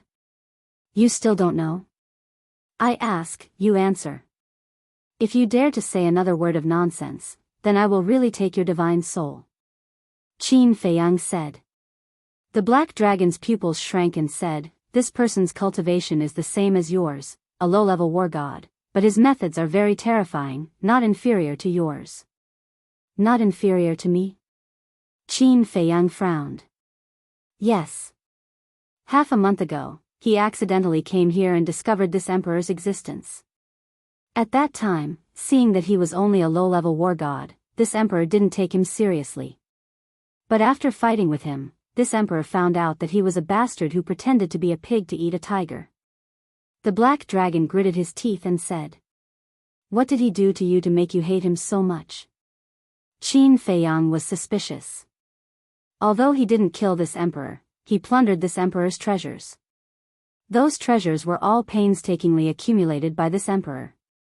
He didn't even leave a copper coin for this emperor. Don't you think he's too much? The black dragon roared angrily. Ah! Qin Feiyang was stunned. So it was for the treasures. Fire Lotus walked over, looked at the black dragon and asked, then do you know his identity? I don't know. If I knew, this emperor would have already dug up the graves of his 19 generations of ancestors. The black dragon coldly snorted. Fire Lotus couldn't help but bitterly smile. How much did he hate Huiyi to say such ruthless words? The black dragon said, in short, if you're not familiar with him, then you have to be careful of him. Qin Feiyang thoughtfully thought for a while and said with a smile, thank you for the reminder. There's one more question, where can I find the Reaper's fruit and ghost wood in this heavenly dragon mountain range? Reaper's fruit? Ghost wood? The black dragon was slightly stunned, looked around and said in a low voice, Heavenly Dragon Mountain Range doesn't have it, but there's definitely a place that has it. Where? Qin Feiyang hurriedly asked. Chapter 1964. The black dragon looked at Qin Feiyang with disdain. Even if I tell you, you might not dare to enter this place. Qin Feiyang was taken aback. He asked suspiciously, is that so? Of course. This place is Nine Heaven Palace. The black dragon said. Nine Heaven Palace? Qin Feiyang was surprised. That's right. There's a cemetery in Nine Heaven Palace. Inside the cemetery are buried the dead of Nine Heaven Palace. There's 100% death god fruit and een soul wood. However, the cemetery is the biggest forbidden area of Nine Heaven Palace. Not only are there super experts guarding it, but there's also an indestructible barrier. Apart from the palace masters, no one can enter the cemetery. The black dragon said. Nine Heaven Palace, cemetery. Qin Feiyang pondered for a while and frowned. How do you know so much? Many disciples of Nine Heaven Palace come here to train every day, so it's not hard to know the situation of Nine Heaven Palace. So it's like that. Qin Feiyang nodded in realization. He lowered his head and pondered for a moment. Then, he turned to look at the Fire Lotus and said with a smile, let's go. Okay. Fire Lotus nodded. Wait. The black dragon was stunned. You really won't kill this emperor? Why?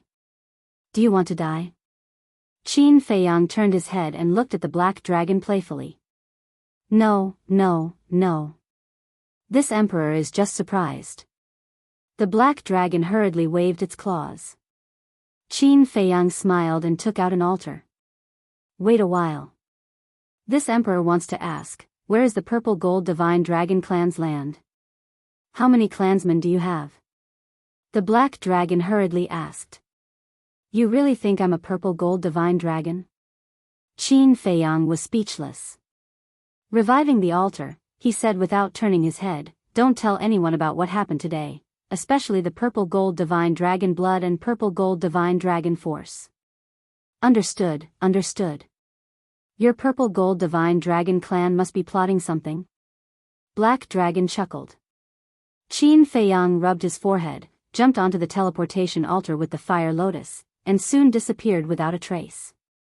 I had originally thought that the purple gold divine dragon was only a legend.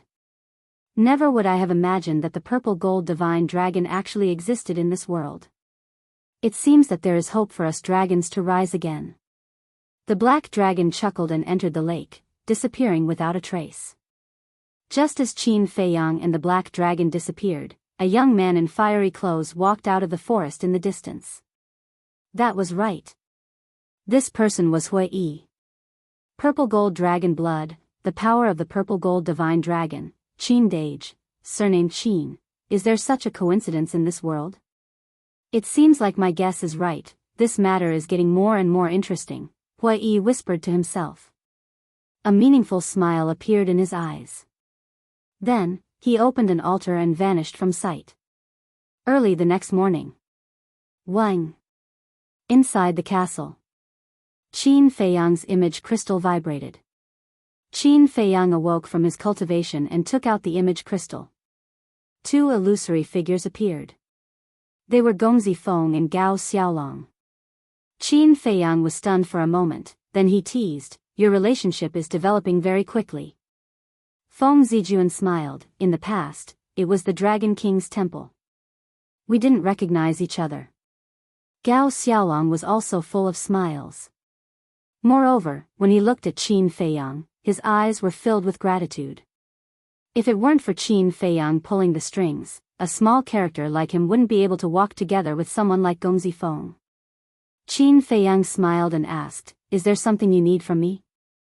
Gongzi Feng said, "The higher-ups have decided to officially start the disciple recruitment tomorrow." Tomorrow, Qin Feiyang's eyes flickered. The registration location will be set at the central square of Sky Dragon City.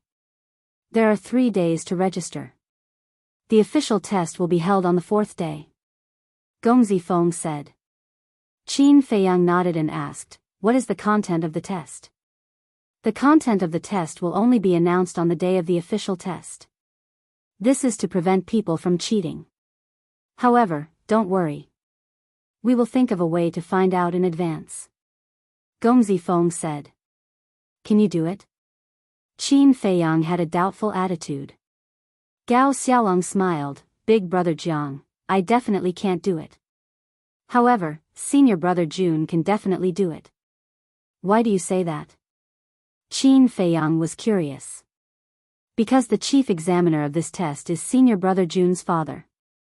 Gao Xiaolong said. I see. Qin Feiyang came to a realization and smiled. Gao Xiaolong, you should leave first. I have something to discuss with Gongzi Feng in private. Gao Xiaolong was stunned. What was it that Gongzi Feng couldn't let him know? However, he was also a tactful person. He didn't ask much and turned to leave. Gongzi Feng looked at Qin Feiyang suspiciously and said, "Big brother Jiang, what are you trying to say?" Qin Feiyang asked, "Does Gao Xiaolong know about your matter?" Yes. Gongzi Feng nodded. How did he know? Qin Feiyang was puzzled. Gongzi Feng said helplessly, "Isn't it because of you, big brother Jiang?" Me? Qin Feiyang was stunned.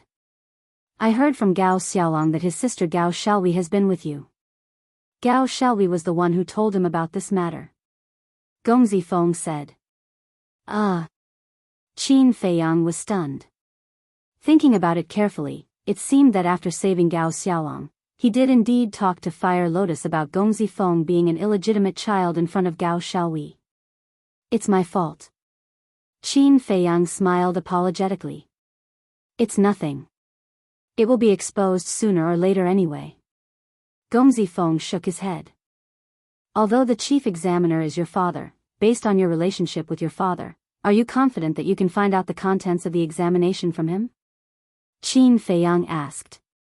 Gongzi Feng smiled confidently and said, I'm confident about this. What I mean is that there are some things that you should try not to do personally. Let Gao Xiaolong do it. After all, he is different from you. Even if he makes some mistakes, it won't bring about a fatal disaster. Qin Feiyang said. Gongzi Feng was touched and cupped his hands. Thank you for your concern, Big Brother Jiang. I will be careful. All right then. Qin Feiyang nodded and smiled. He put away the image crystal and lowered his head, deep in thought. Fire Lotus glanced at the mermaid princess and the others, then looked at Qin Feiyang and whispered, Qin Dage, I'm afraid this matter is not simple. The mermaid princess and the others were cultivating, so she did not want to disturb them. I think so too. Nine Heavens Palace has as many experts as the clouds. Why did they let Gongzi Feng's father be the chief examiner? Looks like the examination won't go smoothly. Qin Feiyang muttered, a cold light flashed in his eyes. Outside. On the same day, the news of Nine Heavens Palace's disciple recruitment spread quickly in Sky Dragon City. The northern region was very big and many big things happened every day. But compared to the Nine Heavens Palace's disciple recruitment, other so-called big things were insignificant. In the evening. In the entire northern region, whether it was big or small towns or remote villages, almost all received the news. Without any suspense. Many people rushed to Sky Dragon City at the first moment. As batch after batch of people poured into the city, the originally bustling Sky Dragon City became even livelier. On the morning of the second day, Sky Dragon City's big and small restaurants were packed with people. Even if they had money, they couldn't find a place to stay. Therefore, the people who came later all gathered outside the city. Because there was no more space in the city. On the third day, the plains outside the city were filled with people. Do you know who this year's chief examiner is? Do you know what the examination is about? Every year, it is only announced on the day of the examination, who knows? But what is certain is that many people will die today. Yeah. Although Nine Heavens Palace is a cultivation holy land, the contents of the examination over the years are too cruel. Without the blessing of the goddess of victory, it is impossible to become a disciple of Nine Heavens Palace. If that is the case, then why did you come here? To join in the fun and broaden my horizons. Everyone gathered in twos and threes and discussed. Central Plaza. It was located at the center of Sky Dragon City, not far from the Treasure Pavilion and Jade Zither Pavilion. This place was more crowded than the other places. In the center of the plaza stood a dozen tall and sturdy men. They all looked middle-aged and wore black clothes. Each of them was more than 2 meters tall, like a small mountain, emitting a shocking pressure.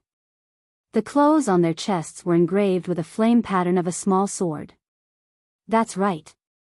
They were all members of Nine Heavens Palace's law enforcement hall. The dozen of them formed a circle. On one hand, they were there to maintain order, and on the other hand, they were there to protect a white-haired old woman. The white-haired old woman sat on a chair, her old eyes bright. In front of her was a desk, and on the desk was a yin and yang ring. For every person who came forward to register, the white-haired old woman would take out a black token from the yin and yang ring and record their name and cultivation on it. Then, the old woman would hand the token to the person who registered. Soon, it was the third day of registration. It was also the last day. In these 3 days, other than the people who registered, there was one person who guarded the plaza all day. This person was a middle-aged man. His cultivation was not bad. He was a peak divine warrior. For the past 3 days, he had been standing outside the square, looking around as if he was looking for someone. Time passed, and the sky gradually darkened. 5 young men and women were walking on the street, talking and laughing. There were 2 men and 3 women. Of the 2 young men, one was wearing a snow-white robe. His temperament was otherworldly.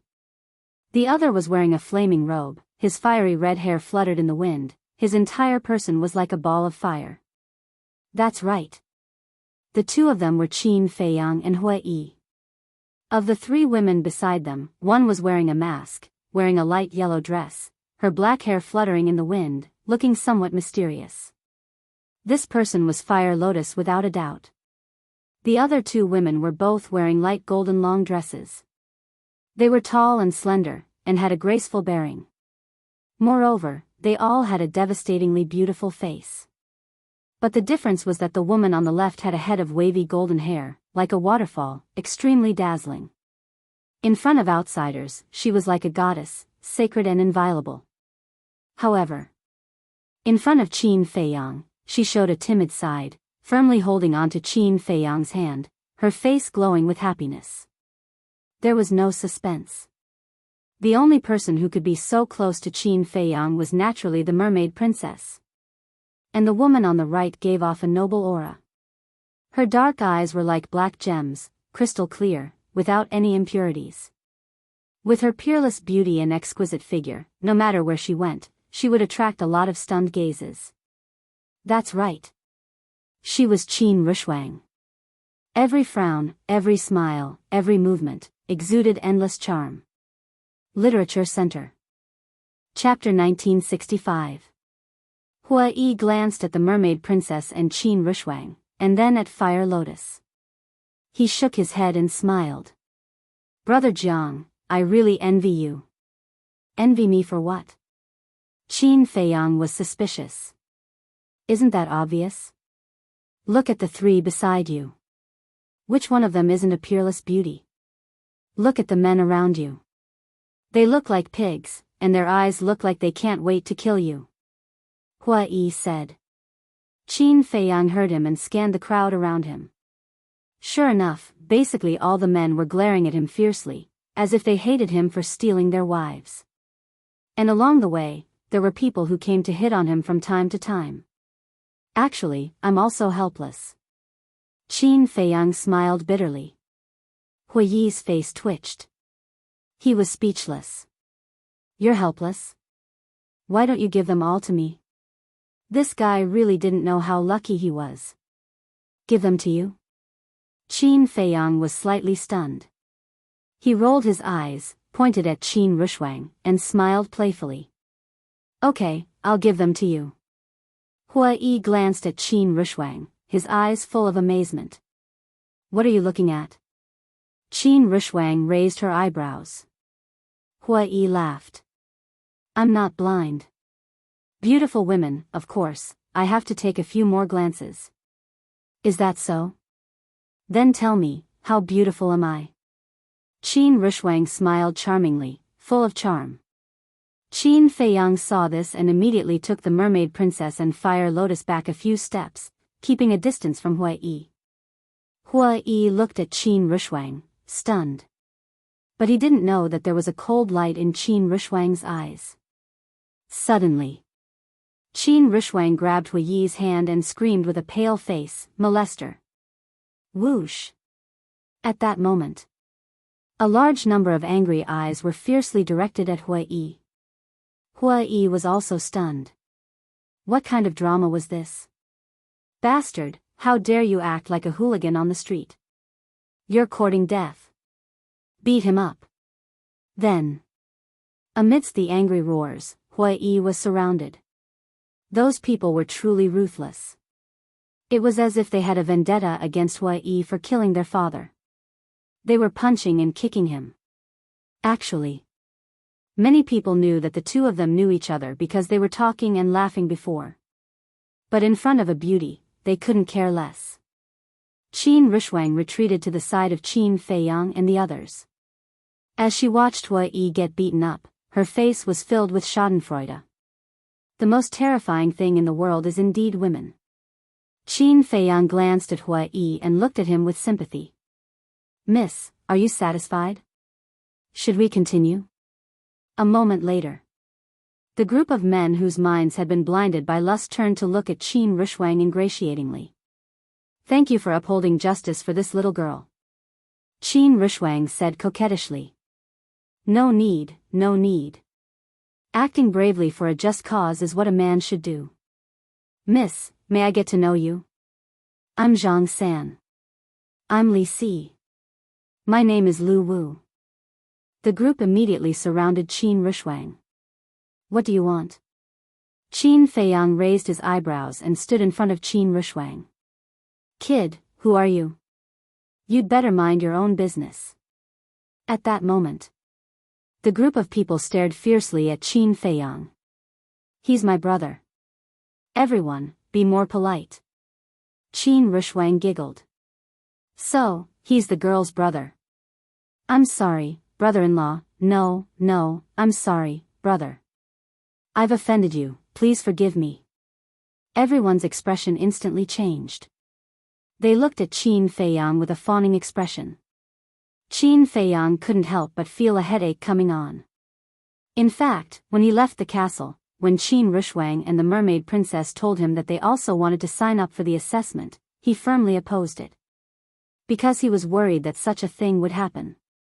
Unfortunately, his opposition was useless.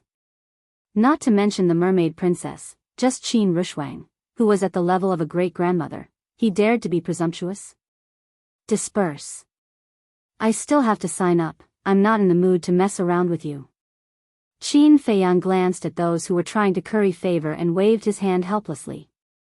A purple-clothed youth said, So, brother-in-law, what did you say? Qin Feiyang glared at him. No, it was a slip of the tongue.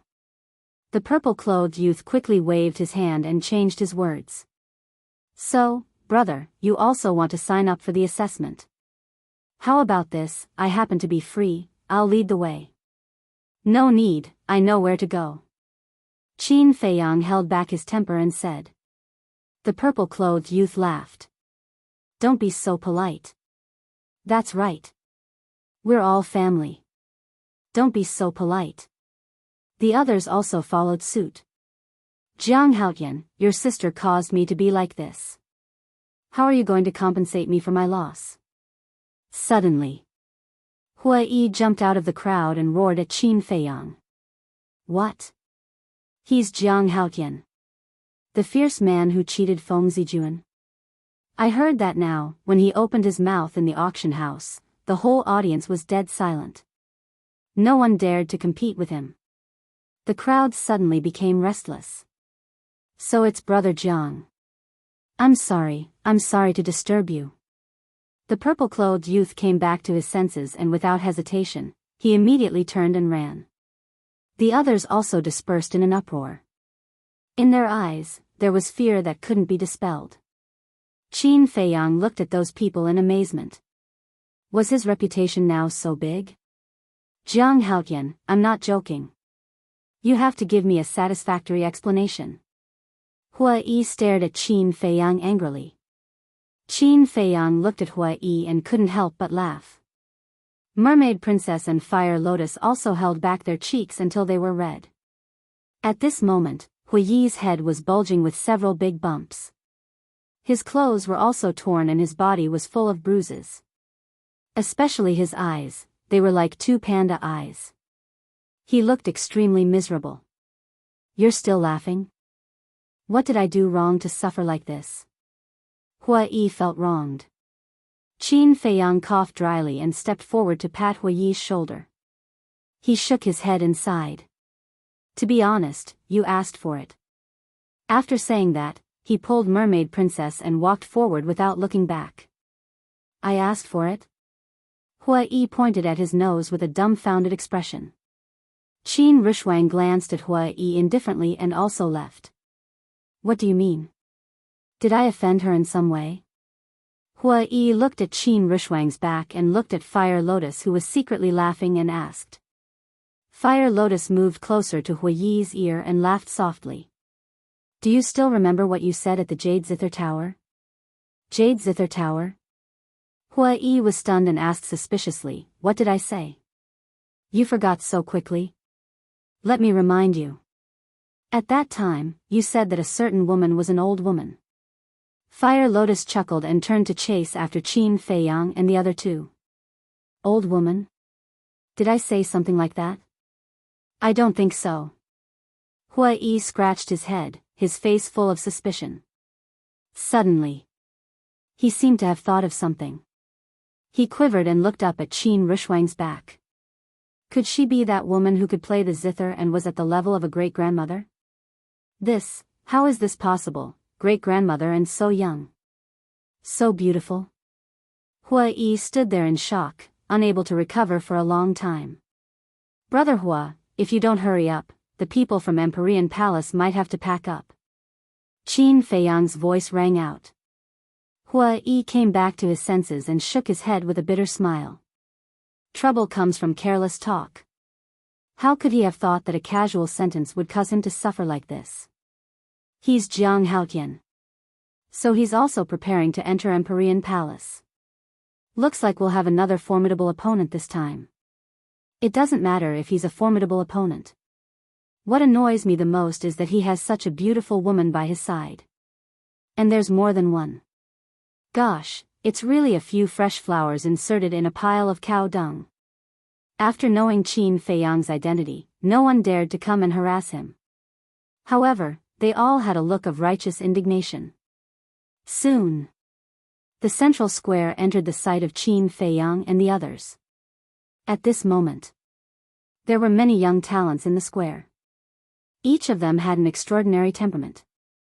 After hearing the commotion, they all turned their heads and looked at Qin Feiyang and the others. He's actually here too. Many people couldn't help but frown. He's finally here. And the middle-aged man who had been squatting outside the square looked at Qin Feiyang, muttered in a low voice, and immediately turned and disappeared into the crowd. Chapter 1966. When Qin Feiyang and the others entered the square, everyone stepped back and made a path for them. Hua Yi said, "Brother Jiang, you have to thank Feng Zijuan for your current fame." "Yes, I have to thank him." Qin Feiyang snickered. He had become famous by stepping on Feng Zijuan's shoulder. Otherwise, who would recognize a small figure like him? However, the dozen or so enforcers in the middle of the square didn't even look at Qin Feiyang and the others.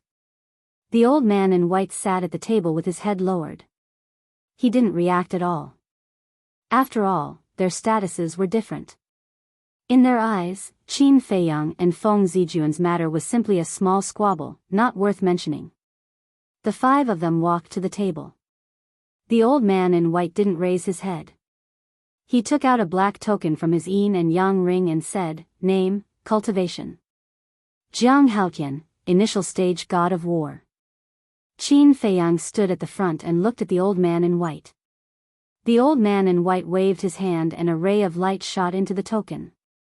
Then, he threw the token to Qin Feiyang. Qin Feiyang grabbed the token and looked at the old man in white suspiciously. Seeing that the old man didn't want to explain, he pulled the mermaid princess to the side. "Why are you pulling me?" Mermaid princess thought. "You can't enter Jiutian Palace." Qin Feiyang thought. "Why?" Mermaid princess didn't understand. "Didn't you see those guys before? They saw you as a piece of cake." Qin Feiyang snorted. Mermaid princess was dazed.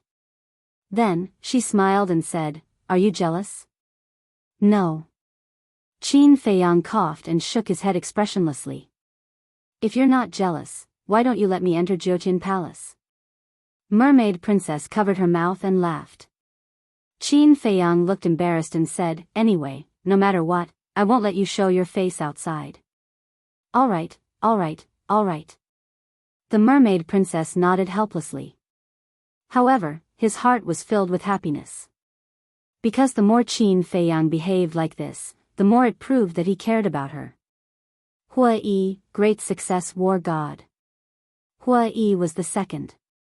Jiang Rushwang, new war god. Qin Rushwang was the third.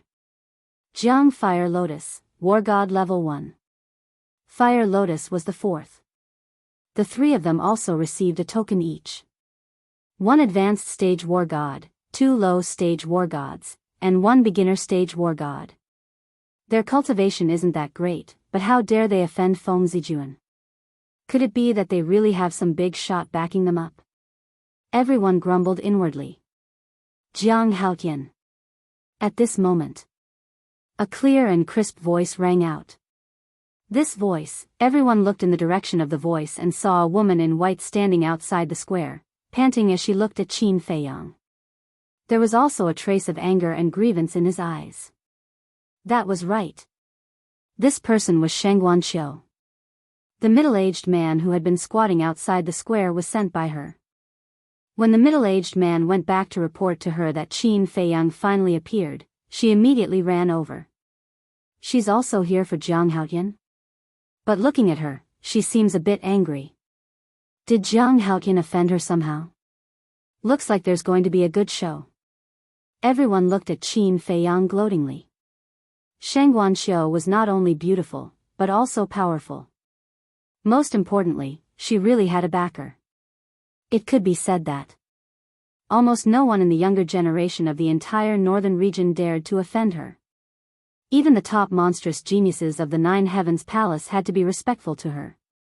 And Sheng Guanxiu was indeed a bit angry now. These few days, she didn't even take a step out of the treasure house because she wanted to wait for Qin Feiyang. But this stinky man seemed to have disappeared from the face of the earth and never appeared again. She was even going crazy. At the same time, Qin Feiyang and the others also looked at Sheng Guanxiu. Fire Lotus snickered. Qin Dage, your strategy of loosening the reins only to grasp them better is indeed effective. As expected. Qin Feiyang smiled. But just as he finished speaking, he felt a sharp pain in his waist.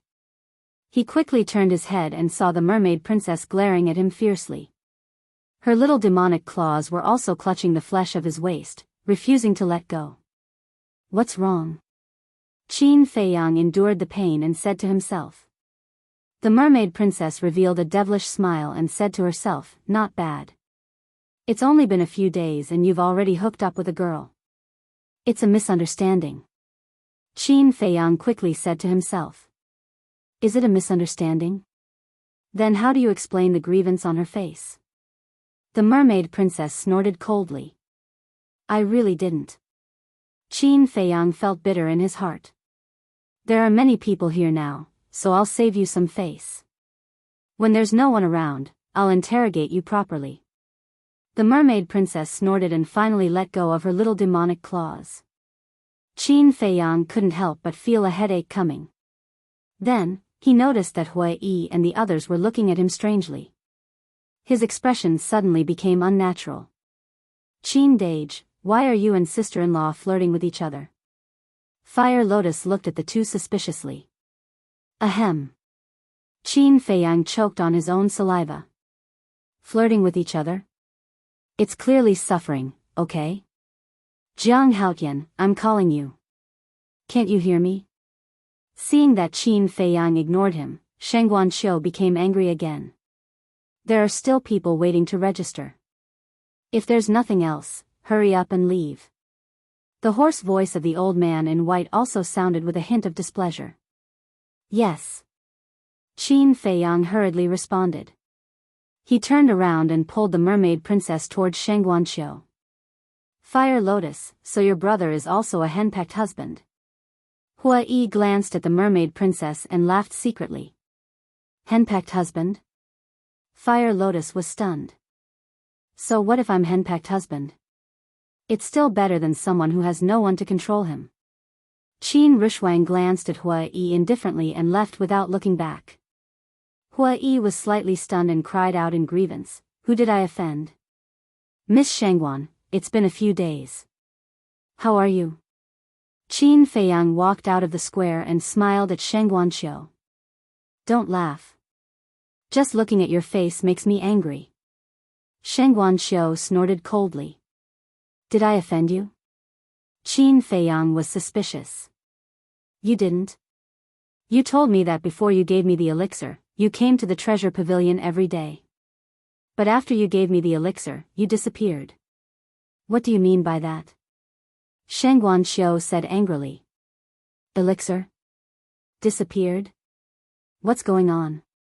The people around looked at each other in confusion. Qin Feiyang glanced at the crowd and said telepathically, Miss, there are too many people here. Can we not talk about the elixir? I didn't say the name of the elixir. What are you afraid of? Sheng Guanxiu snorted inwardly and asked, Tell me honestly, did you disappear on purpose? On purpose? How is that possible? I was busy. Qin Feiyang smiled faintly. Only a fool would believe you. Sheng Guanxiu sneered and grabbed Qin Feiyang. Let's go to the treasure pavilion and have a good talk. What's going on? Sheng Guanxiu actually took the initiative to grab a man's hand? This is unprecedented. Could this be the legendary love triangle? Don't talk about it. It's possible. It's because Sheng Guanxiu looked like he was wronged. I guess it's a relationship problem. Everyone looked at Qin Feiyang, Sheng Guanxiu, and the mermaid princess, dumbfounded. Sheng Guanxiu was slightly stunned when she heard the discussion. Her cheeks flushed and she said angrily, "What are you talking about?" "Nothing, nothing." People waved their hands and their eyes became more and more ambiguous. At the same time, the mermaid princess's face became more and more unpleasant. She looked at Qin Feiyang with more and more hostility. Qin Feiyang saw that the situation was not good. He hurriedly shook off Sheng Guanxiu and frowned. Some people just want to see the world in chaos. The more we explain, the more excited they become. Let's go. It's all your fault. Sheng Guanxiu stared at Qin Feiyang and took out an altar. The central square was not far from the treasure pavilion, but she could not stand such criticism. However, just as Sheng Guanxiu was about to revive the altar, a sword light flashed across the sky and slashed toward Qin Feiyang and the others. People were shocked. What was going on? Qin Feiyang and the others were also shocked. Why would someone attack them? Preposterous. How dare you attack me? Sheng Guanxiu came to her senses and was furious. She slapped the air and her divine power roared out. The sword light was instantly shattered. Who is it? Sheng Guanxiu shouted and looked around. It's me. A cold voice sounded. People looked toward the voice and saw a woman in red standing in the back of the crowd with a red battle sword in her hand. But she was wearing a mask, so they could not see her face. However, the eyes that were exposed flickered with a shocking cold light. Sheng Guanxiu sized up the woman in red, his eyes full of suspicion. Qin Feiyang and the others were also confused.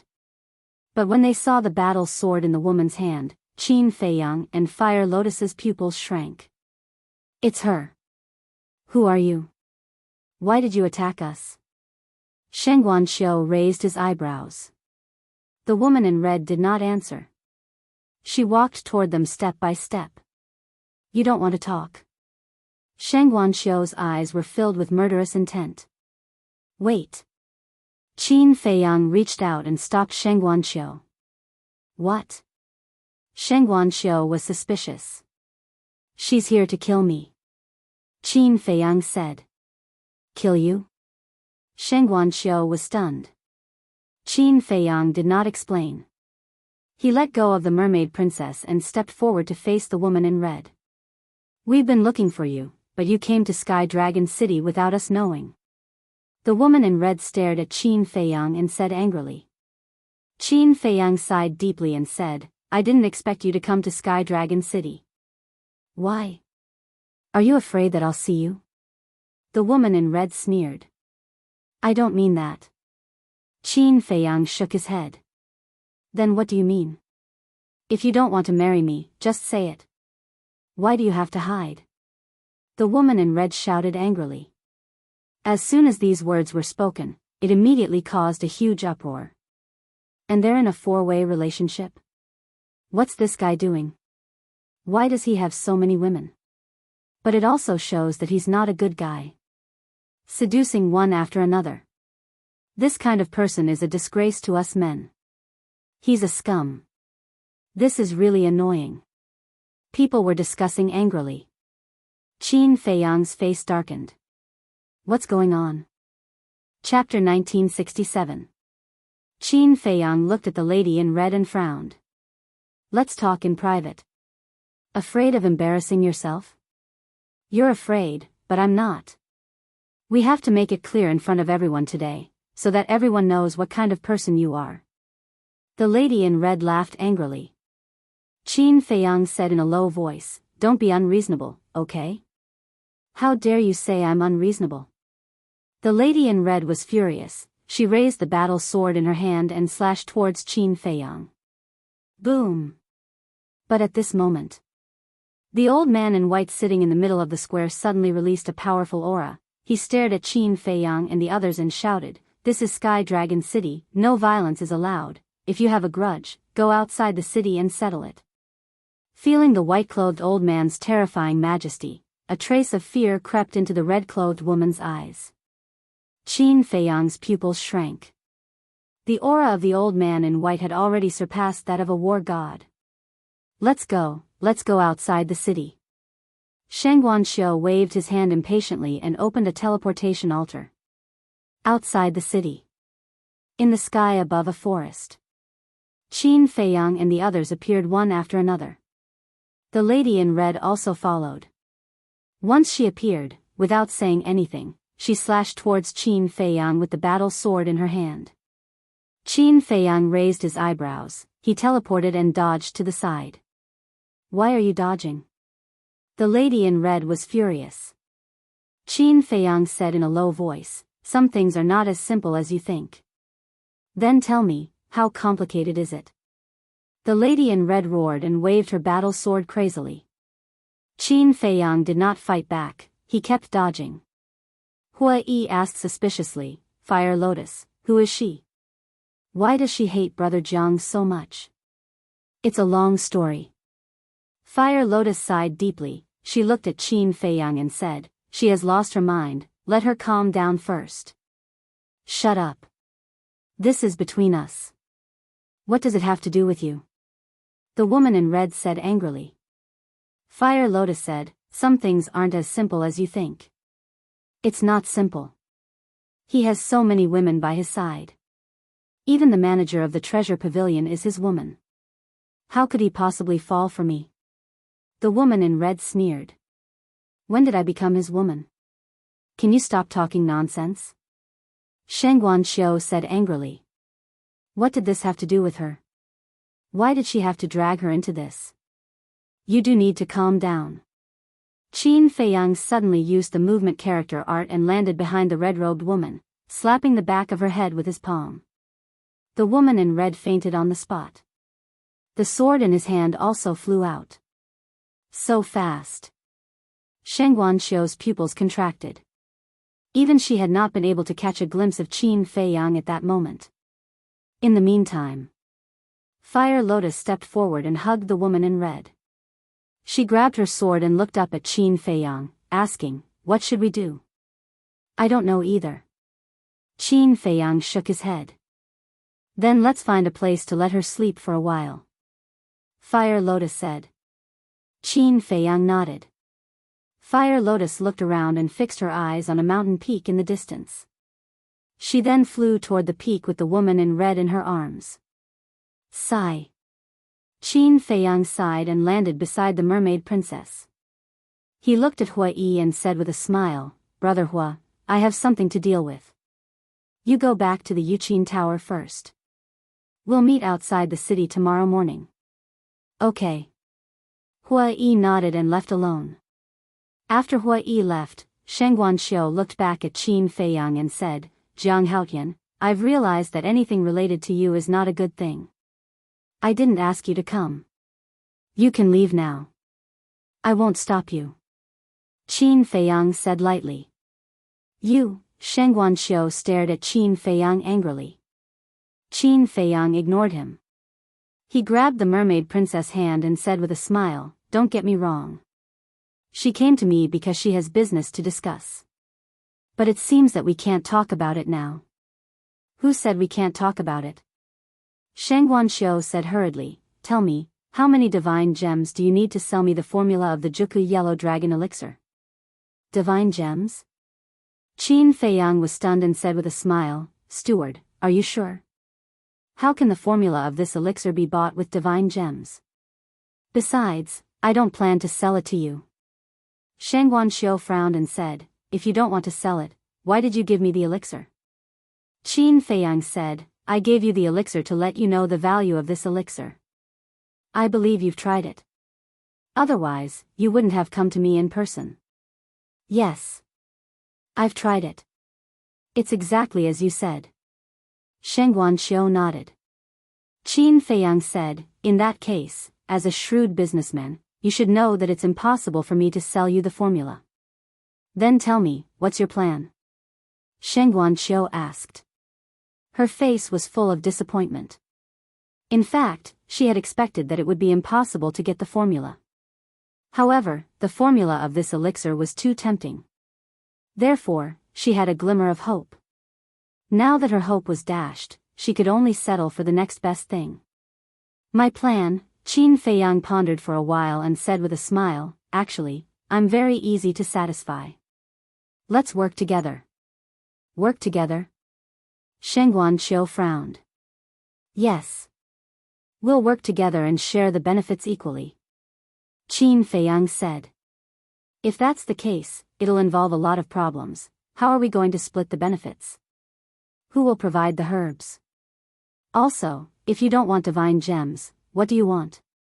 Wait. Sheng Guanxiu said. Qin Feiyang said, I don't care about divine gems. I want soul stones. Soul stones, Sheng Guanxiu raised his eyebrows immediately. I know that the treasure school doesn't use soul stones for transactions. However, if you want to work with me, you have to use soul stones. There's no room for negotiation. Qin Feiyang said. You're going too far. Sheng Guanxiu was very dissatisfied. Then forget it. Qin Feiyang said with a faint smile. Sheng Guanxiu was quite angry. Young Master Jiang, you have to think carefully. If you leave the treasure school, even if you have the formula, it's not worth much. Is that so? Qin Feiyang laughed. Don't you know? The treasure school has branches in all the big and small towns in the entire northern region. In other words, the resources of the northern region are basically under the control of the treasure school. As long as the treasure school says the word, no one will sell you the herbs. Without the herbs, what's the value of your Juku Yellow Dragon elixir? Sheng Guanxiu joked. From the beginning, she realized that she was in a passive position, so she wanted to take advantage of this to take the initiative. I won't doubt the ability of the treasure school. However, the treasure school is not the only one in the northern region. There's also the Ninth Heaven Palace. I believe that the Ninth Heaven Palace won't listen to the orders of the treasure school. Qin Feiyang said with a smile. This bastard, Sheng Guanxiu cursed in her heart. Why was he so difficult to deal with? Indeed. Although the treasure school was powerful, it could not interfere in the affairs of the Ninth Heaven Palace. Think about it carefully. We'll talk when you've made up your mind. Qin Feiyang smiled faintly. He turned and led the mermaid princess and Qin Rushwang to the peak of the mountain where the fire lotus was located. Wait, seeing this. Sheng Guanxiu was very anxious. However, she swallowed the words that were about to come out of her mouth. She lowered her head, feeling extremely irritated. Whoosh! Just as Qin Feiyang and the others left, a young man in purple suddenly appeared in front of Sheng Guanxiu. Sheng Guanxiu was stunned. She looked up at the young man in purple and frowned. Who are you? The young man in purple smiled. Who I am is not important. What's important is the elixir formula of the Juku Yellow Dragon elixir. How do you know about the Juku Yellow Dragon elixir? Are you following us? Sheng Guanxiu's eyes flashed coldly. I am indeed following you. However, I didn't hear about the Juku Yellow Dragon elixir from you. The young man in purple said. What do you mean? Sheng Guanxiu frowned. The young man in purple said, I mean, I also have the elixir formula of the Juku Yellow Dragon elixir. Chapter 1968. What? Sheng Guanxiu was shocked. I'm not lying to you. The young man in purple took out an elixir from his chest. Sheng Guanxiu took a look. It was the 9-Chu Yellow Dragon elixir. She looked at the young man in purple and asked, Do you know Jiang Haotian? That's none of your business. The young man in purple smiled. Sheng Guanxiu's eyes twinkled. She asked, You showed up to cooperate with me? Yes. The young man in purple nodded. What's your condition? Sheng Guanqiu asked. Jiang Haotian asked for soul stones, but I only asked for divine gems. The young man in purple smiled. Is there such a good deal? Sheng Guanqiu looked at the young man in purple suspiciously. Yes, there is such a good deal. However, all the herbs will be provided by the treasure school, and I'm only responsible for refining them. We'll split the auction price 50-50. The young man in purple said. This, Sheng Guanqiu hesitated. Although the treasure school would provide the herbs 50-50, compared to Qin Feiyang's condition, it was like a pie falling from the sky. Actually, you don't have to think too much. I don't have any other purpose. I just want to suppress Jiang Haotian. The young man in purple laughed. Suppress Jiang Haotian, Sheng Guanqiu murmured. The young man in purple smiled. Steward, this is a once-in-a-lifetime opportunity. Sheng Guanqiu thought for a while and nodded. Okay, let's cooperate. Let Jiang Haotian go to hell. The young man in purple laughed and stretched out his hand. You're indeed a smart man. I wish us a happy cooperation. Happy cooperation. Sheng Guanqiu also stretched out her hand and shook hands with the young man in purple. The purple-clothed young man smiled. He lifted his head and looked at the mountain peak where Qin Feiyang and the others were. The corners of his mouth curled up slightly. He looked at Sheng Guanqiu and said, I have something to do now. We will discuss the details tomorrow. Then I'll wait for you at the treasure school. Sheng Guanqiu said. See you. After the purple-clothed youth finished speaking, he disappeared without a trace. At the mountain peak in the distance, Qin Feiyang did not know he was intercepted. He bent down and took off the woman's mask. Looking at the familiar face, his expression was complicated. Qin Rushwang asked, Is she Guosweki? Yes. Qin Feiyang nodded. Although Guosweki wore a mask and intended to conceal her identity, the sword revealed her identity. Because this battle's sword was the Fire Dragon Divine Sword. The mermaid princess asked, Then what do you plan to do with her? A cold glint flashed in Qin Rushwang's eyes. Is there even a need to ask? Kill him. It's too cruel to kill her. After all, she was also kept in the dark about the engagement. The mermaid princess said. Girl, you're still speaking up for her? Do you have a fever? Qin Rushwang touched the mermaid princess's forehead and frowned. I'm not speaking up for her. She's just too pitiful. Look at her now. She still thinks that the marriage contract is real. The mermaid princess said. You're overflowing with sympathy. Qin Rushwang shook her head and said, If we really let her go, not only will she continue to pester us, but she will also pose a great threat to us. What threat? The mermaid princess was suspicious. She knows our true identity. Wouldn't it be troublesome if she leaks it out? Also, you should know that the Guo family's destruction is also related to us. Qin Rushwang said. Seems like it. The mermaid princess nodded in realization. If Guosweki knew about this, she would definitely think of ways to take revenge on them. That's why we must not let this woman live. A shocking murderous intent appeared in Qin Rushwang's eyes. She raised her index finger and pointed in the air. A streak of divine power immediately appeared and swept toward Guosweki's forehead. However, at this moment, Guosweki, who was lying on the ground, and the Fire Dragon Divine Sword disappeared from their sight. Qin Rushwang was stunned. She immediately released her divine sense and covered the surroundings.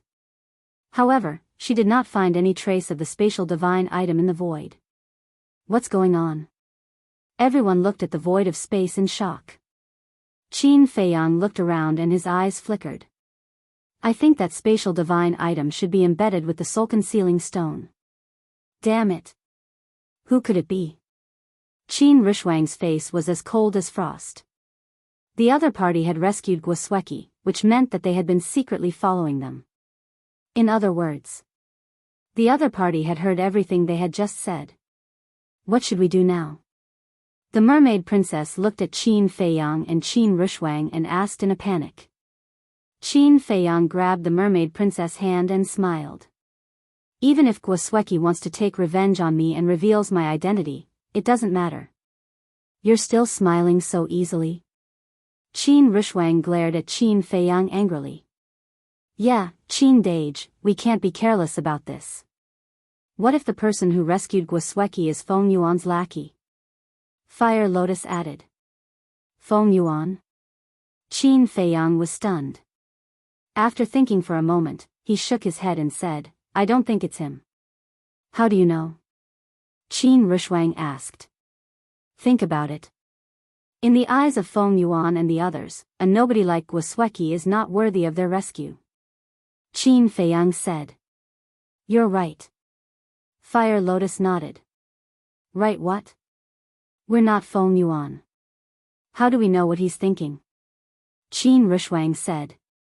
Actually, you don't have to worry. If the ancestor used to have a certain status in the Ninth Heaven Palace, it may be a good thing for us if his identity is exposed. Qin Feiyang said. Qin Rushwang said, what if father has turned against the Ninth Heaven Palace? I'll say it again. Counter soldiers with arms, water with an earth weir. No matter what the relationship between the ancestor and the Ninth Heaven Palace is, I won't let any of you get hurt. Qin Feiyang smiled. What an arrogant guy. Qin Rushwang rolled her eyes, but there was a hint of a smile in the depths of her eyes. Because she knew that if they were in danger, Qin Feiyang would definitely be the first one to stand in front of everyone.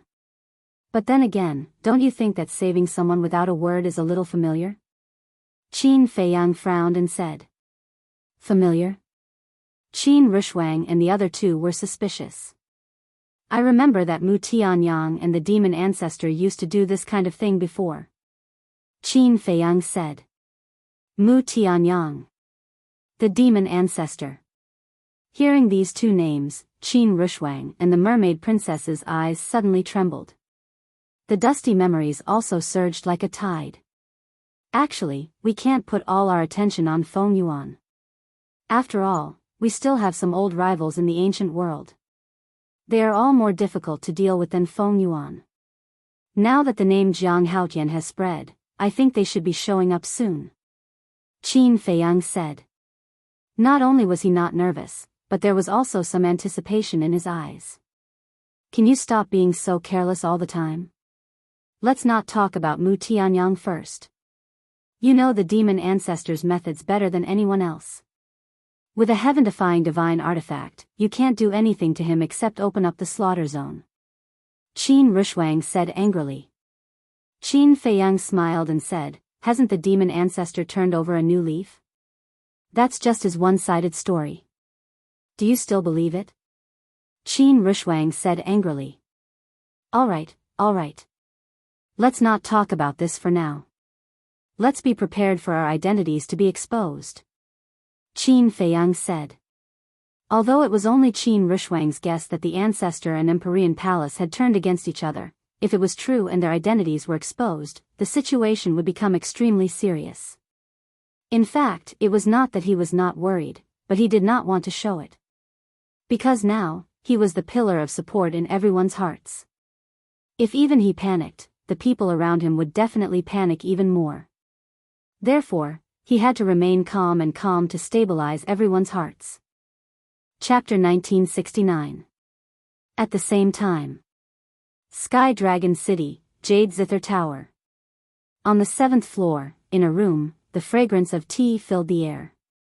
A young man sat beside the coffee table, holding an exquisite teacup and slowly tasting it. This person was 7 feet tall, with a high nose bridge and golden eyes that seemed to be cast from gold leaf. 2 thick eyebrows, like 2 sharp swords, exuded an astonishing sharpness. If Qin Feiyang was here, he would definitely recognize him at a glance. He was Mu Tianyang. At this moment, Mu Tianyang had already taken off his dragon robe, wearing a purple robe and a purple crown. However, his temperament did not change at all.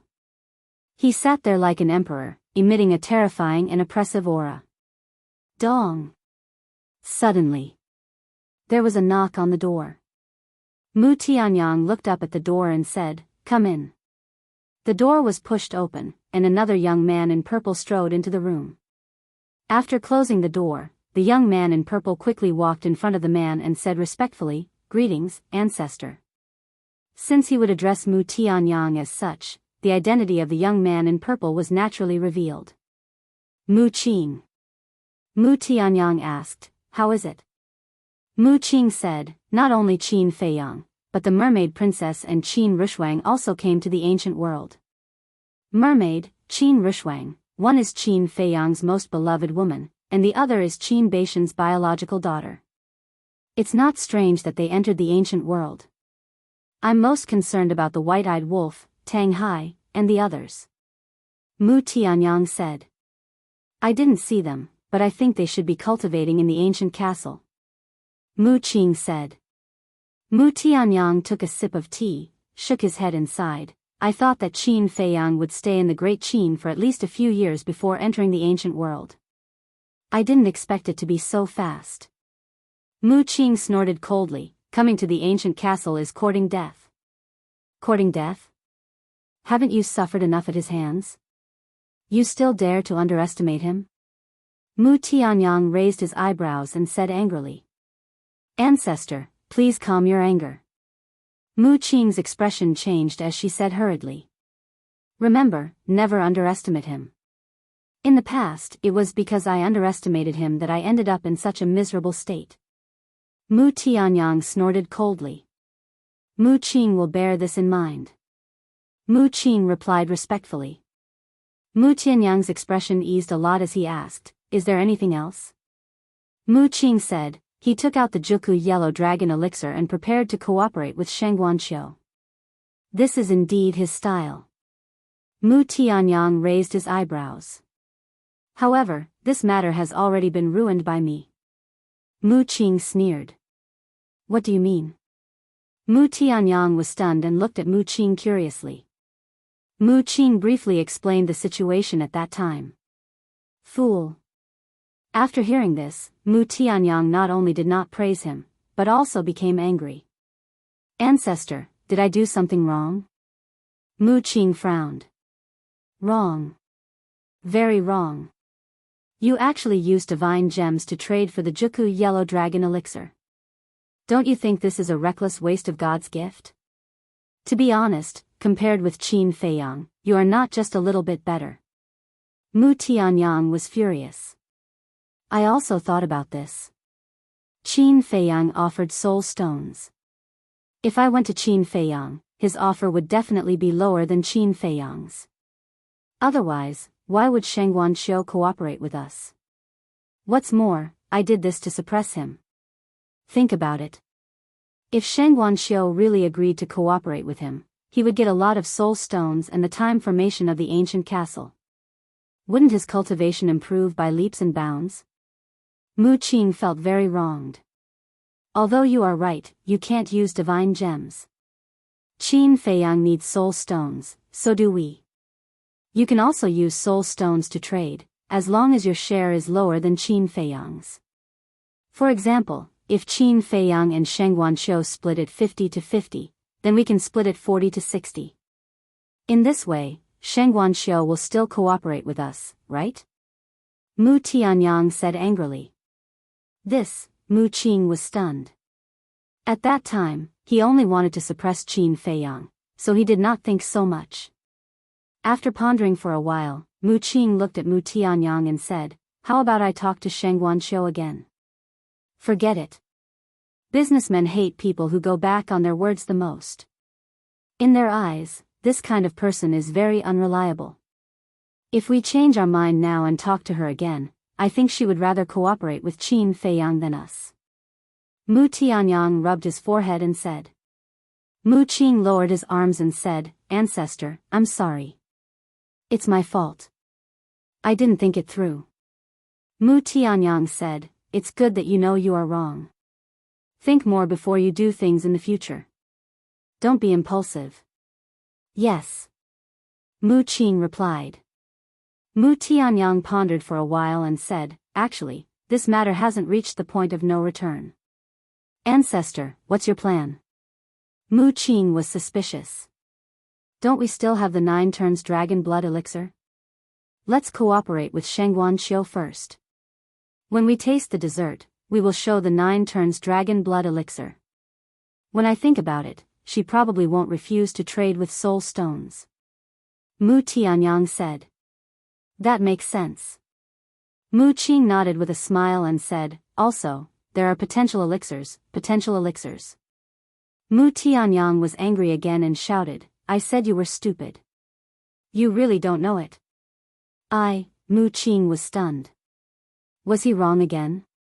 Do you know why Qin Feiyang didn't use the potential elixir but the 9 turns yellow dragon elixir? It's because the potential elixir is too heaven-defying. Don't you know that treasuring a jade ring is a crime? Once the treasure pavilion knows about the existence of the potential elixir, what do you think they will do? They will definitely think of ways to force us to hand over the elixir recipe. Even if the treasure pavilion doesn't do that, what about others? Once they find out the origin of the potential elixir, will they let us go? Mu Qing, oh Mu Qing, you really have to use your brain properly. Right now, we are no longer in the Great Qin or the Forgotten Continent. We are in the ancient world. In this place, we don't have any backing, and our strength is even more like ants. If we are not careful, we will be smashed to pieces. Mu Tianyang looked at Mu Qing as if he expected better from him. I got it. If I encounter any problems in the future, I will consider it thoroughly. Mu Qing nodded. All right. Is there anything else? Mu Tianyang waved his hand and asked. Yes. I saved a woman from Qin Feiyang's hands. Mu Qing said. A woman? Mu Tianyang was suspicious. Mu Qing waved his hand, and a woman in red appeared on the ground out of thin air. It was Guosweki. At this moment, she was still unconscious. Who is she? Mu Tianyang sized up Guosweki and asked. Her name is Guosweki. I don't know who she is exactly. But it seems that she is engaged to Qin Feiyang. However, this engagement seems to be fake. Mu Qing said. Engagement? Mu Tianyang was stunned. I think she seems to hate Qin Feiyang very much, so I saved her along the way. Mu Qing said. Mu Tianyang pondered for a moment, and a cold light flashed in his eyes. Then let's keep her. Perhaps she will be a useful chess piece. In the ancient castle, everyone went back to cultivating. Only Qin Feiyang and Fire Lotus did not cultivate. Fire Lotus could not cultivate because she could not. Qin Feiyang leaned against the wall absent-mindedly. He lowered his head and crossed his arms, as if he was thinking about something. Fire Lotus asked suspiciously, What are you thinking about? Why are you so engrossed? I'm thinking about Gongzi Feng and Gao Xiaolong. Why haven't they sent me a message yet? Did something happen? Qin Feiyang frowned. I don't think so. Fire Lotus muttered. Time passed. It was dawn. Buzz. Finally. Qin Feiyang's image crystal rang. He was refreshed and quickly took it out. A virtual image appeared. It was Gongzi Feng. You must have waited for a long time, Brother Jiang. Gongzi Feng smiled. However, although he was smiling, his forehead was full of sweat. What are you doing? Qin Feiyang looked at him in confusion. Gongzi Feng shook his head and sighed. I still underestimated my father's hatred for me. It's really not easy to find out this information. What do you mean? Qin Feiyang was puzzled. I went to look for him, but he didn't want to see me at all. In the end, I had no choice but to try Feng Zihan. Although my elder sister didn't like me, fortunately, I wasn't wary of her. I got some very useful information from her. Gongzi Feng smiled. Qin Feiyang asked, Your elder sister's name is Feng Zihan? You probably don't know that the master of the Jade Zither Pavilion is my elder sister. Gongzi Feng said. So it's her. Qin Feiyang was surprised. My elder sister's ability and talent far surpass Feng Zijuan. In the Nine Heavens Palace, she's definitely a monstrous figure. Do you know the heaven ranking and earth ranking of the Nine Heavens Palace? Gong Zifeng asked. Qin Feiyang shook his head. The heaven ranking and earth ranking are the most important rankings in the Nine Heavens Palace. Those who can enter the heaven ranking and earth ranking are the strongest disciples of the Nine Heavens Palace. My elder sister is on the heaven ranking. We'll talk about the details after you enter the Nine Heavens Palace. Right now, I'll tell you a very important piece of news. Gong Zifeng's face turned gloomy. What news is it that made you so worried? Qin Feiyang was suspicious. Gong Zifeng said solemnly, my grandfather and father are going to make a move against you in tomorrow's test. What? Qin Feiyang was shocked. Fire Lotus frowned, they're going to tamper with the test? But they won't make a move personally. Because during the test, there will be many important figures in the Nine Heavens Palace watching. They won't dare to be too presumptuous. Gong Zifeng said. Then how are they going to make a move? Qin Feiyang didn't understand. They've secretly bribed a group of people. These people are all here to participate in the test. Moreover, they're all elites in this test. Their strength can't be underestimated. I'll draw up a name list and have Gao Xiaolong send it to you. Gong Zifeng said. Okay. Qin Feiyang nodded and told Gong Zifeng the coordinates. Then that's all for now. Be careful tomorrow. Gong Zifeng reminded and his figure quickly disappeared. Qin Feiyang also kept the image crystal and looked at Fire Lotus with a smile. See, no matter who it is, they have their value.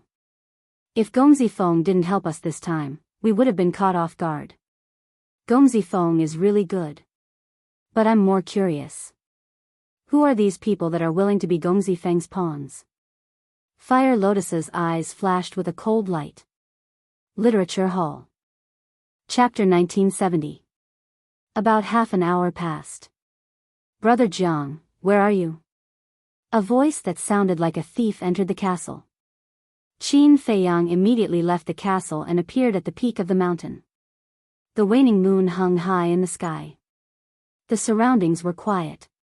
In front of Qin Feiyang, Gao Xiaolong hid his presence and looked around like a thief. I'm here. Qin Feiyang said. Gao Xiaolong's eyes lit up. He quickly ran to Qin Feiyang and took out a beast skin scroll. Qin Feiyang took the beast skin scroll and asked suspiciously, what are you doing? Gong Zifeng told me to be careful. It won't be good if someone follows us. Gao Xiaolong said in a low voice. Qin Feiyang was slightly surprised. He shook his head and said with a smile, that's very thoughtful, but it is indeed necessary.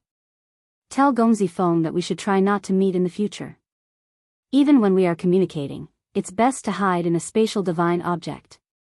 After Qin Feiyang finished speaking, he opened the beast skin scroll and looked at it. Spatial divine object? Gao Xiaolong was stunned. He smiled bitterly and said, even Gong Zifeng doesn't have a spatial divine object, let alone me. Is that so? Qin Feiyang was surprised. Yes. Gao Xiaolong nodded. Qin Feiyang pondered for a while and said with a smile, it seems that I have to find a spatial divine object for you. Gao Xiaolong was stunned when he heard this. He quickly said, thank you, Brother Jiang. Qin Feiyang waved his hand and continued to look at the beast skin scroll. There were hundreds of names recorded on it. Behind each name, there was a detailed introduction, such as family background, cultivation, personality, etc. Gong Zifeng said that most people are not a threat to you, only these few. Gao Xiaolong pointed at the last 5 names. Nia Yun, Qi Hong, Hong Ping, Zhu Gu, Zhang Yunfei, Chao Zhiyun. Qin Feiyang looked at them one by one and his expression changed. These 6 people were all perfect war gods, and they all had powerful family backgrounds. For example, the first Nia Yun was the son of a city lord. This city lord was in charge of a city called Galaxy City. Not only did he have a group of terrifying experts under his command, but his own cultivation was also impressive. Gao Xiaolong said solemnly, other than these people, they have also bribed some divine monarch realm vicious beasts. Big brother Jiang, this is not child's play, you must be careful. What? There are more ferocious beasts? Qin Feiyang was bewildered. Yes, but we haven't found out which ferocious beasts it is. Gao Xiaolong said. Looks like they really want to kill me this time. Qin Feiyang took a deep breath, then put away the animal skin scroll and asked, "What's your sister's plan?" Young master asked a few friends to take care of her during the examination, so you don't have to worry. However, I still hope that big brother Jiang will be able to lend me a hand when the time comes. Gao Xiaolong said. All right. You go back first. Wait. There's something I should tell you. Guosweki has also come to Sky Dragon City. I think she will also participate in the examination. Qin Feiyang said. Guosweki. Gao Xiaolong's eyes flashed with a cold light, the enemy who killed my grandfather, I will not let her go. Qin Feiyang said, I won't stop you from taking revenge, but you can't be impulsive. I know this. Also, the examination's location will be at Sky Dragon Mountain Range. Gao Xiaolong said. Sky Dragon Mountain Range? Qin Feiyang was stunned. That's right. During the examination, you are not allowed to use spatial divine objects or even enter them. You are also not allowed to use the transmission altar, and naturally, you are not allowed to have any outsiders to help you. The so-called outsiders are those who are not participating in the examination. The first 50 people to reach the stairway will be accepted as inner disciples. The rest will be outer disciples. As for the duration of the examination, there are only 2 days. Those who have not reached the stairway in 2 days will be eliminated. Gao Xiaolong explained. 2 days. Qin Feiyang frowned. He knew how big the Sky Dragon Mountain Range was. Rushing from Sky Dragon City to Nine Heavens Palace would not be a problem if he used a spatial divine object. However, the rules of the examination forbade the use of spatial divine objects. In that case, 2 days was not enough. There were too many fierce beasts in the Sky Dragon Mountain Range, and each one of them was extremely strong. In the depths of the mountain range, there were god monarch fierce beasts everywhere. For a divine lord level vicious beast, killing a war god was as simple as crushing an ant. Therefore, it was impossible to cross the Sky Dragon Mountain Range and reach the stairway. Most importantly, those who participated in the examination would definitely kill each other. This was undoubtedly more difficult. It seemed like the Nine Heavens Palace's examination was not that easy to pass. To be honest, this examination is more difficult than the previous ones. I can already imagine the scene of corpses everywhere. Big brother Jiang, you must not be careless. Gao Xiaolong reminded. Don't worry, I will do my best. Qin Feiyang said. Gao Xiaolong nodded and did not linger. He opened a transmission altar and left. Feng Yuan, you guys are really relentless. However, if a few Perfection Realm battle gods want to kill me, you guys are underestimating me, Qin Feiyang. Just wait and see, you will regret it. Qin Feiyang looked at the night sky and muttered. He entered the ancient castle and began to adjust his state of mind. He did not care about those who participated in the examination. Only the fierce beasts in the Sky Dragon Mountain Range were his biggest concern. Although the 6-word divine formula could ignore major realms, the world was unpredictable. What if a powerful fierce beast jumped out? Moreover, the 6-word divine formula was his trump card. He did not want to reveal it so easily. After all, Gao Xiaolong had said that the important figures of Nine Heavens Palace would be watching the examination. If he revealed the 6-word divine formula, it would definitely cause a commotion. This was not what he wanted. Time flew by. Early morning. The night dispersed and everything came back to life. Outside the western city gate. At this moment, there was a sea of people. At a glance, there were at least 100,000 people. Do any of you have any insider information? Where is the location of the examination? This kind of thing is confidential, how could anyone know? Everyone discussed as they waited for the arrival of the people from Nine Heavens Palace. The sun gradually rose from the horizon. Swoosh! Suddenly, a figure appeared in the sky above the plain. It was a middle-aged man wearing a black robe. He was 7 feet tall and had a cold face. His hands were behind his back and his aura was unfathomable. It's Nine Heavens Palace's law enforcement elder, Feng Wenhai. Everyone, quiet down. The originally noisy plane instantly fell into a dead silence. Everyone looked at Feng Wenhai with eyes full of respect. Feng Wenhai glanced at the crowd and did not ask if anyone was present. He said directly, the location of the examination is in the Sky Dragon Mountain Range. What? Sky Dragon Mountain Range? Once these words came out, everyone's face changed color and was filled with fear. At this moment, 2 men and 2 women walked out from the city gate side by side. They stood behind the crowd and looked up at Feng Wenhai. It was Qin Feiyang and the others who had arrived late. However, at this moment, everyone was in a state of panic and did not notice them. Even if they did, they would definitely not be in the mood to pay attention to the 4 of them. Hua Yi sent a sound transmission, Brother Jiang, he is Feng Zijuan's father. Very strong. Qin Feiyang muttered. Of course. It is said that his cultivation has already surpassed the Divine Lord. Hua Yi said. Transcendental Divine Lord? Qin Feiyang was shocked. Wait a moment, Elder. Who doesn't know how dangerous the Sky Dragon Mountain Range is? Aren't you deliberately sending us to our deaths? This is not fair. Although the previous examinations were also very cruel, compared to this time, it is like heaven and earth. I can guarantee that no one in this examination will come back alive. After a moment of silence, many people began to protest. Feng Wenhai was expressionless and did not speak. He scanned the crowd. Suddenly, when he saw Qin Feiyang and the other 3, a trace of killing intent flashed in his eyes. However, he did not look at them for long and immediately swept his gaze over the others. Elder, you are too much, you don't treat us as humans at all. The location of the examination must be changed. That's right. Even if it is your 9 Heaven Palace, you can't deliberately harm us. Everyone became angrier and angrier as they roared at Feng Wenhai. It is indeed a bit too much. Hua Yi shook his head. Big brother Hua Yi, are you also afraid? Fire Lotus covered her mouth and laughed.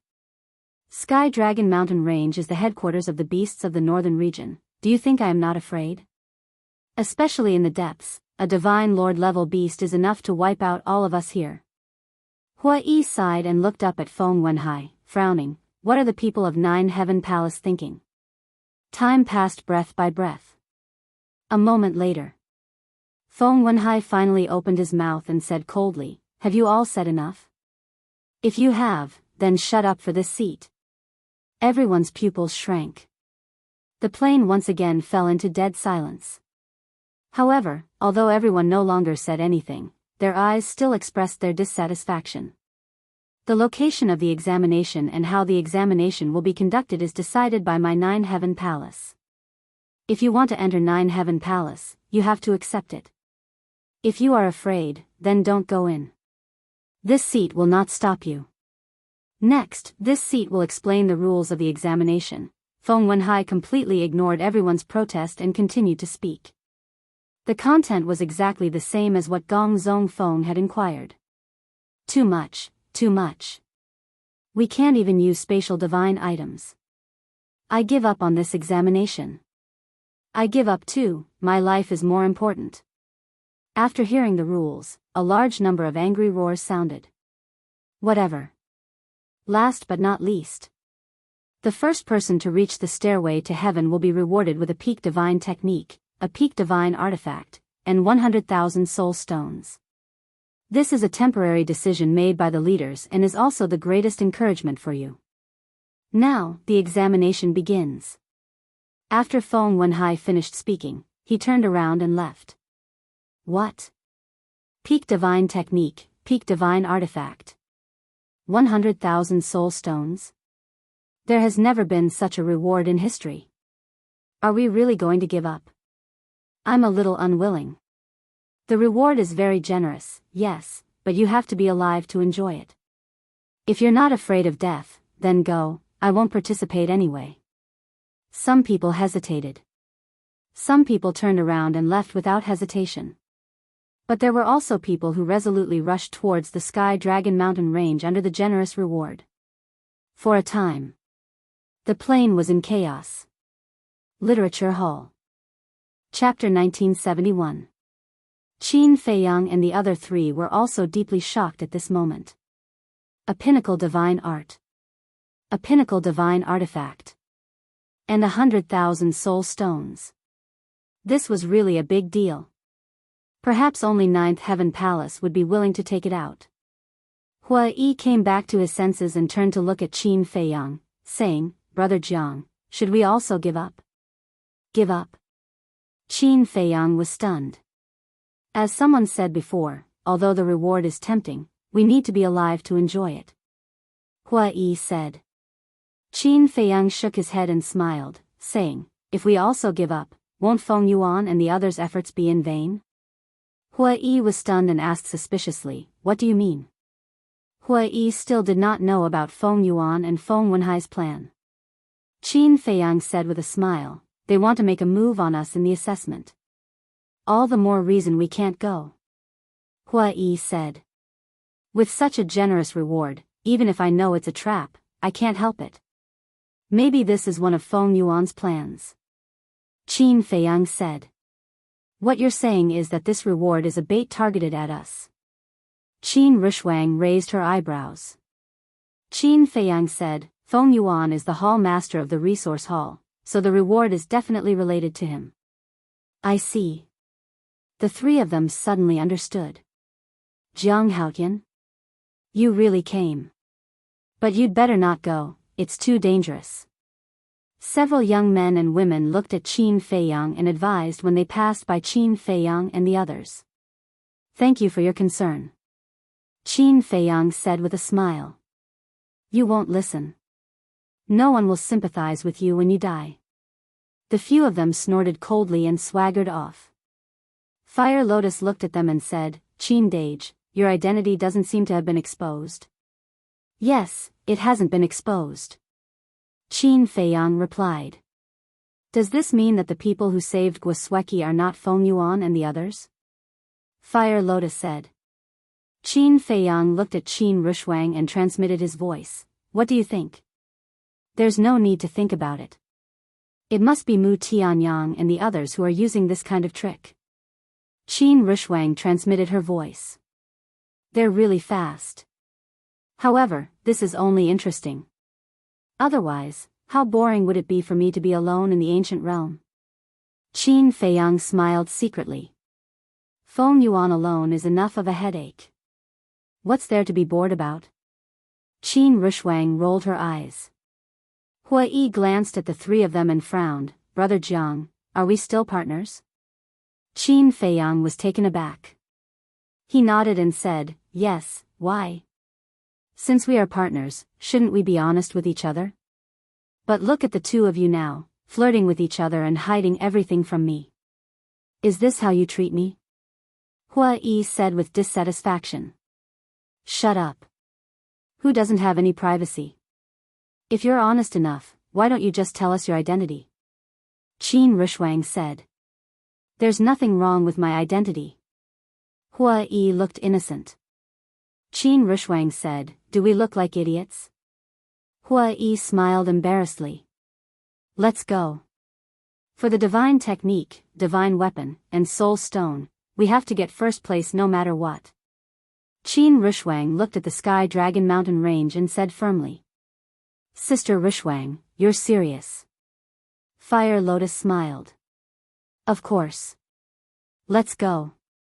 Qin Rushwang waved her hand and rushed toward the Sky Dragon Mountain range. Qin Feiyang and Huolian looked at each other and also chased after him. Sigh. These guys are really not afraid of death. Hua Yi shook his head and followed helplessly. Looking at groups of people rushing into the Sky Dragon mountain range, those who were afraid were struggling with their thoughts. Empyrean Palace, in front of the stairway to heaven. Feng Yuan and Feng Dehai stood side by side and looked at the void in front of them. There was an image in the void. It was the scene of everyone entering the Sky Dragon mountain range. At this moment, the two of them looked like they were observing the situation there, but in fact, they were looking at Qin Feiyang and the others. The white-haired old man guarding the stairway to heaven was still sitting at the side. But just like before, his eyes were closed and he did not care about anything. In the image, Qin Feiyang and the others quickly disappeared into the mountain. Feng Yuan and Feng Dehai looked away and looked at each other. A murderous intent flashed in their eyes at the same time. Feng Yuan waved his hand and the image in the void disappeared. Then, he looked at the white-haired old man and looked at Feng Wenhai. He smiled and said, "Let's go back and report to everyone." "Okay." Feng Wenhai nodded. The two of them turned into a stream of light and disappeared at the top of the stairway to heaven. The storm has come and the peace of the ninth heaven palace is over. What will happen in the end? Just after Feng Yuan and Feng Dehai disappeared, the white-haired old man slowly opened his eyes and looked in the direction of the Sky Dragon city. He muttered to himself with anticipation. But soon, he closed his eyes again. Like an ordinary old man, he did not feel oppressed at all. Boom! Sky Dragon mountain range. The border area. The battle had already begun. The battle between humans and beasts, the mutual destruction between humans caused this mountain to be quickly swallowed by blood. Greed, selfishness, desire, all of these were displayed vividly at this moment. Too terrifying. This is simply Azura hell.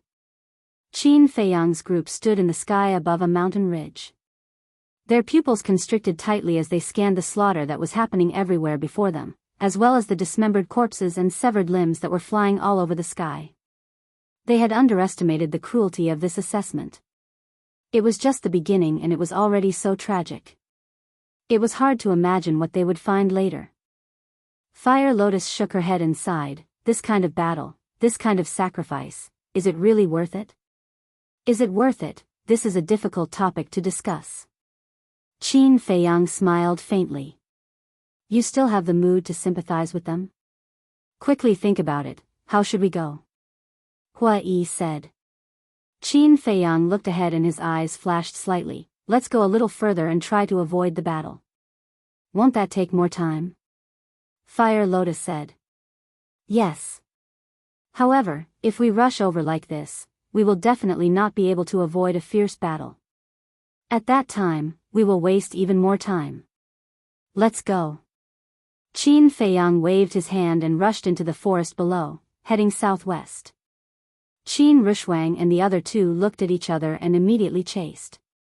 Soon, the four of them rushed to the front of a canyon. After observing for a while, they did not sense any battle fluctuations in the canyon. The four of them went straight into the canyon. Roar! But not long after entering the canyon, a roar suddenly came from a fork in the front. Following closely, the earth shook and the mountains shook.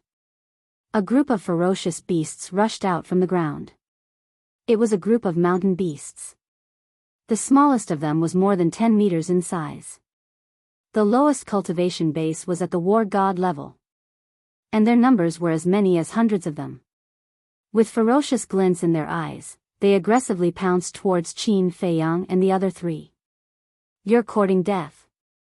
Fire Lotus's eyes flashed coldly. Don't attack. Qin Feiyang grabbed Fire Lotus. Why? Fire Lotus was suspicious. Qin Feiyang said to himself, if you attack, won't your undead power be exposed? That's true. Fire Lotus nodded, but then said, wait, no, if I don't want to expose my undead power, then I can only watch you guys fight. Won't I become a burden then? What are you thinking? How can we say that you're a burden? Don't worry, I'm here. Qin Feiyang laughed secretly. Just as Qin Feiyang was about to attack, Qin Rushwang took a step forward first. Divine power surged out and dozens of sword shadows appeared instantly. Each sword shadow was hundreds of feet long. As if condensed from ice, cold currents swept in all directions. The world seemed to have entered a cold winter in an instant. The cold air was bone-piercing. Kill!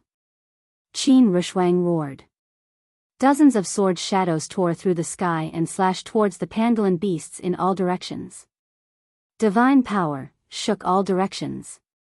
Roar, immediately. Cries of agony could be heard. The pangolin beasts who had just become war gods instantly lost their lives. Even the low-level war god pangolin beasts fell into a pool of blood, no longer able to fight. The air was immediately filled with a pungent smell of blood. Human, you're courting death. An angry roar could be heard. Accompanied by a loud bang, a pangolin beast that was hundreds of feet long roared out from the ground. It had the cultivation of an advanced level war god. You're the one who's courting death. Sword technique fusion. Qin Rushwang's eyes were as cold as ice.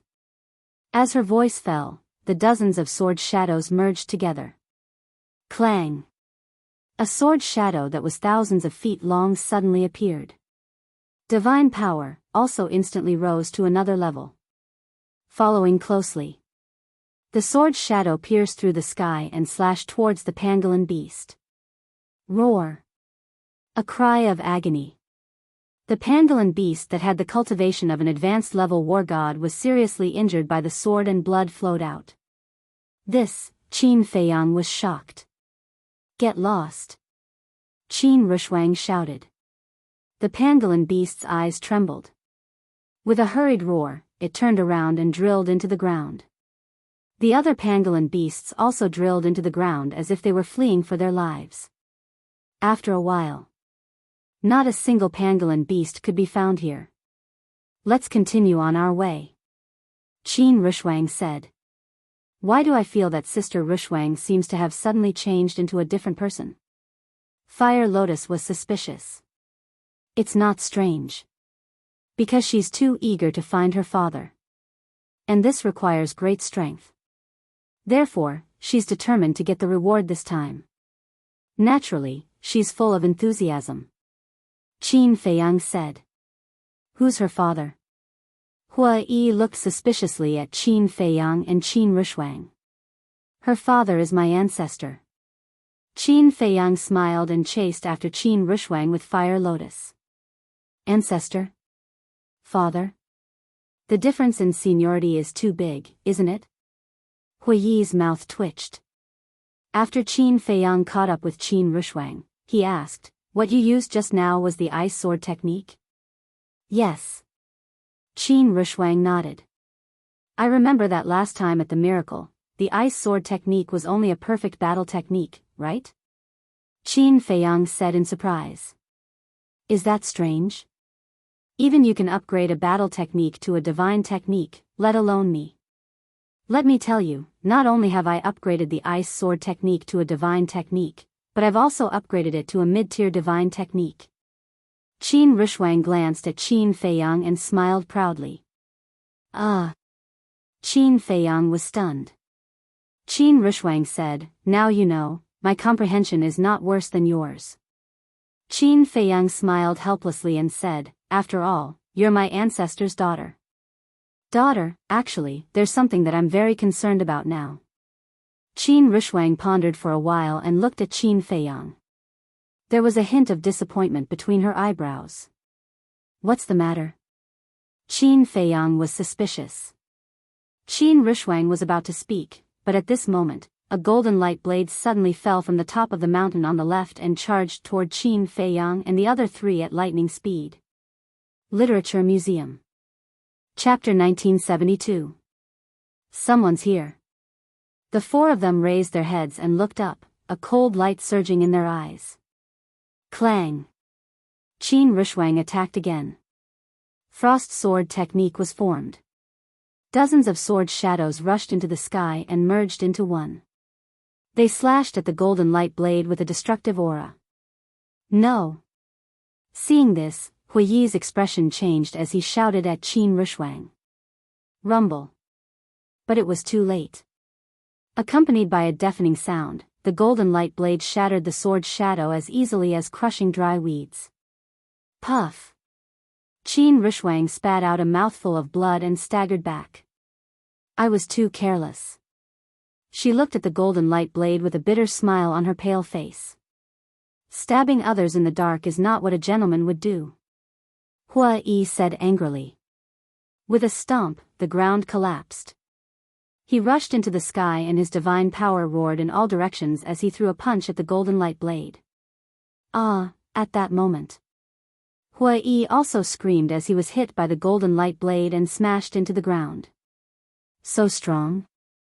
Fire Lotus was shocked. Qin Rushwang was only a beginner war god after all. But Huiyi, who was a great success war god, was not a match for the golden light blade.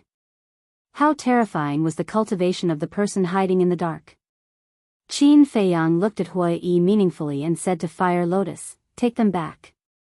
Fire Lotus nodded. He grabbed Qin Rushwang with one hand and Huiyi with the other. Then, he instantly retreated. Let me see who you are.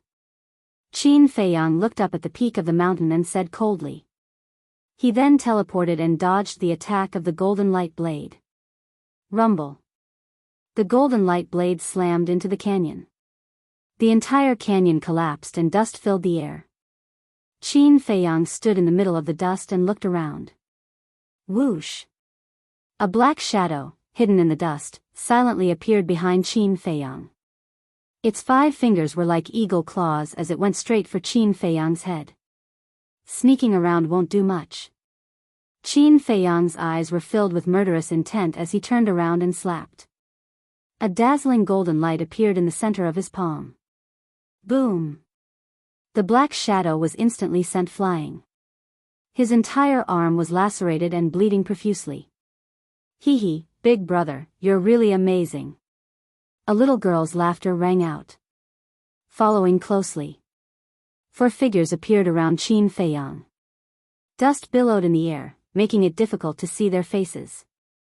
Jiang Haotian, let us see what you're capable of. Another loud and clear voice exploded like a thunderclap, deafening everyone's ears. There's more than one. The gazes of Fire Lotus Trio, who had retreated far away, couldn't help but tremble. Boom! Before he could finish his words. 4 terrifying divine powers erupted like volcanoes in the dust and smoke. What? This divine might, perfect war god. Fire Lotus and the other two's expressions suddenly changed. Jiang Haotian, die. Another sinister laugh sounded. 4 waves of godly power surged out and rushed towards Qin Feiyang from all directions. Die? The corner of Qin Feiyang's mouth raised. He raised his arm and instantly sent out 4 palms. 4 waves of golden light appeared and flooded the sky, colliding with the 4 waves of godly power. What? How is this possible? They actually bounced back. 4 cries of disbelief suddenly rang out in the dust and smoke. But at this moment, Qin Feiyang suddenly screamed, and the 4 waves of golden light also dissipated. Immediately, Qin Feiyang fell from the sky and crashed onto the ground with a bang. What happened? The voices of the 4 people once again rang out, filled with shock that couldn't be dispelled. Brother Jiang, Huiyi scanned the area covered in dust and smoke with an anxious expression. Woo-woo. Suddenly, the wind howled in this area, and the dust and smoke quickly dissipated. Everything inside was presented to him.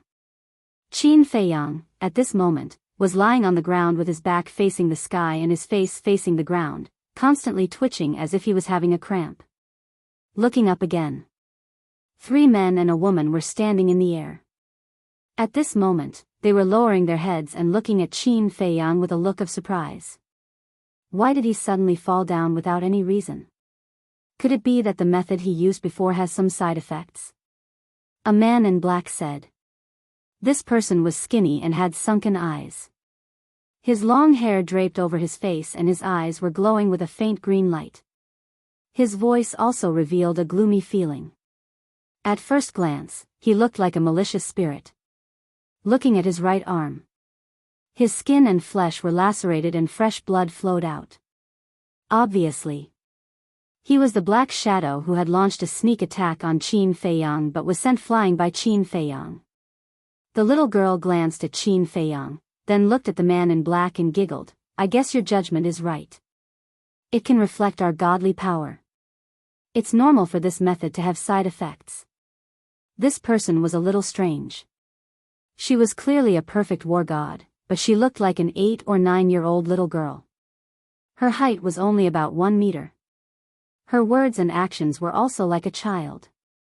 Just as the little girl finished speaking, Qin Feiyang's body moved. He seemed to have used a lot of effort to turn over, revealing a pale face.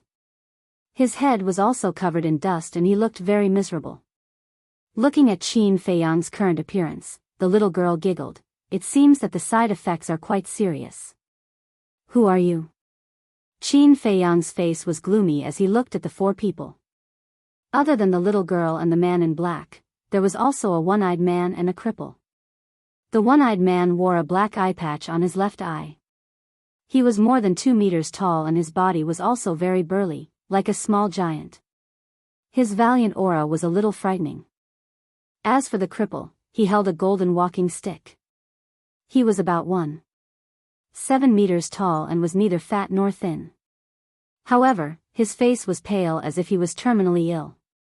A little girl, a guy like a malicious spirit, and a one-eyed man and a cripple. Why are these people so strange? Qin Rushwang frowned. It doesn't matter who we are. The little girl giggled. What's important is that you will all die. The man in black also laughed sinisterly. Qin Feiyang said in a deep voice, at least let us die knowing. Okay. I'll let you die knowing. The one-eyed man opened his mouth and his voice was deafening.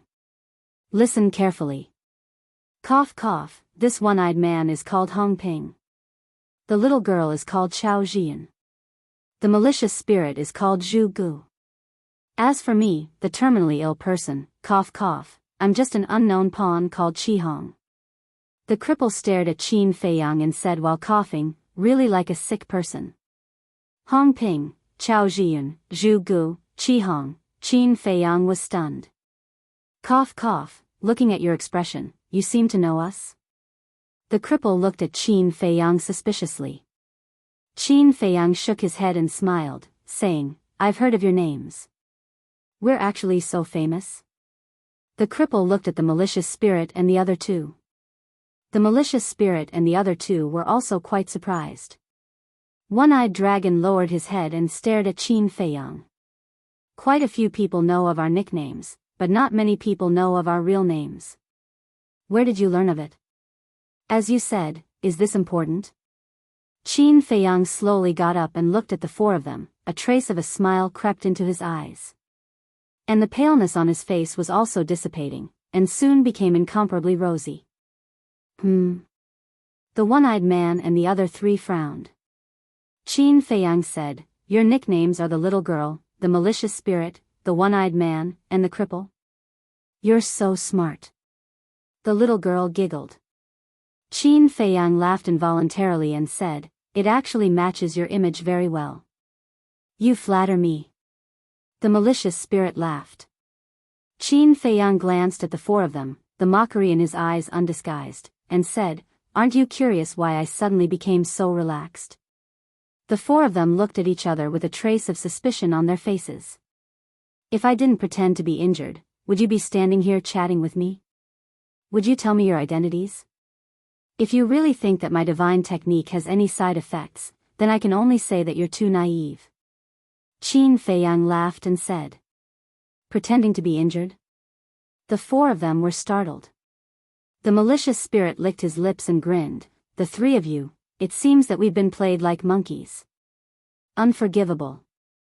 The one-eyed man roared. An oppressive and valiant aura rushed towards Qin Feiyang like a tide. Big brother, are you deliberately provoking us? The little girl giggled. Then congratulations, you've successfully provoked us. The cripple grinned. Boom!